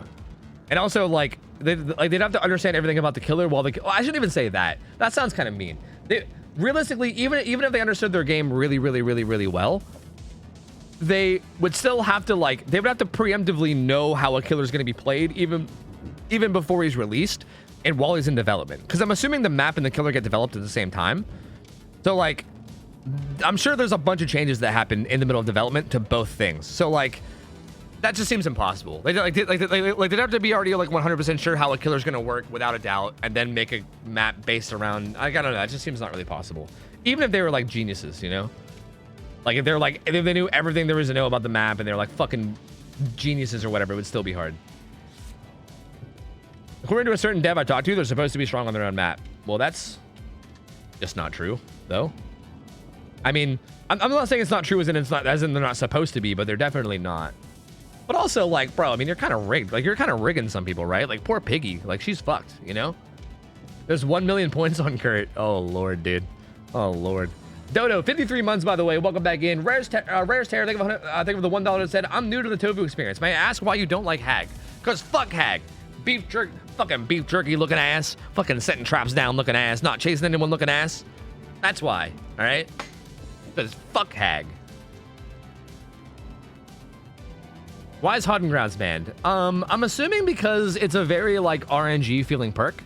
Like if Haunted Grounds gets broken at like a really unfortunate time, it can turn like a game into like a loss immediately, and it just feels very like RNG. I'm assuming that's why. I don't know. I'm sure Swish can probably give you the reason. I basically wanted No Way Out No Ed banned, and then Swish was like, all right, we'll also just ban Haunted Grounds too, which I was like, yeah, that's fine. I mean, we didn't even really see Haunted Grounds at all, but I'm assuming that's probably why. I'm assuming it's probably just because it's very like, it feels like probably one of the most RNG heavy perks in the entire game in terms of like when it activates and stuff, and like if it even activates at all, can really just like turn a game from a loss into a win. But I don't know. Tofu, fix solo queue. I wish I could, dude. I wish I could. I wish I fucking could, man. It's RNG to the point where the value of it can completely change on a whim with no real skill involved. Yep, exactly, which just seems kind of weird. Can single-handedly hand a killer a win? Yep, exactly. And then in other circumstances, it can do nothing at all, you know? Primza, what up, man? How you doing, buddy? So yeah, I'm cool with it being banned. I feel like Haunted Ground doesn't really add any value from like a player or viewer experience. Like I'm kind of cool with it being gone. Haunted also banned in comp. Dude, comp has way more things banned. Like comp has like a million things banned. I don't know. Are you allowed to, okay, are you allowed to run reassurance at all in comp? Like I'm assuming against like maybe against like higher tier killers maybe. But like definitely not against lower tier killers, I would assume, right? I don't know the new rules. JMW said yes. Because I wouldn't be surprised if they just banned fucking reassurance. That perk is fucking insane, honestly. But I don't know. Why am I still awake? I don't know, man. What's wrong? Can't you sleep? What's wrong, buddy? I don't know about low ones. I'm assuming reassurance is probably gone against low ones because the most recent rule sets that I saw for comp, like a lot of the strong perks were banned against like low tier killers. Like if you were playing against like, I don't know, like Doctor or something, you couldn't run things like even Deliverance. Like even Deliverance was like too high of a perk in terms of like how good it is. All right, this is my first time seeing this team, so I just want to stop here for a second just to make sure there's no repeat perks, but I think we're good. I mean, if anyone wants to take like a deeper look, I mean, feel free, but it looks to be good from what I can tell. Kurt has the same build, which is what you'd expect. Yeah, you know what they say, you know what I mean? If you can't duck it, fuck it. If it ain't broke, don't fix it. You know, that's the old sayings. That's the old way you live your life, you know? Looks like he's looking for a survivor over here on his 3-gen side. He wants to I think he wants to make sure it's fully clear before he leaves. He's gonna be heading over yonder. There were 3 different offerings, was there? Yeah, wait, what? They burnt a main building hatch offering. That's not right. That's not right. Now we don't know where hatch is gonna spawn. That's not right. Yeah, that's not right. That ain't right at all. Yeah, Lemon already gave him a -2, so they get a -2 right off the bat for that. Lemon already put that on the scoreboard. He's on top of that shit. Kurt's looking around. He can't quite find him. You making fun of us Southerners? Yeah, brother. I grew up in Pennsylvania. You're fucking right. I'm one of you. Don't worry, fella. I'm one of you. Looks like they might have been trying to stealth out Corrupt. I'm not sure, but he does find Cheryl. I can't really tell where they are because everything on this map looks kind of the same unless you see like the like main building, you know, like landmarks. But he does find Cheryl, chasing her into the generators. He's gonna, oh, I thought she was gonna go to the window, but I guess not. Gonna throw the pallet, play safe, pretty smart. Don't go down don't go down to Charlotte. That would be embarrassing. You don't want to do that. Victor's here though. Oh, gonna get the down. All right, that opens up Corrupt Intervention for them to do gens. Let's see what they're doing. They're getting some progress on the gen that's on that side. This is also one of the middle gens, I think. Then Meg is Bing chillin'. Bing chillin'. So this hook's gonna come in, not a basement note, just gonna be a hook right here. Okay, let's see how this plays out now. So there's kind of like a 4-gen on this side, I think, and a 3-gen on the other, right? Because that middle gen looks way closer to that side, like the shack side, than the main building side. This is the main building side over here. It looks like there's only 3 gens here. Ooh, misses that. Elodie gets the kick. So that's pretty nice for these guys. He did see 2 people over there, and the unhook comes in. That's really good for these guys. Really, really good. Super good timing on that unhook. They're going to get out of there. The Claudic gets hit, but now Victor, they got to be careful because Victor can down one of these guys. It would probably be smart for these guys to stick together. Stay together. Stay together. Stay together. What they should have did there is I think these guys should have stayed together. That way, if one of them went down, the other one could have just immediately kicked Victor. But now he's going to be able to down both of them. See, like this is where it's kind of, this is where you need to do the old buddy system, you know? If you don't buddy system it, this is what ends up happening. This could have just been 1 down as opposed to 2, but now instead it's 2 downs and an injure, right? Like that could have easily been avoided had those 2 just stuck together. If they would literally just like hugged each other's asses and ran together, then the second that someone got hit, Victor could have got kicked. And then, you know, it's just 1 down. And then you can either try to pick him up or just let him get hooked and then proceed from there. But honestly, they all end up getting up. So really, it ends up kind of working out. In the end, how can I judge? Because they did all get up in the end, so it's kind of fine. Meg is still holding on to Victor. And he's going to be able to be recalled right now. I'm curious to see if Kurt's even going to do it. Does recall. Back on Charlotte. Charlotte is back on Cheryl. There's a bunch of names. Charlotte down Cheryl at the she shell and the she shore. And she's going to hook her. This is going to be her second hook. So getting dangerously close to getting a kill, but let's see what the gen progress is looking like. They seem like they have a good bit, right? There's some gen progress here. This is on the opposite side of the map. So this is on Shaq's side, which is where the primarily, this seems like where like the rougher gen situation is. Meg might die here. Oh, okay. I honestly like this play. I like this play. Stopping the snowball. I like that. Really smart play from Meg there. I actually like that a lot. That's something that I really wish I saw utilized more against Twins, is just jumping in lockers and forcing, like, look, like Meg got out of that fine, right? She didn't even go down. She literally just was held hostage for like 10 seconds and that was it. It's a really good play. That's something that I wish people would utilize more, is just jumping in lockers and forcing them to like let go of Victor. It kind of kicks them out and like kicks them back to Charlotte guaranteed, which is nice. Reassurance comes in on the hook, so this guy's gonna buy more time. These guys are doing really good. You guys are doing really fucking good, dude. I honestly was a little bit worried going into this game because these guys, I'd never seen these guys play in Scrim Night before. These are all brand new names to Scrim Night. Like, I know that they've been around the stream a long time. Like, I recognize the names. But, like, I've never seen them play in a Scrim Night. And I thought, I'm going to be honest, them going against Kurt, I thought there was a chance that they would just get steamrolled and, like, just not really know what to do at all. But they're doing pretty fucking solid here, dude. Like, they're doing good.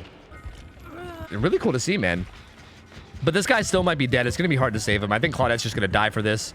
I imagine he's going to down Claudette, and he's probably going to keep going for Cheryl. I think he wants his Cheryl dead. So, yeah, he's going to keep going after Cheryl, probably with Victor. Yeah, he's going to have to turn around and try to find him. If Cheryl could make it to a teammate, they could actually save. Kick. Should have kicked, but it's okay. Gonna go down. Yeah, she's gonna go down. So that's 3 people down. Like, that would have been a good play if the kick came in, I think. I think, again, I think it's another situation where, like, if you have 2 people together like that, as long as you actually kick the Vic. If you actually kick the Vic, oh no, Dino goes down again. Oh my god, what is happening? Holy shit.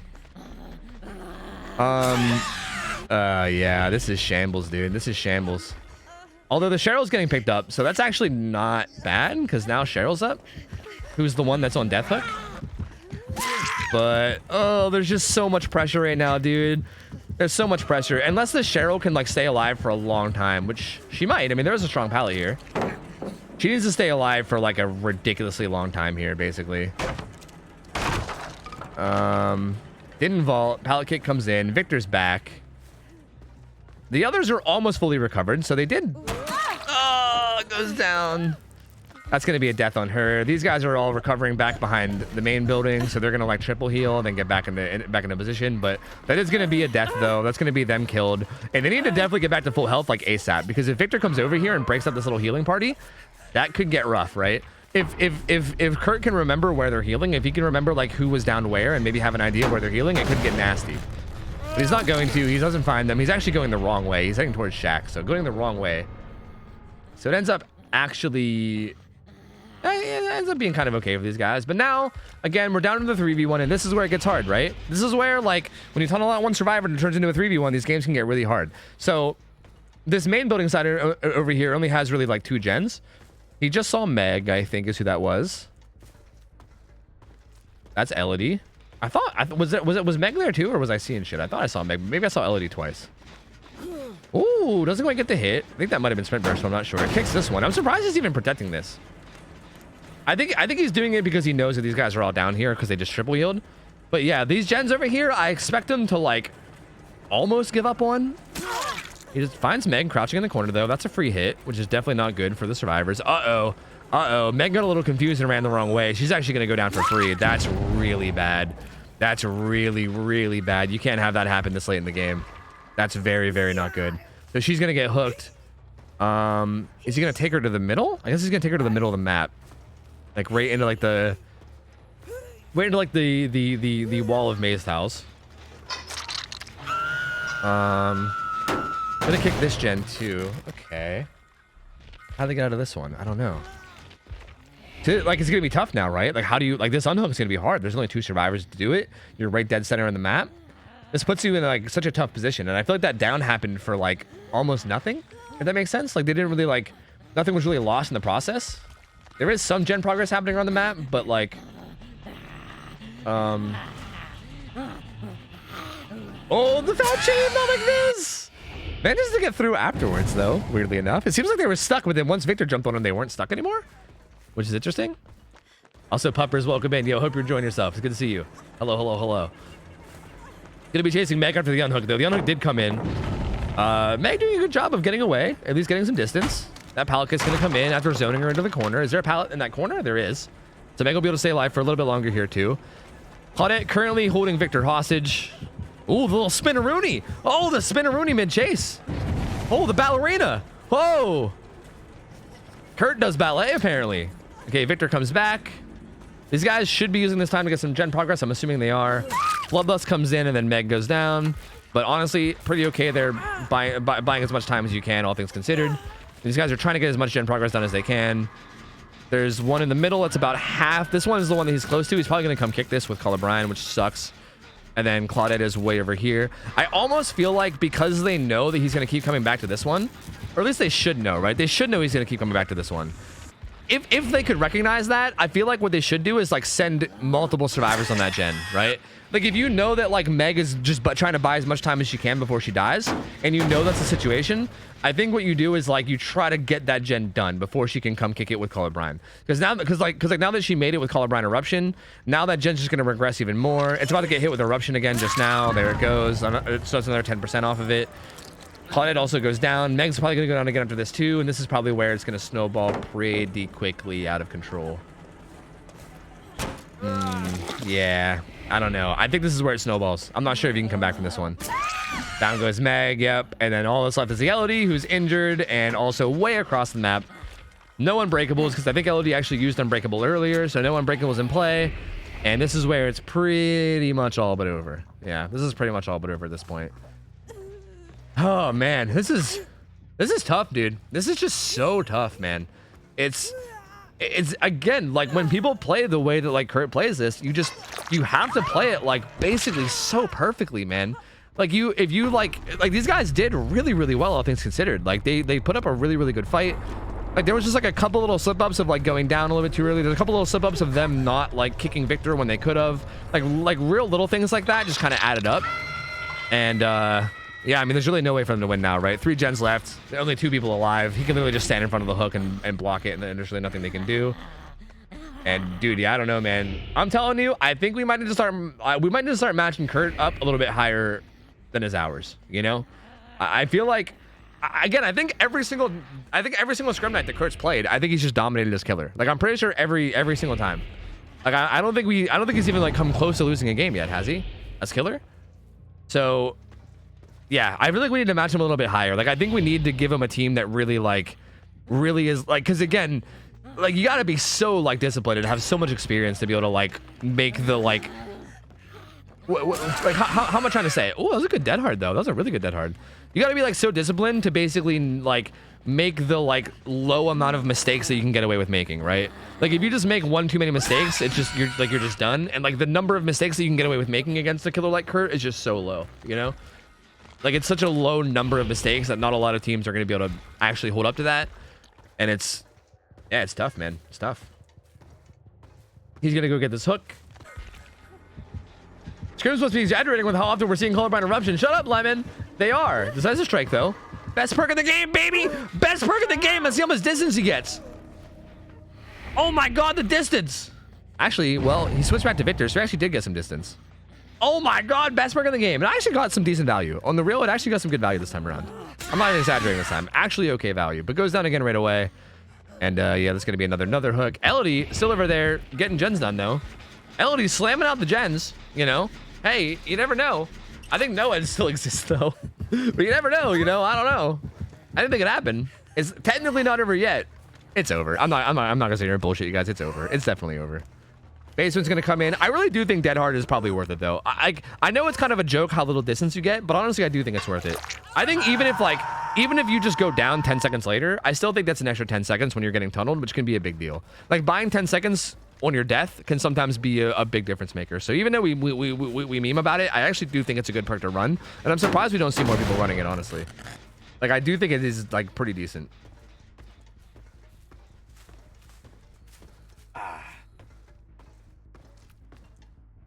And another gen done, but yeah, what are you gonna do? Go the whole way across the map.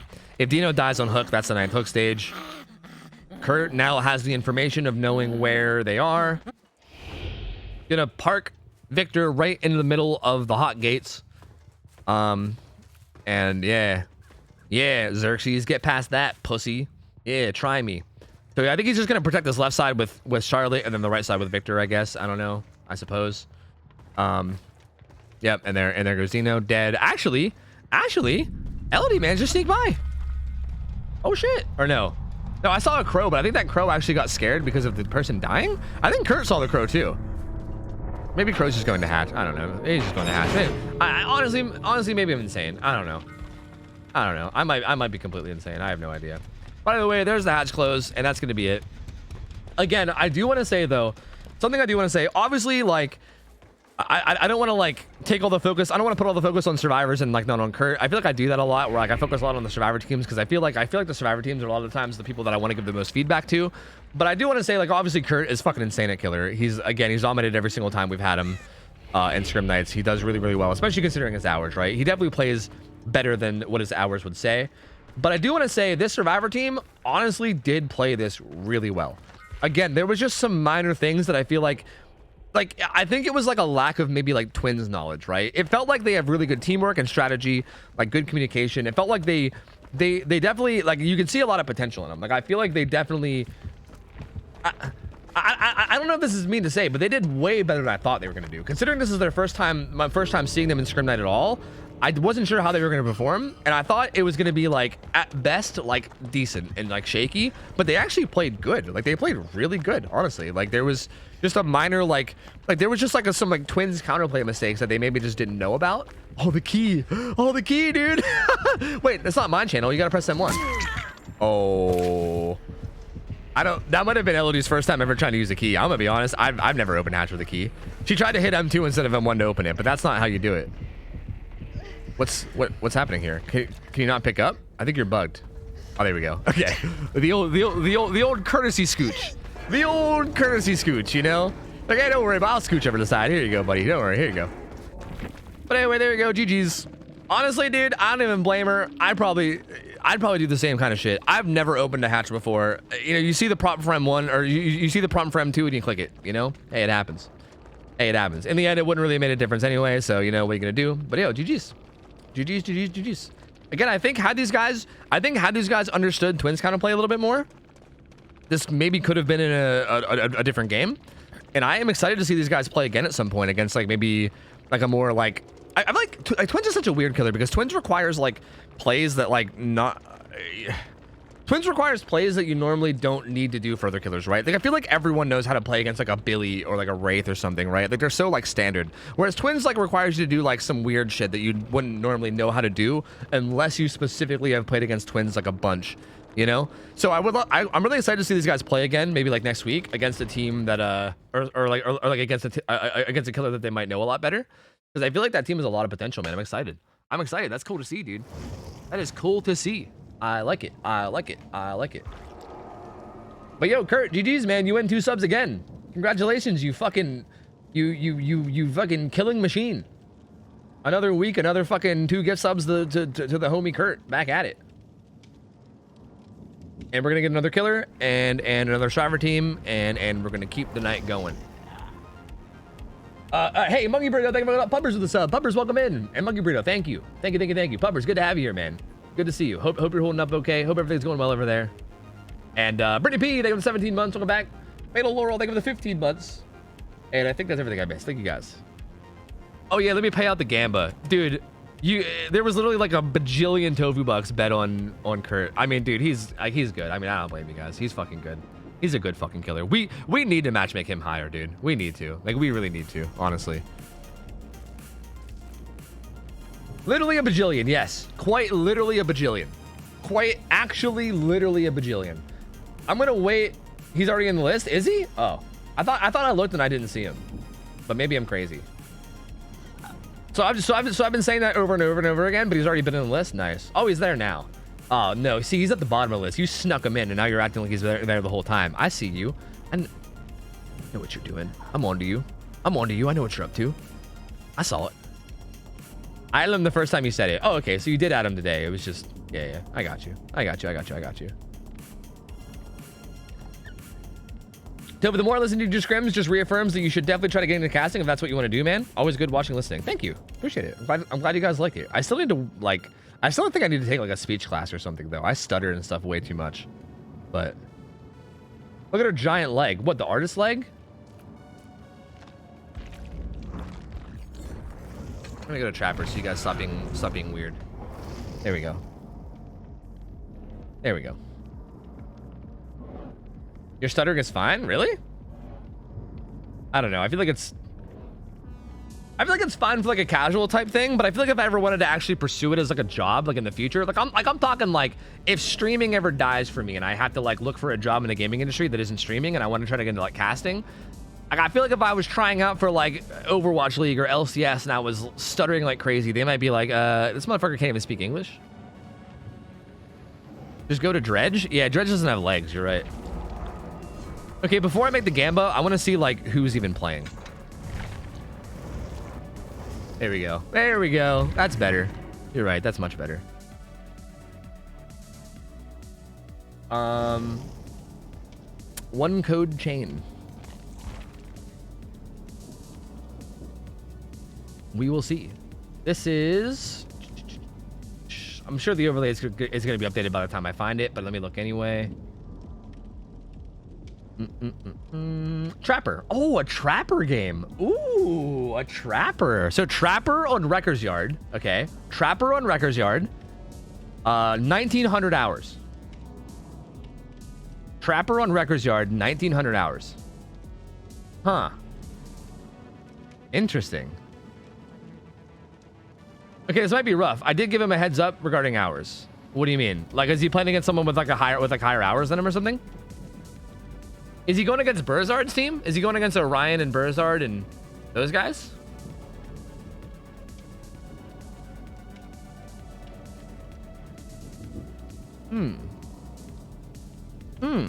Yes, sir. Okay. All right. Okay, so yeah.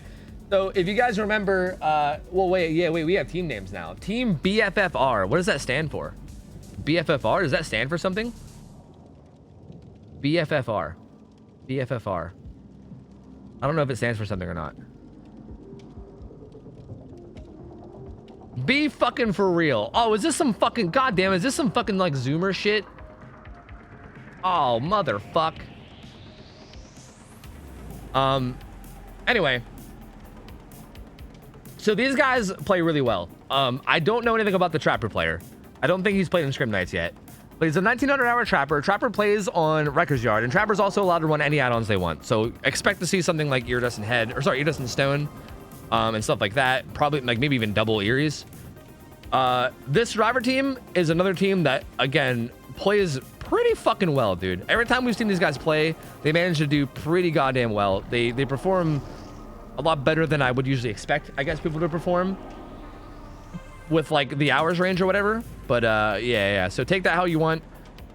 I was a Trickster from a couple weeks ago. Oh, this is the guy that played Trickster. Oh, I remember this. Oh, okay, so this guy did play. He played Trickster a couple weeks ago. I don't know if you guys remember that. I think it might have been the only Trickster game we've ever had, actually. Right? I think we might have only ever had one Trickster game ever. So I think it might have been our only Trickster match, if you guys remember that. I do remember that game. I do remember that match. So he's playing Trapper now. We're playing on Wrecker's Yard. Again, anything's allowed for Trapper. And yeah, Gambo away. I need to play some ads, but Gambo away. You guys can Gambo while I'm playing ads, okay? So Gambo to your heart's intent, but I need to play some ads, that way we don't get a mid-game. And we'll see how this one goes.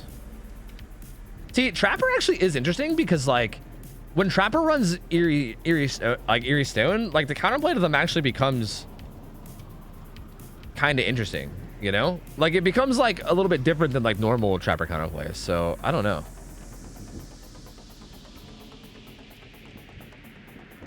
Double Eerie's fantastic for dealing with counterplay, although it lacks the snowball potential for Honing Stone Barrel. Yeah, like, I feel like Eerie Stone, or sorry, I feel like Double Iridescent feels like a really good, like, pacing set of add-ons, right?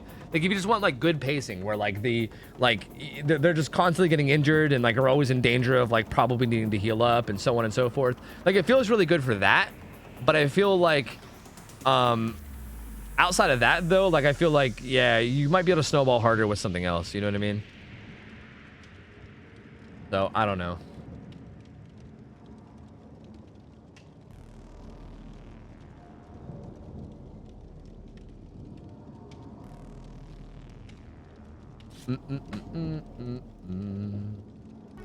I got a DVD ad. Wait, really? There's DVD ads? What the fuck?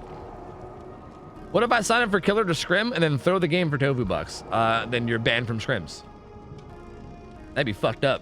Bro, Tofu bucks don't even mean anything. You're gonna throw Scrim Night for fucking Tofu bucks? The fuck?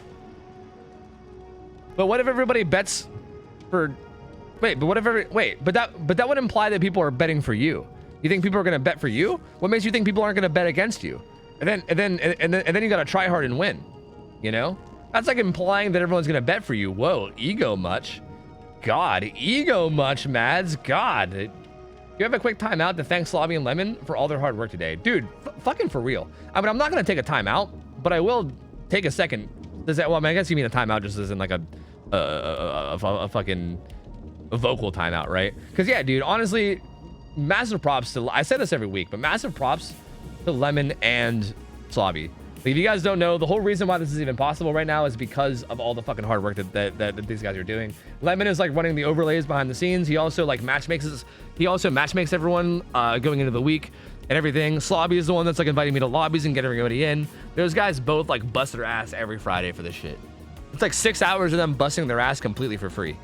So massive props to those guys. Like, they have been doing work again for free. I should pay them, but like I don't know how do I pay them. Maybe I'll give them some crumbs, you know. I'll feed them, easy peasy, you know.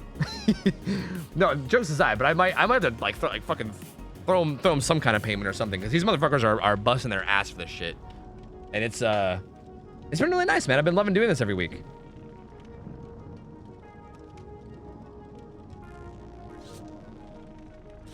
They're good at these streams are the best, dude. I like them a lot too. Yeah. Did you feed your mods? No, I never feed my mods. No.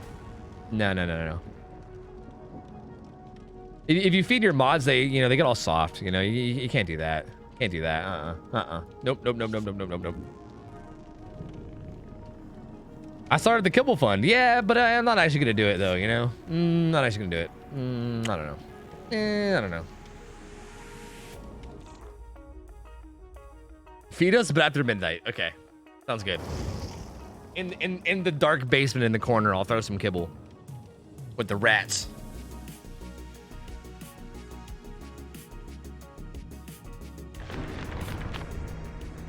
Alright, so here we go. So this is gonna be again Trapper on Records Yard. This will be interesting. We've only had like maybe like one or I think we've had 2 other Trapper games so far in Scrims. So again, I don't really know how this is gonna go. This is gonna be interesting. We'll see.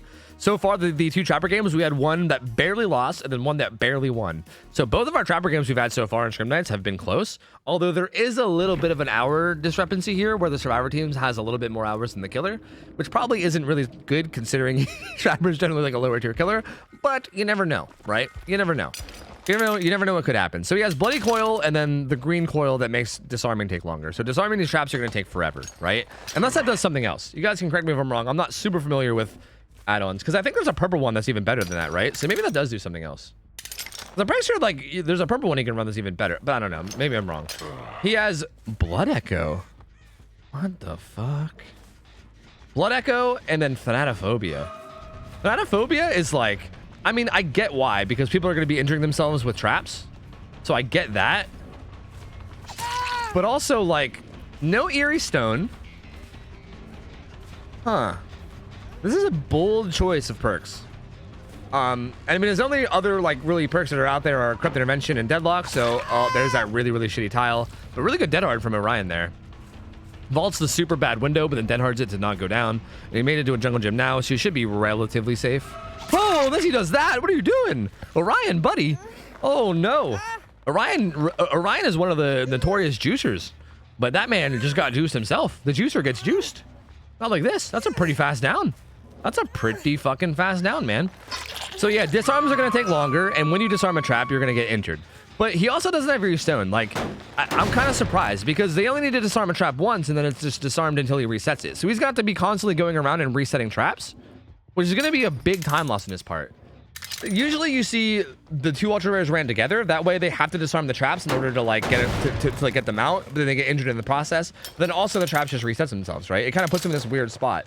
But this is interesting because these guys can like, they can have somebody that's injured that just goes around like disarming traps, and then it's going to force the killer to actually go reset them, which is a big time investment.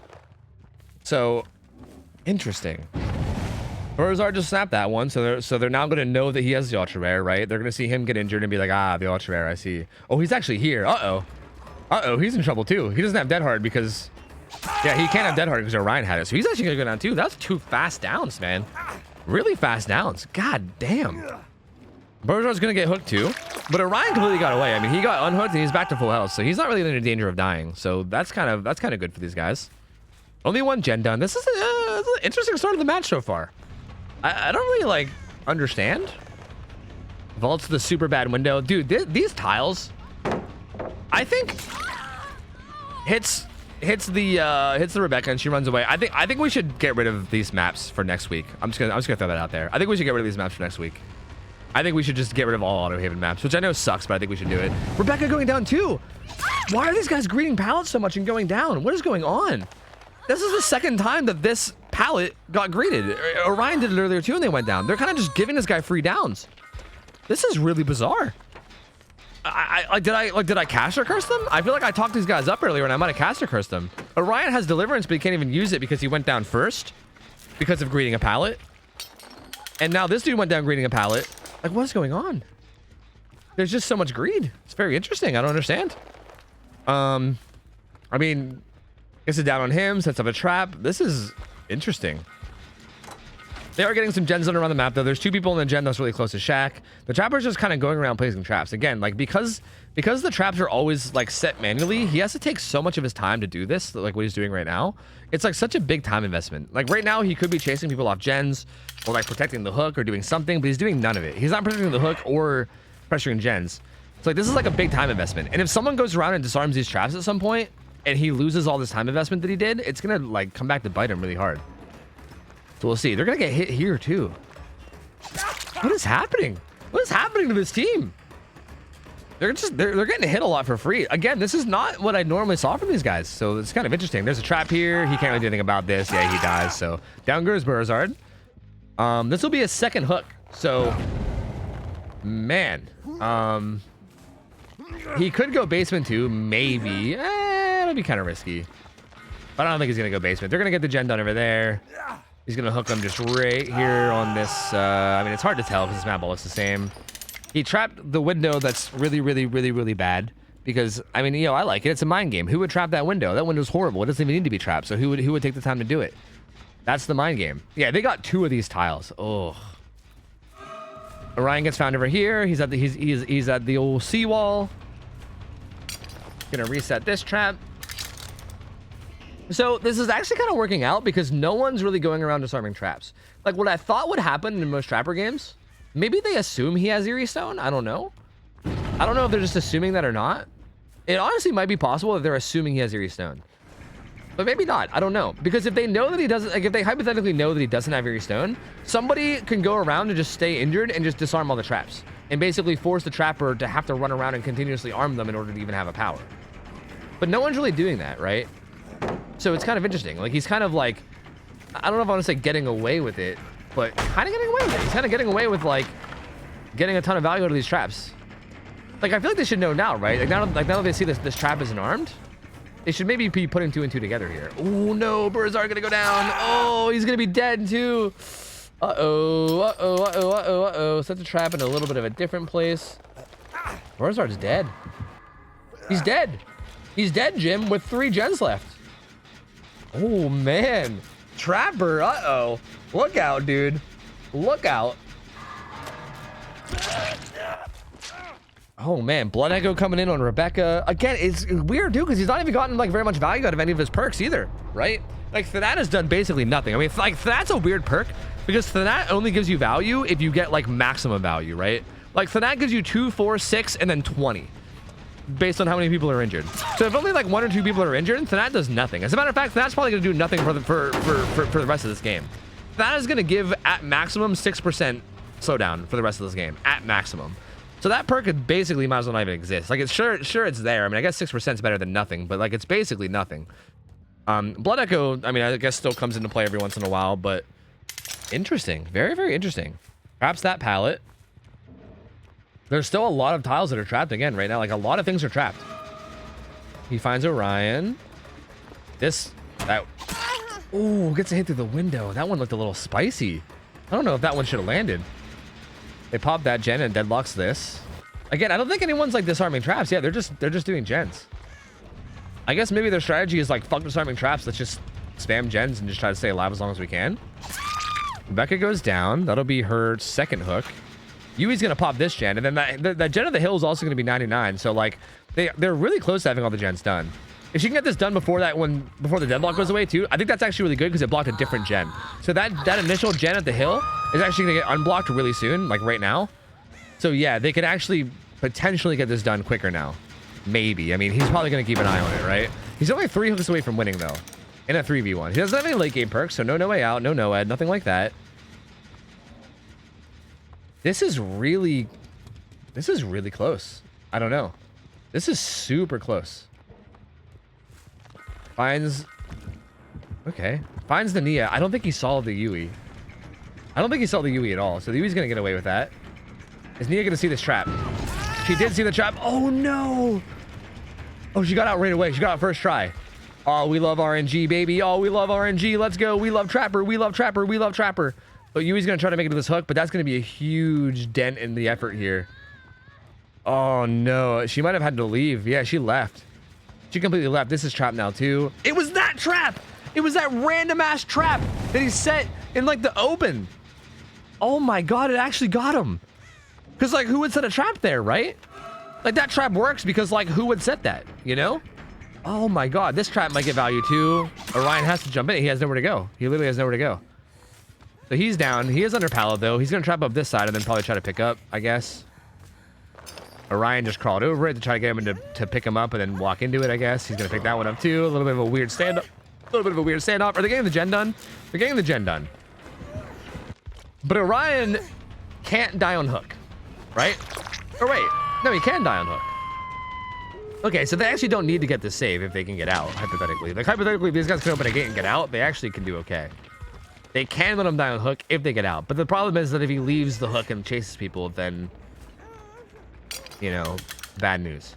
But he's kind of just setting traps. Like if they go to whatever gate is furthest and just open it. Is there a gate that's furthest though? Is there far gates? There's a gate over here. He's kind of near it. Where's the other gate? He's committing, isn't he? He's committing to Yui. Oh no, dude. Trapper OP, dude. Trapper OP. This is crazy.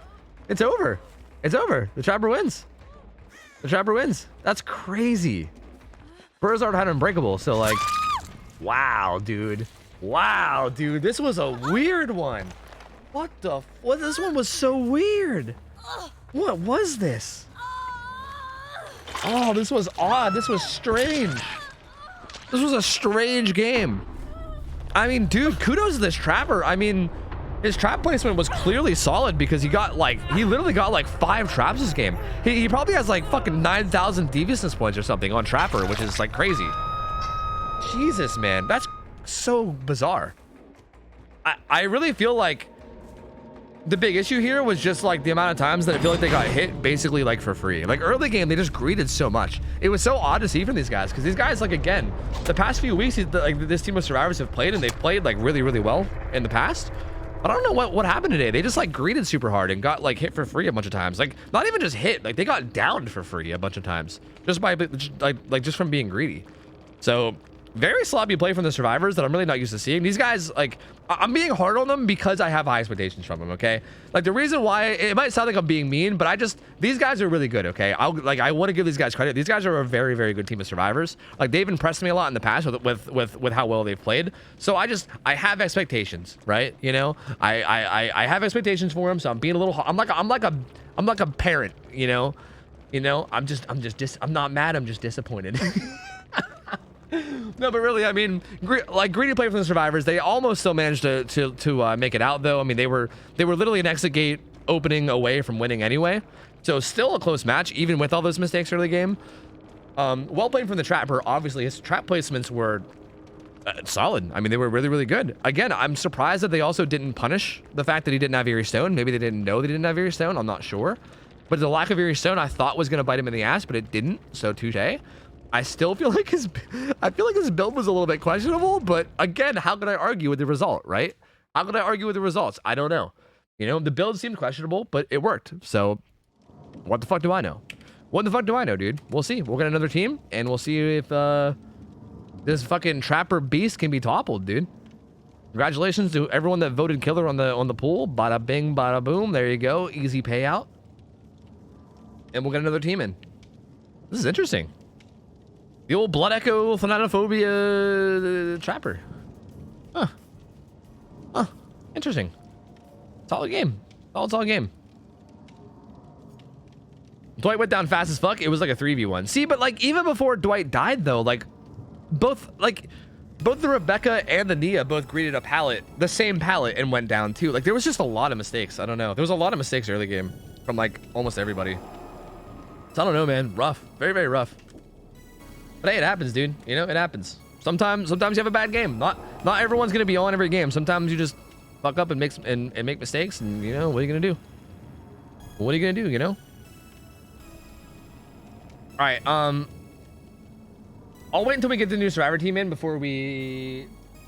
Okay, next team is Hex gonna give it to you, apparently. This is Sweet and Sour, Castaway, Karistan, Kissy Kiss, and Gilgamesh. I think this is also a new team, right? I don't think we've seen this team play either, right? Am I mistaken? I don't think we've seen this... I don't think we've seen this team play either. This is another, I think, brand new team to Scrim Knights, which is kind of exciting, I think.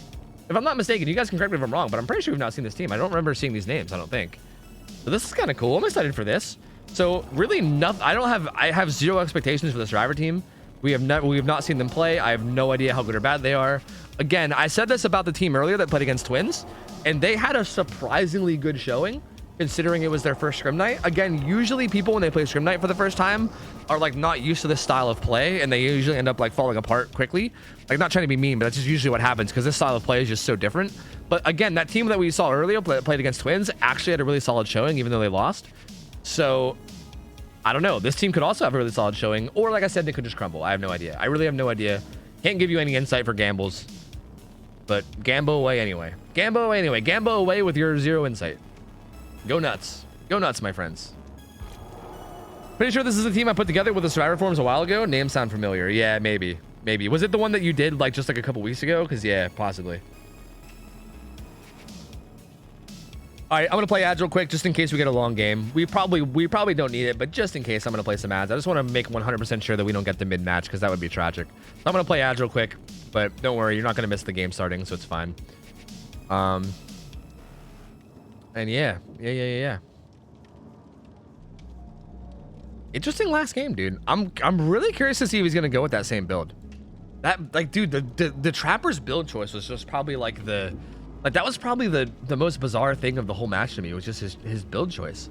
Like the add-ons weren't that crazy. I still feel like, I don't know. I still feel like you go with Eerie Stone every time, but the add-ons weren't that crazy. But like, dude, that Blood Echo, like, that was crazy, man. That's crazy.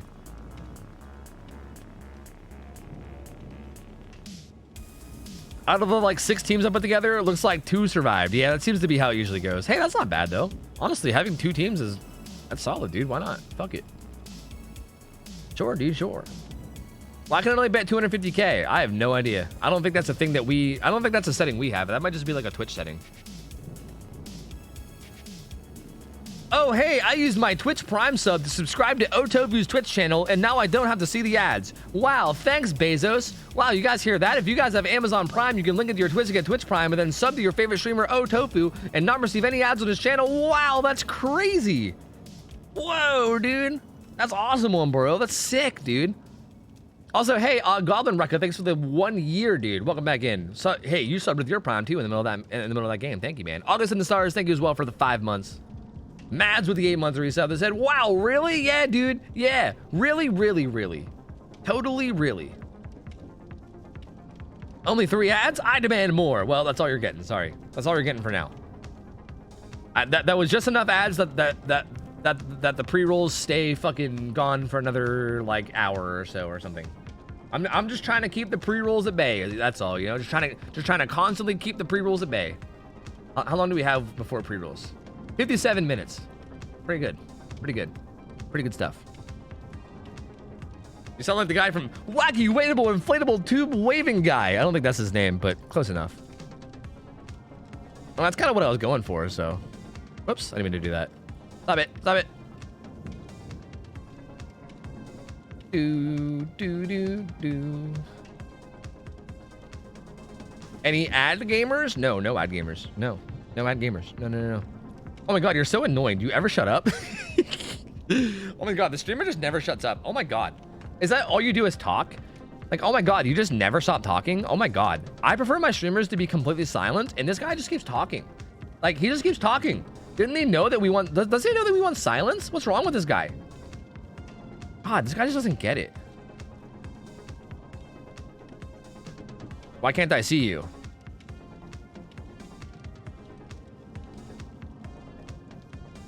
Is that what you want? Is that what you want? Is that what you're missing? Does that add to your streaming experience? Ugly Chicken, thanks for the raid, dude. Appreciate it, buddy. Hope you had a good stream. Thank you, man. How's it going, bud?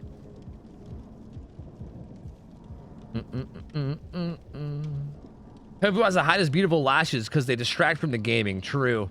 True. My beautiful, gorgeous lashes that I've been blessed with. I gotta hide them from everyone's eyes, otherwise no one will watch the gameplay, you know?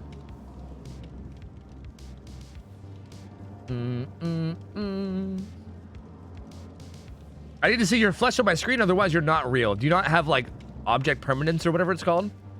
You lack object permanence. If I don't see it anymore, it's no longer real. It doesn't exist anymore.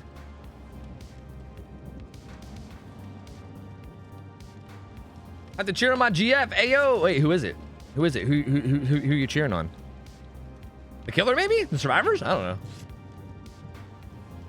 My apologies. Wacky, waveable, inflatable, arm flailing tube guy. I thought it was tube man, but you know what? Close enough. I'm down. I'm down with it. I'm down. Shut up, Fox Paws. Shut up.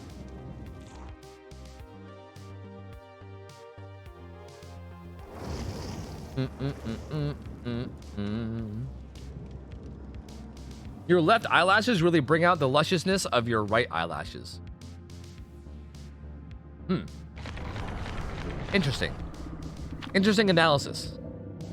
Is a trapper a console player? I don't know. I don't think, right? He said something in the no, he said something in the lobby, so he's definitely not a console player. He's definitely playing on PC of some kind. Either Steam or Epic Store or something. He's definitely on PC. Because he typed in the pregame lobby. I'm literally trying to form a scrim team. Yeah? You should do that. You should actually do that. Do that. Do it up. Yeah, to support your scrim night. Yeah, do that. Yeah. Make it. Yeah, go on. Make a team. Yeah. I'll help you guys learn. I'll practice with you. All right. The one playing Rebecca's my GF. Yeah, Swish called it somehow. Wait, what's the Rebecca's name? I don't understand. I don't get it. I have to look at it. Literally am, and you're yelling at me. Well, no, you said you'd asked the guy if they said, you know what, whatever. What the fuck ever. Yeah, you're right. You're right. My bad. Sorry, I'm in the wrong. My bad. I'll just say that. Okay, there you go. All right. There you go. It's fine.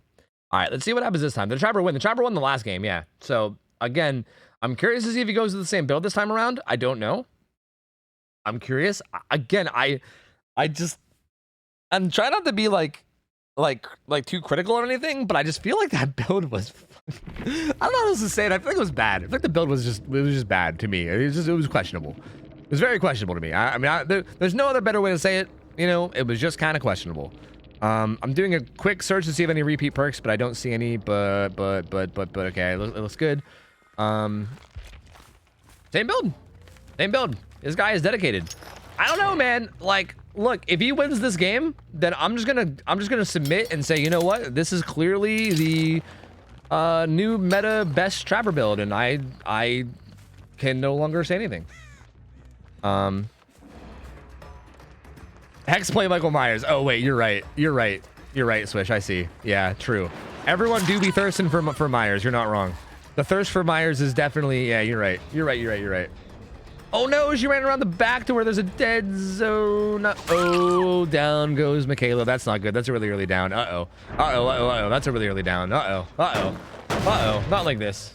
Our scrim's always in Auto Haven. No, we have maps selected for each killer. Trapper is always in Wrecker's Yard. But, again, I think if Lemon and Slobby and Swish and anybody else that might have a say in what's happening in Scrim Nights, if you guys support this idea, I want to see Auto Haven maps removed from the pool. Because I think with the new maze tiles, I think Auto Haven maps are way too RNG now. I think they're way too RNG. I think taking potential safe tiles and making them dog shit is kind of a major RNG factor to put into a game, and I don't really like it at all.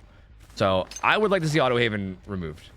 And we can maybe discuss like what maps people go on or whatever and come up with something, but I would like to see that myself. I don't know. We'll see. So Michaela's on the hook. Let's see how these guys handle it. Oh, I thought that Rebecca was getting chased, but it looks like he's just setting traps. See, again, I'm curious to know if it'll happen this game.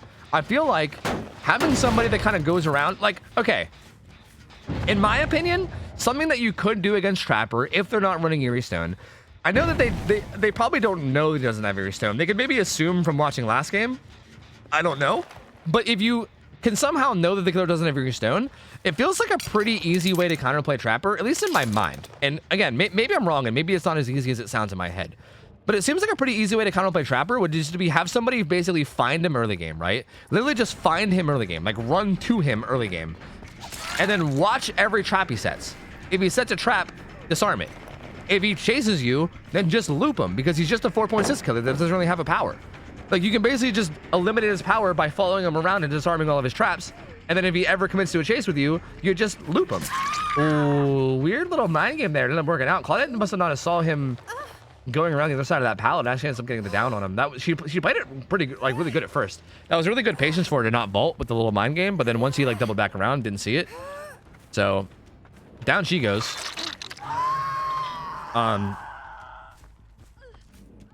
So that's two different hooks pretty early, but no one like, there's not like one person close to death hook or anything, but he is setting up a lot of traps. Like, again, this is a lot of traps with no disarms yet, I think. I don't think there's been a single disarm. So essentially this almost feels like the equivalent of like 6 pallets being broke almost. Like, you could basically equate it to that. Like, there's a lot of areas of the map now that are almost like unplayable because of the traps. He saw that guy behind that rock. Yeah, he's gonna sneak around and get the hit. It is the Michaela that got hooked earlier too, so she needs to be careful. There's a trap. She didn't go to it. That's also trapped though. Yeah, it's like everything's trapped. That pallet's also trapped. Is there a pallet here? Okay, that pallet's not trapped. She can use that one, but I don't think she's going to. She's going to the corner. She's gonna die.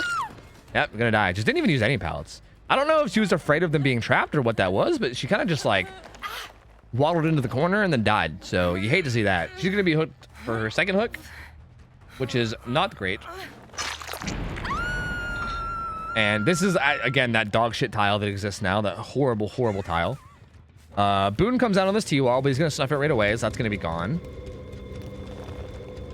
Gonzo. That trap is actually placed a little too far to the side. They could probably actually loop that pallet. I don't know if they realize that or not, but that trap was like placed a little bit to the side, and I think they could actually get around that. He's gonna come kick this gen. I'm not, they might have left this gen at 99 to eat deadlocks. I'm not sure, but maybe. But if so, it's regressing now, so they might have to go tap it at some point. Looks like they're healing under hook. 2 people are doing 2 different gens as well outside of that. So there's basically 2 people in gens, and then they're healing under hook right now. So they're getting a lot of, they're doing a good job in terms of like progressing the objective. The Trapper not currently pressuring anybody, but does find the Claudette.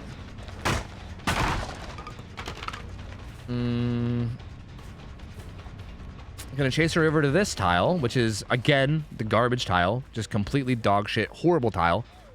The Claudette wisely just leaves it because you don't want to stay there. It's horrible. Oh! Ooh! Fancy! Fancy, fancy! Goes to the big dick swing through the pallet and actually gets it. That was kind of sick, actually. Gets the down, though. And down goes Claudette. Rebecca's here, too. She's probably gonna get hit. Well, she does have this shitty pallet here, so maybe she'll be okay. Maybe. I don't know. This pallet does suck. Oh, she has this pallet, too. Is she worried about traps? I don't know. I can't tell if their strange decision making is because of them being scared of traps or what. Because she had a pallet right in front of her that she could have made it to, and she like did a little zigzag and then didn't go and then got hit instead. So she might have thought it was trapped, maybe? Because it seemed like a weird decision because she could have easily made that. I think it must be fear of traps, right? Good vault there, though. Doing a good job of finding this pallet and then playing it. We'll see how well she can play it. The trapper kind of swinging for some reason, even though it didn't need to. Good patience there. Runs to the window. Solid play from this Rebecca so far. There's only 2 gens left. They're doing a good job getting gen progress, too. Ooh, trapper gets him there, though. A little bit too patient, but I mean, honestly, in that situation, it's kind of hard, right? It kind of comes down to like a 50-50. I think she still played that pretty well, all things considered. Definitely bought a good bit of time. Teammates are mostly recovered. I think did she just disarm a trap? I think she might have. Is that why she got injured? I don't know. Oh, they have a rainbow map with crystal bead. So when the person with the map basically pulls out their map, they can see all the traps. That's actually kind of sick. Because if you're getting chased and you really need to know if something's trapped, you can be like map, and then your teammate can use the map. Oh, didn't help him there though. Didn't help him there. But that's an interesting strategy, right? Like you can basically like bust out the map at any point if you need to know what's trapped. That's actually kind of cool. But that's Claudette dead. That's her on death hook, dude. Oh, that's not good. That is not good though. Michaela's sneaking around. Michaela needs to be careful because she's on death hook, and I think that's what she's doing. I think she's trying to be really careful. She's going to get this gen back to 99, if not finished. Finds another one of these, like, Ormond tiles here, but there's really nothing here. This Kate's probably going to go down, but the Kate has not been hooked yet, so this really isn't the end of the world for these guys.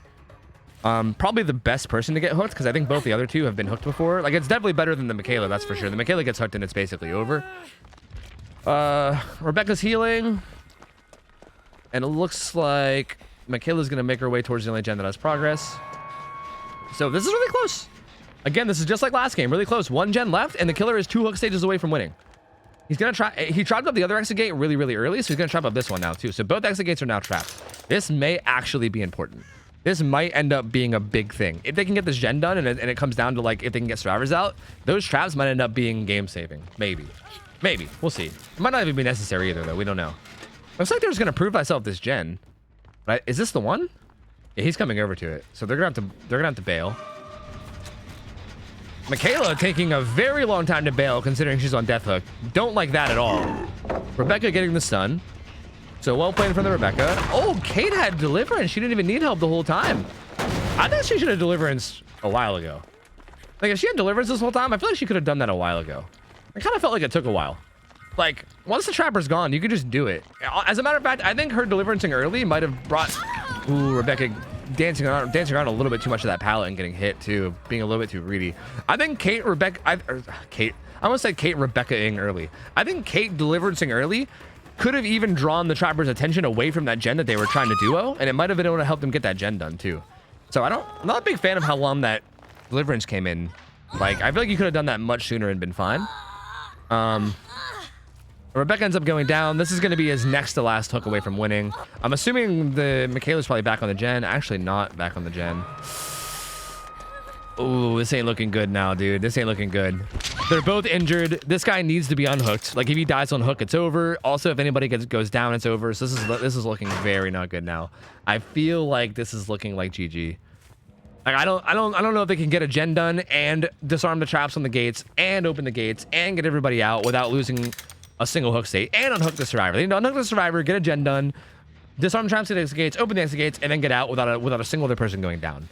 That's too much. It's too much, and this game is pretty much over. Which, again, another kind of close one though. Like another kind of whoa, dude. She just like crawled like 30 feet after getting down. What the fuck? But yeah, there you go. There's the down. This is gonna be the hook that finishes it. This is the 9th hook. That's gonna make it enough to guarantee the kill for killer. The win for killer. I think I've been talking too much today. And dude, 2-0 trapper. The fucking 2-0 trapper god out here. I mean, what's there to say? I don't know. He's just a fucking Giga Chad, you know? The man is just a Giga Chad. Kate gonna not quite go down there. Rebecca's doing a gen, but again, this doesn't really matter too much because it's already over anyway. We'll see if the Rebecca... like I said, we'll see if the cake can juice a little bit, but not quite. Has again that shitty tile that is really, really bad. Did they get 2 of these? I think they got 2 of these, didn't they? You know. Oh, did I bug him out? I bugged him out. I bugged him out. Fuck. Or did I? Okay, he fixed himself. Thank God, he fixed himself. We're good. Woo. But yeah, dude, like, I don't want to sound like a broken record. I know I'm probably getting annoying about how much I'm bitching about this, but dude, I just, this tile ruins my life. I hate it. I hate it, man. It ruins my life. It feels so like, I don't know, it feels so bad to be Survivor and you get 2 of that tile, you know what I mean? When you could have had good tiles there, like, ugh. And they even have this one too. This is like that new like Macmillan tile that's not even that good either. So, what are you gonna do? I mean, I don't think that was necessarily the big role in, you know, this game swaying towards the killer. I don't think that was like the biggest difference maker or whatever. It still just feels bad though. But hey, GG's. I mean, well played from this Trapper. I still feel like, you know, I'm not gonna say it. No, I'm not gonna say it. I said that if you won this game, I was just gonna accept it. You know what? I'm gonna accept it. You know, good build, good gameplay. Motherfucker just, he went 2-0. I mean, what can I say? He's a beast. Dude's a beast. Touche. Well, I mean, very well played. Good try from these survivors. Again, it felt rough because I couldn't really tell what was going on with them. Again, I couldn't tell if they were like worried about traps being somewhere when they weren't. Because it felt like sometimes there was like pallets in front of them and they just weren't even going to them and they were like getting hit instead. And I couldn't tell if that was them being paranoid about traps or what, but that was a little bit weird. Outside of that though, like, I mean, solid overall showing for the first scrim night, and they're always welcome to come back and try again. And, you know, overall, good game. 2 close games from Trapper. 2 very close games from Trapper. Interesting. Very, very interesting. GG, boys. GG's. So, hey, one code chain. You get subs. You win gift subs, my friend. You get 2 gift subs to any channels of your choice. I mean, you can split them up however you want. Just 2 gift subs on Twitch is what you get. I can gift you 2 different subs to do 2 different channels. I can gift one channel 2 random gift subs. I can gift 1 sub to 2 different channels. However the fuck you want them. Just DM it to me on Discord, and we got you. But well played, man. Well played. How can I play? You gotta sign up. The signups aren't open right now, but the signups will be open soon. We do monthly signups. October's about to end, and November's about to start soon, so the signups aren't currently open because we're about to change a month. But basically, you can sign up by, basically, okay, if you want to come into my chat at some point in the next few days and type this command, !forum, it'll give you a link to the forum. Either that or join my Discord. In my Discord, there's like a whole section that's dedicated to scrims. You can check in there too. The forum will also be posted in there once it's ready, which it should be ready in like the next few days or something. So if you want to play, that's how you play. Dino Melon, dude. We got Dino Melon. The Dino Melon's playing Slinger, 2,500 hours. 2,500 hour Slinger player. What do I message for the subs? Me. You can DM me on Discord. One code chain. Like, you can just hop into my Discord and just like my name should be at the top of the list. You can just DM me. DM me, try to include your Twitch name so I can like copy paste it and make sure I don't like get to the wrong person. So like give me your name and then also the name of like whatever channels you want. I mean, if you want the sub to you, if you want the sub like for your account, then like make sure you give me your name, like exactly how it is on Twitch, and then also give me whatever channels you want subs to. Last scheduled Survivor team is this one. Do we have previous teams that are around that could keep playing if we need them? I mean, we're about 5 hours in anyway. I mean, I guess we could end it once this team loses or something. Or like whether they lose or win twice or whatever, right? Like once they're done, I guess is what I'm trying to say. Like once they're done, I guess we can end it. But if someone joins in memes, do they get in trouble? Asking out of curiosity. Yeah. If you join and you just don't try, yeah, we'll just ban you from ever participating again. Yeah. Yeah, I would much prefer if people didn't waste our time for sure. Did we get our prediction payout? Oh yeah.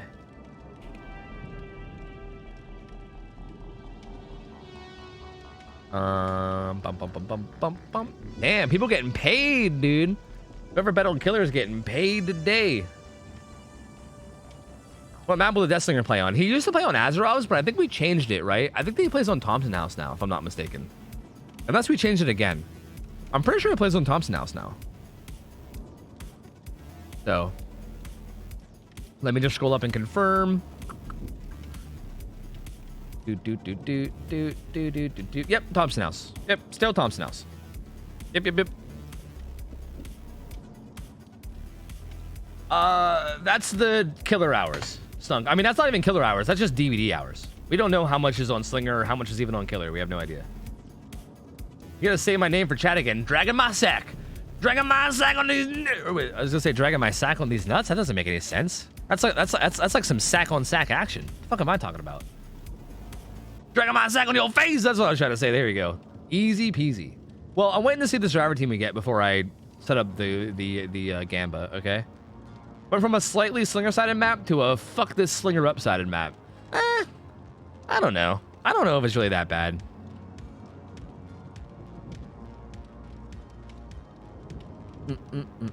What if I'm really bad and it looks like I'm not trying? I mean, that's fine. Like, I think there's a clear difference between someone that's like purposefully memeing and someone that's just bad. Like, if you're just bad, there's nothing wrong with that. Like, there's nothing wrong. Like, I mean, like, I think the worst part that can come of that is some people in chat might like Omega Lol at you or something. So as long as you got thick skin and you don't get hurt by Omega Lols, then you'll be fine. But we're not gonna ban you or anything if you're bad. And there's a clear difference between someone being bad and someone throwing on purpose, you know? Sack on sack violence, true, dude.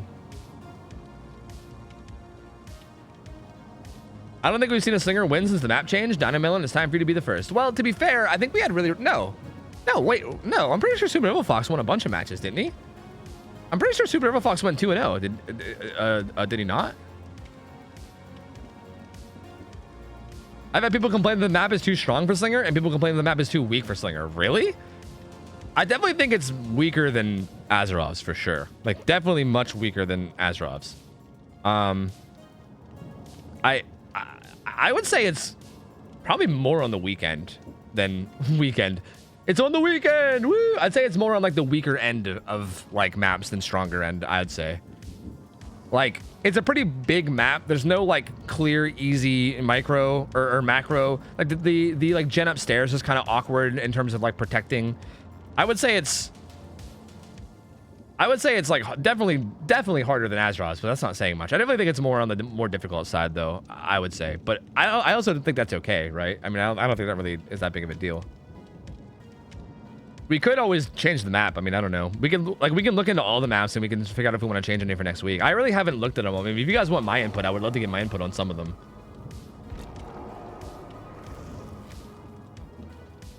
I still think Huntress can get a map change. I feel like Huntress still feels to me like a little too strong to be put on Cool Tower. Like, especially considering a lot of our matches are like mid-level, where like maybe at like mega cracked level play or something, Cool Tower makes sense. But I feel like a good Huntress that has like mid-level hours usually just shits on people. Like, it's usually just a fucking stomping, you know? But I don't know. I mean, I guess it could. I mean, I don't know. Hard to say. Anyone signing up as Huntress is also a Huntress main. Yeah, true. True. Like, they're usually pretty cracked at Huntress.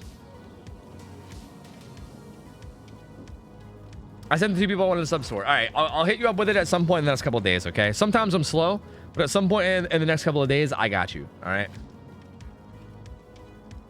Worst map for both sides? I mean, it depends on your killer. Like, as killer, there's not really one... I mean, you could probably say the game, maybe. Like, maybe the game is the worst for killer overall, but it also depends on the killer, right? Like, there's certain killers that are actually not that bad on the game, you know? But yeah, I don't know. Like, I would actually argue Wesker is really not terrible in the game. A lot of the god palettes in the game get, like, kind of fucked by Wesker because you can just vault them and stuff. Like, I feel like Wesker probably has worse maps in the game, I'd say.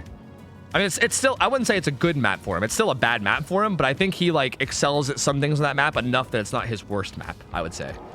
But yeah, I don't know.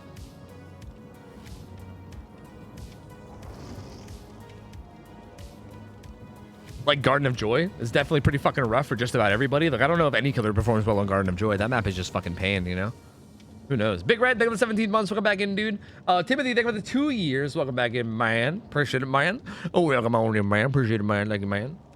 Oh, thank you, man. Appreciate it, man. Man's gonna finally say cool now, kinda. Wait, did I say it right? I probably said it right on accident, to be honest with you. Has anyone signed up as Wesker Gate? We saw Tin Can play Wesker, like, weeks and weeks ago. Like, that was maybe like 3 or 4 weeks ago. I think we saw Tin Can play Wesker, and I think we might have seen maybe one other Wesker game, maybe. I can't remember. But I know we at least saw Tin Can play and maybe someone else, but I'm not 100%.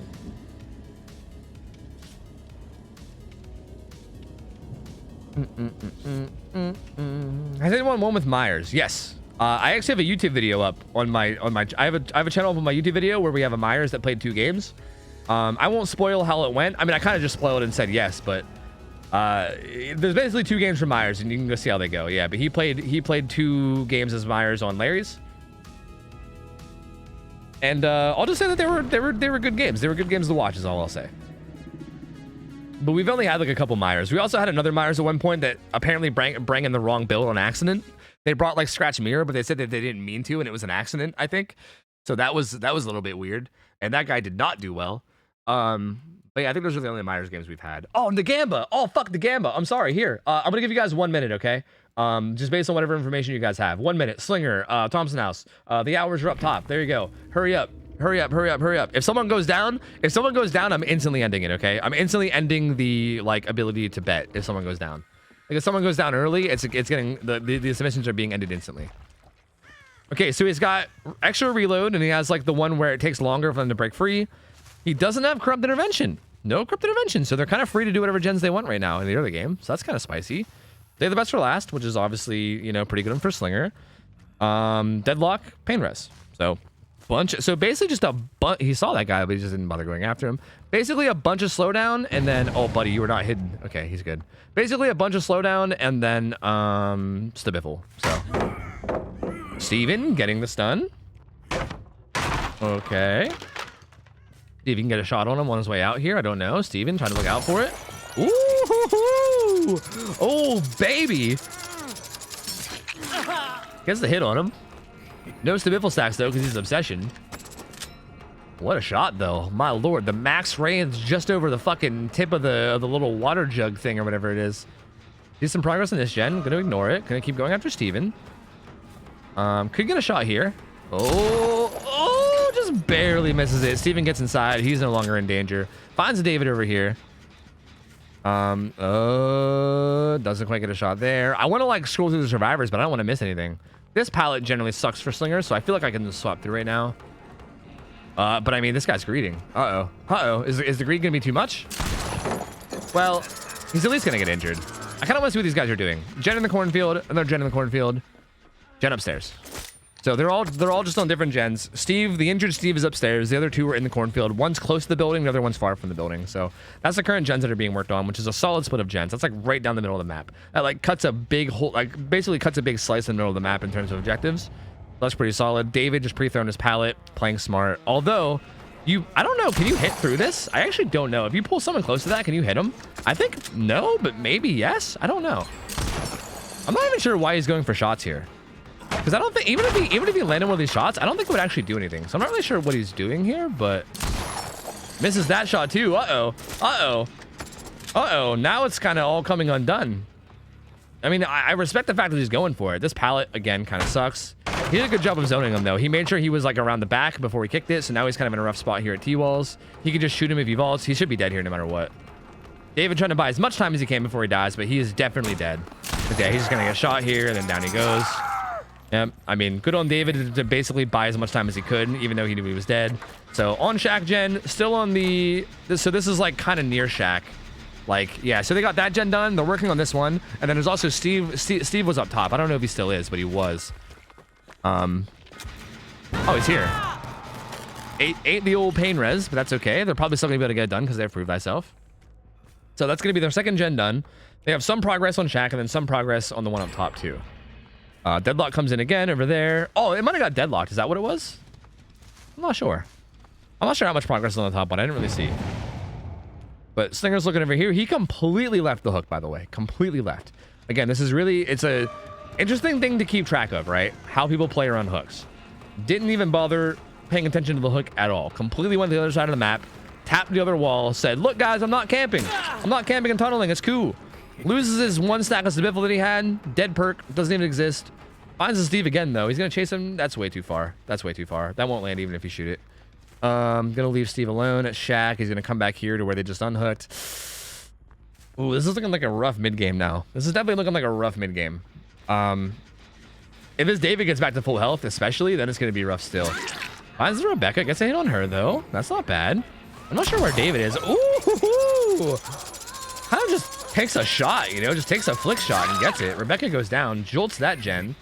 Not bad. David's up top. He's not full health yet. He's not going to be full health anytime soon. Her deliverance is active, though. Shh, don't tell anybody, but her deliverance is active. Looks like Elodie's going to come over to Shaq Gen with Steve, and they're going to do it together. She might heal him real quick. Yeah, that might be a thing. David's still up top all by himself. See, this time, like, man, I know I'm like fucking critique Andy out here, but this time it was too early, dude. I mean, the fucking built-in borrowed time, or maybe it was off the record, I don't know. I think it was built-in borrowed time is still, you know, comes into play, and he doesn't actually go down. Whoa, wait, what? Did he lithe into him? Well, he vaulted into him with lithe, and now he's got some distance, but he's probably still gonna die. This one, like, I know earlier I was like giving that Kate shit like a couple games ago. Ooh, good shot there on the LED too. So this is okay. It's starting to turn around a little bit for our boy. Another stack of Stabipple. He's up to 5 stacks now, so he's starting to stack up Stabipple too. Okay, you know, I was gonna say really bad spot for Slinger, but now it's starting to turn around. Now it's starting to turn around a little bit, and now it's starting to look a little bit better for him. I think, again, I know I'm probably getting annoying with like the deliverance too early, deliverance too late, but I feel like the Kate waited way too long to deliverance, you know, like a few games ago, and then I feel like this time the Rebecca did it way too early to the point where the Slinger wasn't even gone yet. Like he was still there, and he was just able to easily down her again, and it basically just fast forwarded her to struggle. Like that's basically what happened. Is she just like fast forwarded to struggle state. This David most likely gonna die. Probably doesn't really have anywhere to go at all. Yep, down he goes, right beside the hook too. And he's gonna take advantage too. He's gonna sit here. This might be over now. If he really just he needs to go back to the hook. Just go back to the hook and just patrol it. If this LED sneaks up and unhooks, it's gonna be so good for these guys. What's she doing? She was too far away. I think she maybe assumed that this wasn't even gonna happen. Does get the shot on Steve though. He's actually gonna break free too. He kind of threw here. He could have just patrolled that hook and secured that kill, and this game would have been over. Don't really like how he played this, to be honest with you. Now they're all up again. I mean, he might still be in a good position to win. Like, he might still end up winning this game because he's still in a good spot, all things considered. But the game could have been over 100% right there. Like, that could have been game over right there on the spot without even playing anymore, right? Like, he could have ended it right there. So, but hey, he downs Rebecca again. Or sorry, not the Rebecca. The Elodie is down, so she's gonna be hooked. The Rebecca did get away. She needs to be careful. She needs to get back to full health, and she needs to play really, really careful because she is now on death hook, and her dying is gonna be big, right? Like the longer it takes for her to die, the better. And the faster that he can kill somebody like Rebecca, like the faster the game turns into a 3v1, the game becomes miles easier as killer. That's gonna be a big thing, is how long she can stay alive. I think she needs to be full health. She does have Blood Amber, which is good, so she can kind of see where the killer is using her key. Oh no, Steven! I didn't get to see what happened here, but Steven must have been at this gen, and he must have tried to loop it instead of just throwing it. So Steve goes down. You hate to see that. As Swish would say, just throw the damn pallet, dude. Just throw the damn pallet, bruv. Just throw the damn pallet, bruv. But looks like Rebecca is getting healed now, and that's gonna be Steve's first hook. There's still 3 gens left. So this is still really close. I don't know. This could still swing in either direction. I'm really not 100% sure. Like, he only needs, what, like 4 more hooks to win? And there's still 3 gens left. And he has a lot of slowdown perks. Ooh, the med kit was poking out. He's probably gonna die. Yep. Yeah, this is feeling more and more like Slinger win. Yep. This is feeling more and more like Slinger win just because these, like, I feel like people are just going down way too fast. Like, people are just going down way too fast. So, down he goes. He's going to get hooked again.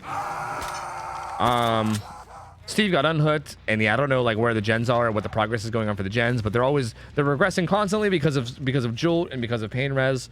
There's constantly gen regressing coming in. He sees these guys. He might go for the fancy shot. Go for the fancy shot. Okay, you went for the more safe shot, which I can still respect. Good shot, though. I mean, that was still a really good shot on Elodie. Gets a hit on her. She's gonna run away. Only 3 hook stages away. 3 hook stages away. Steve heals. Sees a crow in the field. Sees the Steven. He's gonna get the okay reassurance, and then kept running. Leads it a little bit too much and doesn't quite get the hit. He probably thought he was gonna take that corner tighter than he did.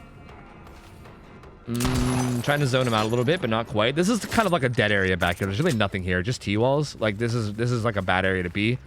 But I think Steve is just trying to buy time for his team to, like, I don't know, save each other and stuff. So lets himself get broken out there. I'm curious to know if his team is taking advantage of this. Yes, she's gonna come in and unhook. Gen's being done across the map. Oh no! This is, oh well, he got caught there for a second. No, he's dead. He's dead. That purple add-on just makes it so hard to actually get free from the chain. That's gonna be Steve's second hook too. So still nobody dead, but like this is probably gonna be pain res again, right? Yep, pain res. These guys just screamed. They're all panicking. They're all injured, and it's only one more hook, right? Only one more hook, I think. No, two more hooks. Two more hooks. But still, only two more hooks. Still 3 gens left. Pain res just keeps coming in, right? Like they just keep going down so fast that pain res just keeps coming in over and over and over again. Like it's just so hard to like keep up gen progress when there's just this much jolt, this much pain res. Gets the shot on Elodie. 6 stacks is to Biffle. Gonna hit her quick. Gonna turn around. See the David. Gonna zone. Well, he's kind of like chilling here somewhere. Yeah, he knows he's chilling here somewhere. Right there. Ooh, doesn't go for it. Can go for it here. Can go for it there. Goes for it there. Interesting. He's gonna pull him to the pallet. I don't think he'll get that. I was gonna say I think he should have pulled him around the other side. Actually, maybe. Well, maybe he was too far. This David should likely be dead though. They do get that gen done eventually. Good little sidestep juke there. Rebecca running in and taking a hit, but that doesn't really do much because he has to save the best for last. He kind of recovered from that hit super quick, so I don't even really know how much that did. Yeah, all that did was get her killed. Yeah, she's dead now. Yeah, she tried to come in and help, but all that she did was just die. Like she came in and just died. He still wants David too, though. He knows that David's still here, so he actually wants David. He's not happy with just Rebecca. He wants David too. And there he goes. Yep.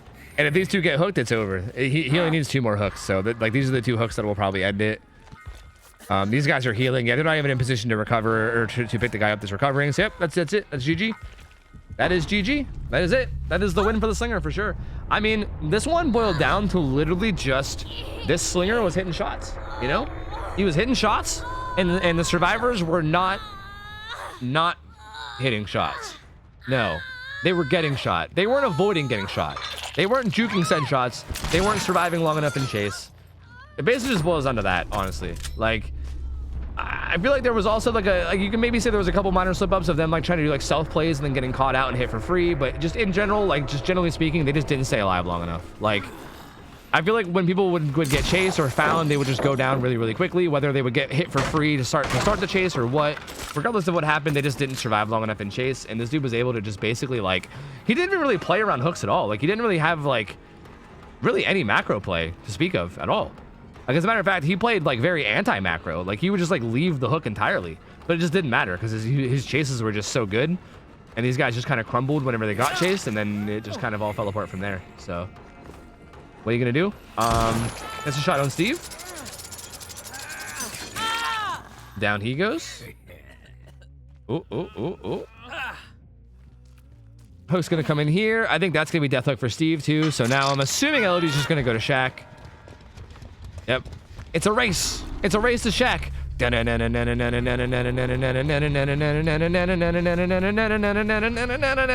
think Elodie's gonna win. Wait, but she might get shot. Oh. There she is. Ooh, out of range. She makes it. But doesn't really change the end result. The end result still is victory for Slinger. Hey, GG's, man. GG's. Well played by the Slinger. Good try from the survivors. But yeah, what are you gonna do? GG's, man. Solid match. I mean, it's always an interesting match when the killer again doesn't play macro at all and still manages to like have a very decisive victory. So kudos to Dino Melon. I mean, he just was really good at hitting shots. And the survivors just couldn't quite survive long enough in chase to really do anything about it, and just kind of snowballed to victory, you know? What you gonna do, man? What you gonna do? GG's. Do we have another survivor team? Like, is Burzard's team around to come back and play this, or are we done so?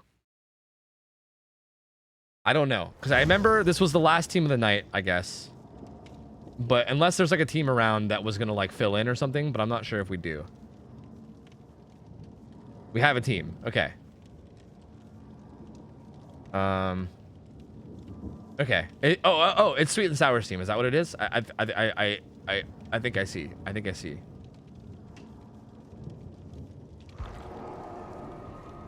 For the tiebreak, I'm 1v1ing him. Okay. Okay, buddy. Okay. Okay, buddy. Okay. All right, this will be our last last game of the night coming up. The Survivor team isn't going to be playing for any kind of a prize because I'm pretty sure they're a team that already played earlier and already lost. So I don't think they'll be playing for a prize. It'll mostly just be like a kind of like a show match for them. But the killer will be playing for the prize because this will be a second game. So if he wins this, he'll win the prize, and if he doesn't, then like it doesn't really matter anyway because you know it's the last game of the game or it's the last game of the night regardless. But yeah.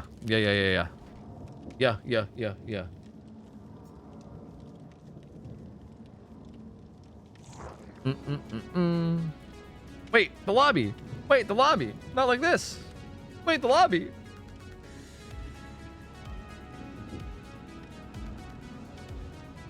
All right, I gotta play some ads, guys. I gotta play some ads to make sure that we don't get ads during the game. This will be the final ad break of the night. Okay, just bear with me. I just gotta make sure we don't get any mid-game.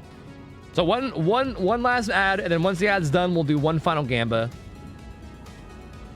and then Scrim Night will be wrapped up. I gotta sit back down. I've been standing for hours. I am also hungry as fuck. I need some goddamn food in me. Kind of dominated by killers tonight. Kinda, yeah. Actually, I don't think a single Survivor team went 2-0, did they? Or no, wait, no, the very first team did. Like Switch's team went 2-0. I think Switch's team was the only team that went 2-0, right? I think aside from Switch's team, I don't think any of like the lower hour teams, like once we broke away from the high hours, I'm pretty sure none of the lower hour teams won tonight. Well, not one. They didn't go 2-0. We had a couple Survivor teams win, but they didn't go 2-0. Yeah, killers did kind of dominate today. That's yeah. Like you're honestly not wrong. Survivor's so hard, dude. It is. Survivor is so hard in this, man. It's so hard. Like, I feel like at least like introduction. Like I don't know like what side is harder. Like when you get to like super high level play or whatever.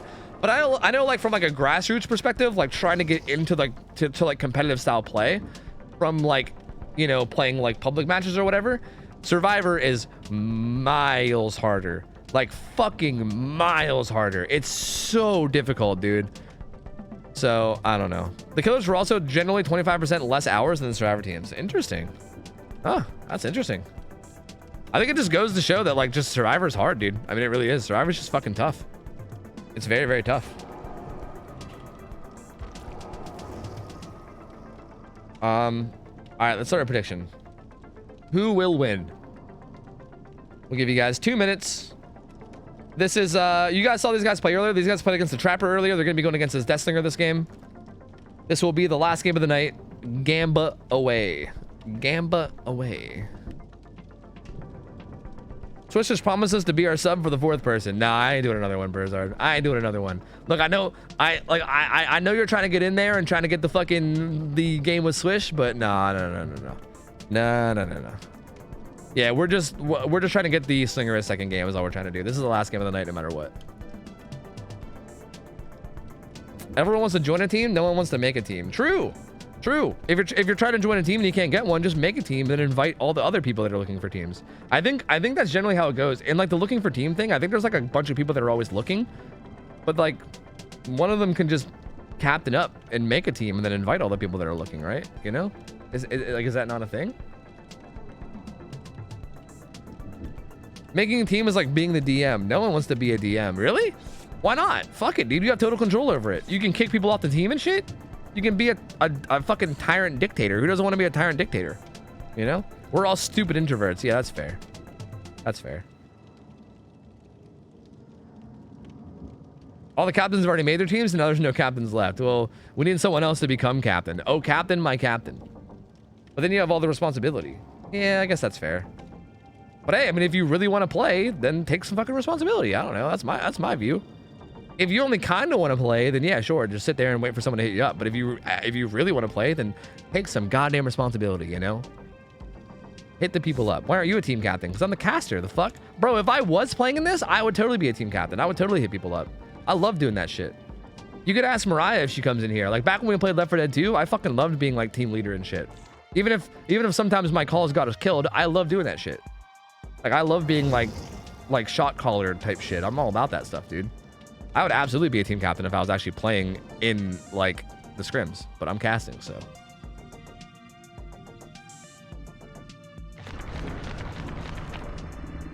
But yeah, that being said, I mean, all because you're the person that formed the team doesn't even necessarily mean that you have to be the shot caller, right?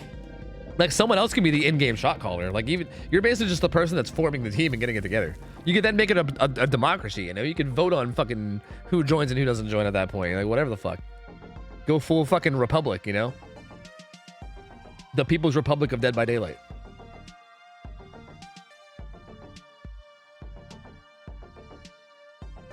You know what? I'm gonna start a team. Do it, dude. Fucking do it. Start a team.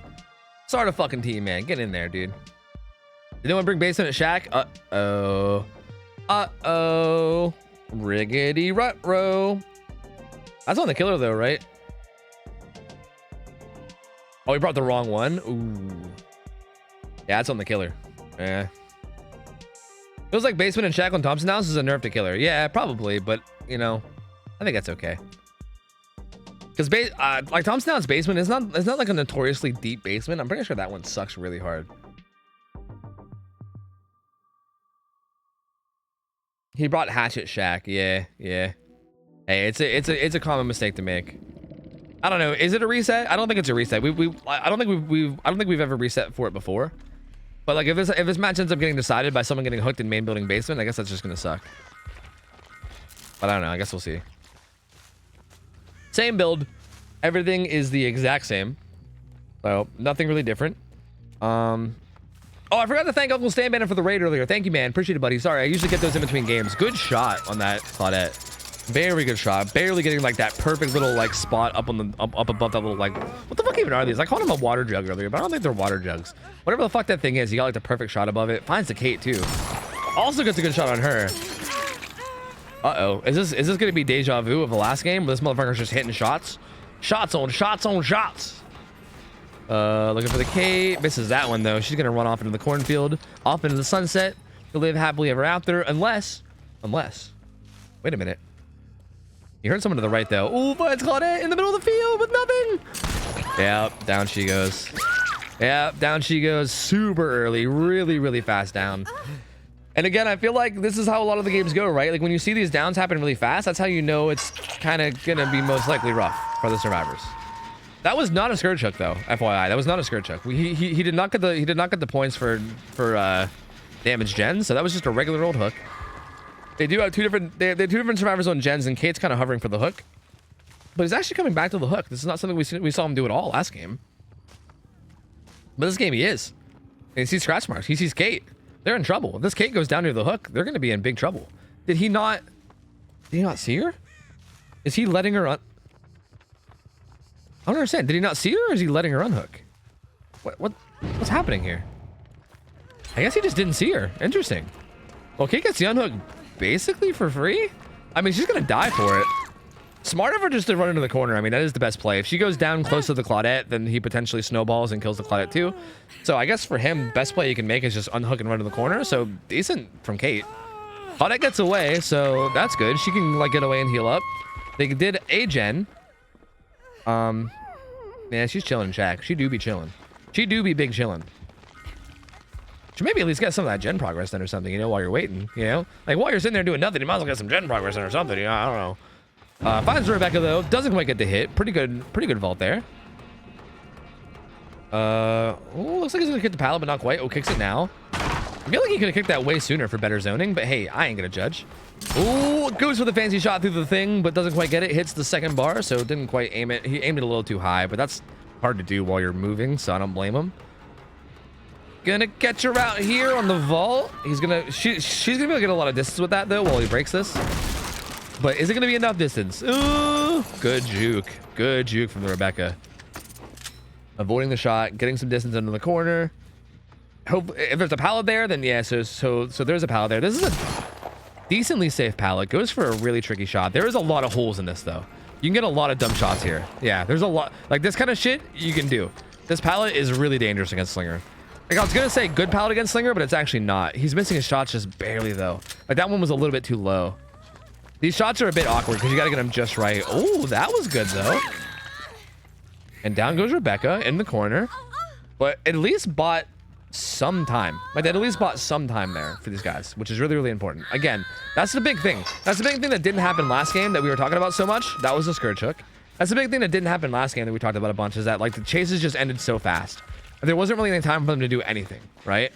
So even though, like, you know, I'm not going to say that Rebecca, like, Giga Turbo Omega juiced the Slinger, but she at least bought enough time that they were able to get some stuff done, right? Like, they at least was enough for, like, a gen to pop, for them to maybe get a heal off or two. The Rebecca, or the Kate's still, ooh, the Kate's still injured, but as long as they can keep doing that, as long as the chases aren't ending, like, super quickly every single time, then they should be okay. Good shot. Good fucking shot. Barely, like, saw, like, the hair from fucking Claudette, and that's, like, all we saw, and then shot the top of the hitbox. Pallet throw happens. This actually could. No, he's not gonna get it. Almost could have got the hit if he pulled him the whole way around the right side. I mean, this purple add-on makes it so that a lot of these shots like this that seem stupid actually could get hits just because it takes them so long to get free. But doesn't quite able, not quite able to make it there. Ooh, goes for it, but doesn't get it. Good job from Claudette to look out for that. Probably just gonna throw this, right? Good. I like it. Just play safe. Oh, gonna be in danger now. Alive. Gets shot though. Unfortunate. I don't know if Basement's here. I guess we'll find out. In a second.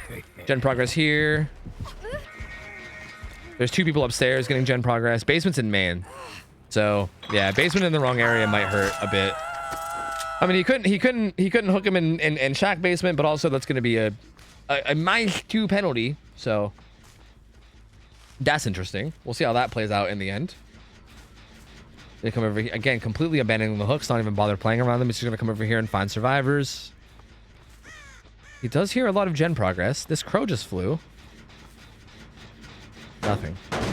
Gonna opt to kick it. Let's see where they are. They just popped the gen upstairs, I think. Yeah, they popped the upstairs gen. I'm surprised they didn't heal Kate. Kate's just staying injured.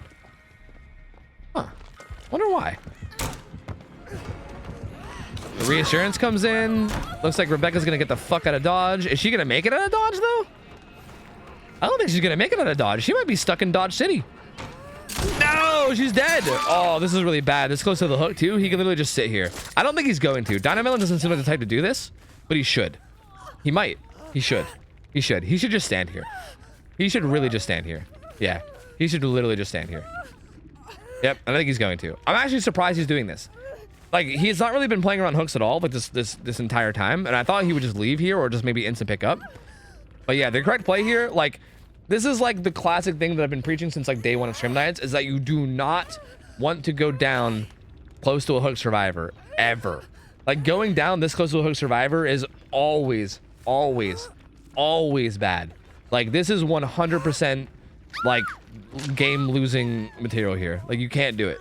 Because if you go down this close to the killer, then the killer can literally just stand there, and it's half of your team is just gone, right? Like, half of your team is just not doing anything. So he was able to just stand there and watch that guy die, and Rebecca was completely out of play, right? She couldn't do gen, she couldn't do anything. She was completely out of play, and they can't even help her either because she's so close. So you basically just put like half their team on lockdown, and then you just sit there and wait for him to die, you know? And now it's a 3v1. There's only 1 gen left, but still, there's a guy hooked. This Kate's about to go down, which is really unfortunate. I feel like that could have been played better by the Kate. She must not have saw him doubling back in that window, so very, very unfortunate there. Because I think she needed to stay alive a long time here. Like, her dying this quick is, again, what I was talking about earlier, like, very not good in terms of, like, what they need. Like, they need, like, every chase to be, like, a lot of time being bought. They need to have no chases and quickly. Otherwise, it's going to get really bad. Like now. It's pretty bad. He needs 2 more hooks to win. Only 1 more gen, though. So, like, to be fair to these guys, they have a good bit of gen progress done. So kudos to them for that. But I just don't know if it's going to be enough. At this point, it might be too little too late. He's stuck at 2 stacks to save the best for last forever now. Oh, doesn't quite get that shot. And the hook actually comes in. Interesting. Is he going to go after the... Oh, he might go up to the Kate here. He knows Kate's on death hook, but I don't really... I think this might be the better target, yeah. You know there's no off the record or anything. Gets a shot on Michaela. She's going to go down too. Jolt gets hit on this gen. And the Rebecca's here on the gen too. So that's the gen they were trying to get done as well. That's so unfortunate. Like this is more advanced stuff, but I know like when I was scrimming with Swish, this is like a big thing they always try to avoid doing is run towards a gen that you like, avoiding running towards gens that you know are being worked on. But obviously that's like way too advanced for like this level. Like it's hard. Like at this point, it's like hard to even like stay alive, like let alone choosing where to go, like when you're gonna die. And down goes Rebecca, and yeah, that's gonna be it. That's gonna be it for sure. The Mega gets picked up though, but they're both over here. Well, you know, let's not count our chickens yet. Hold on, let's not count our chickens yet. But I do think that Rebecca's on death hook, right? So you can literally just go back and kill that Rebecca if he wants to. I'm surprised he's not. I guess he just wants to snowball to the win right here. I think he wants to just like get the 4K right here, maybe. I don't know. Because he can go back and hook that Rebecca, and then she's dead. And then it's a 2v1, right? And then like, what the fuck did they do there?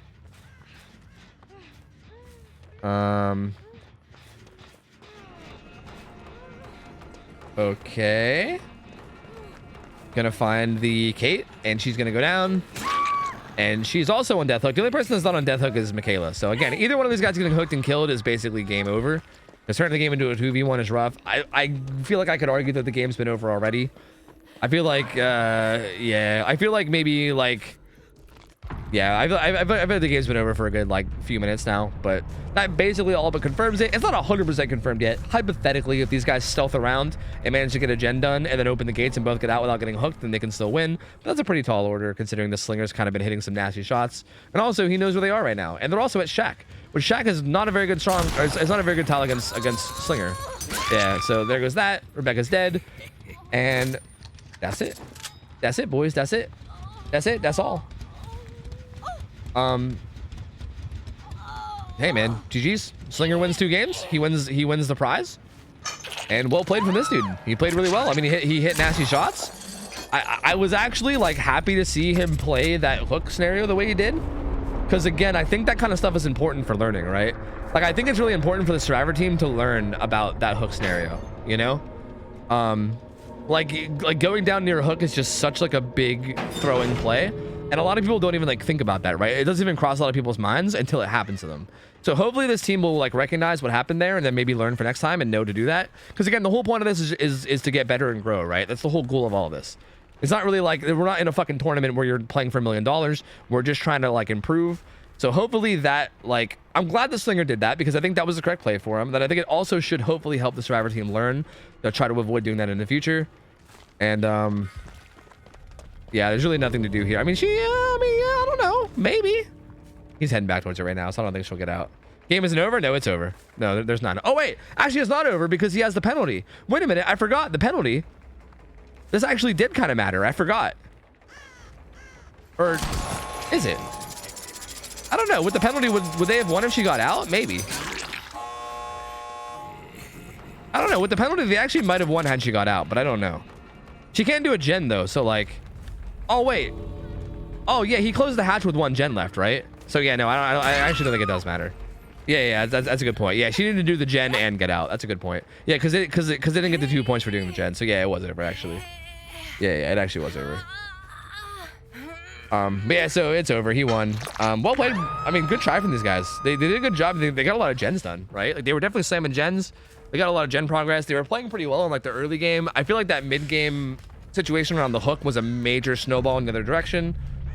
And yeah, again, I just feel like it's a hard thing because like I'm trying to give commentary in a way that's like constructive, but also a lot of these games get decided by just like chases, right? Like how good each side is in chase. Like if the survivors just aren't that good in chase and they go down pretty quickly, or if the killer is exceptionally good in chase and just is like basically if one side is just clearly better than the other side in the chase department, then that is very often what decides the games. It's really hard for me to like give anything constructive about that because like I can't just be like play chases better, you know, just play chases better. It's not very constructive. But also I feel like that's really all I can say about these games because Dino didn't really play macro very much except for that one time, right? That one time that the Rebecca went down near the hook. That was like the only really time that there was like a macro play that mattered. Outside of that, he kind of just played chases really well. And there's really nothing for me to why do I keep typing GG?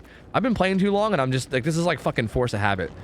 But yeah, he just played chases so well that like he didn't really play macro at all. There's really nothing else for me to say other than the fact that like he was just so much better in chase than the people he was playing against that he just snowballed wins just by downing people quickly.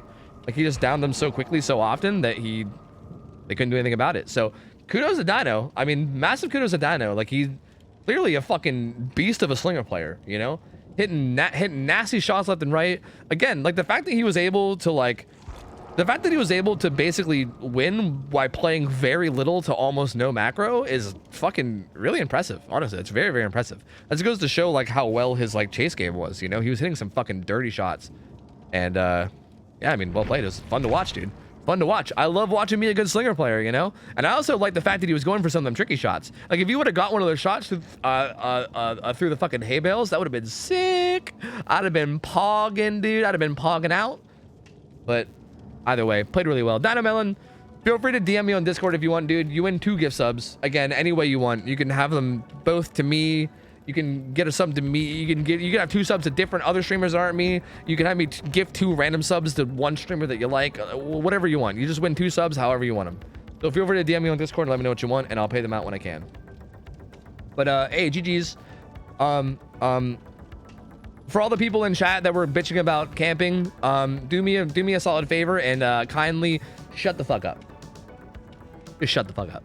Just shut the fuck up. Just shut up. Just shut the fuck up. Just simply shut the fuck up. Everybody that signs up for Scrim Nights knows that camping is going to be a thing. Camping is unfortunately a strategy in Dead by Daylight. It is. It is a strategy. It sucks. It sucks that it is, but it is. It's a strat. You can play around it. There's perks. There's strategies. There's things you can do to get around it. And it's also the strongest way to play killer, at least at the moment. At the moment, it's the strongest way to play killer. So in a more competitive setting, it would be stupid for the killer not to do it.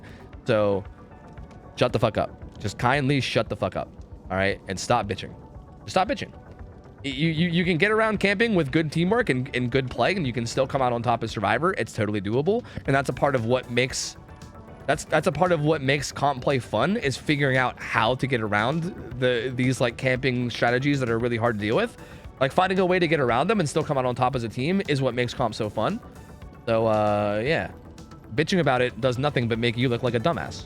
So you should probably stop. That's all I'll say about that. Just kindly don't, you know. But anyway, that was our last game. That was our last game of scrims. Hope you guys enjoyed this. Again, I always have a good time with scrims. This shit is always such a good time. Thank you guys for hanging out. Thank you guys for vibing with me. Thank you guys. I hope you guys enjoyed this. Again. Massive shout out to Lemon and Slobby for all the hard work they do for these. Like, these motherfuckers are behind the scenes doing a bunch of fucking like hard work, organizing the games, getting the teams together, like calling on them when they're needed, giving them schedules, dealing with people that have issues and are constantly adding them for things or whatever the fuck. Like, they're always just doing shit behind the scenes on the fly as things go. I'm like taking my random ass demands that I sometimes give you mid fucking stream that you have to like change things up for. Like, dude, they do such a good job of like being flexible and like running things well. So massive kudos to them. And yeah, I'm excited for next week, dude. I'm excited for next week. I'm excited to do this again next week. So if you guys want to join in, make sure you sign up. The forums aren't ready yet, but keep an eye on the Discord as well as in the stream. We'll let you guys know when the forums are open and you guys can sign up for next week. Or sorry, for next month. We do monthly forums, so the November forum should be out pretty soon. And we'll get this going for next week as well. Let me figure out who I'm gonna raid. I'm gonna raid somebody, but let me figure out who. Dude, fucking. Why is Dredge so loud? He's so growly. He's so growly, man. Oh, also, let me get subs real quick. Stursel, thanks for the 1 year. Jace, thanks for the 42 months. Thank you. And Stanban, thank you for the raid again, man. Appreciate it, dude. Thank you. You guys are way too kind. I just wanted to make sure I got you guys before I got out of here. I'm gonna raid. Yeah,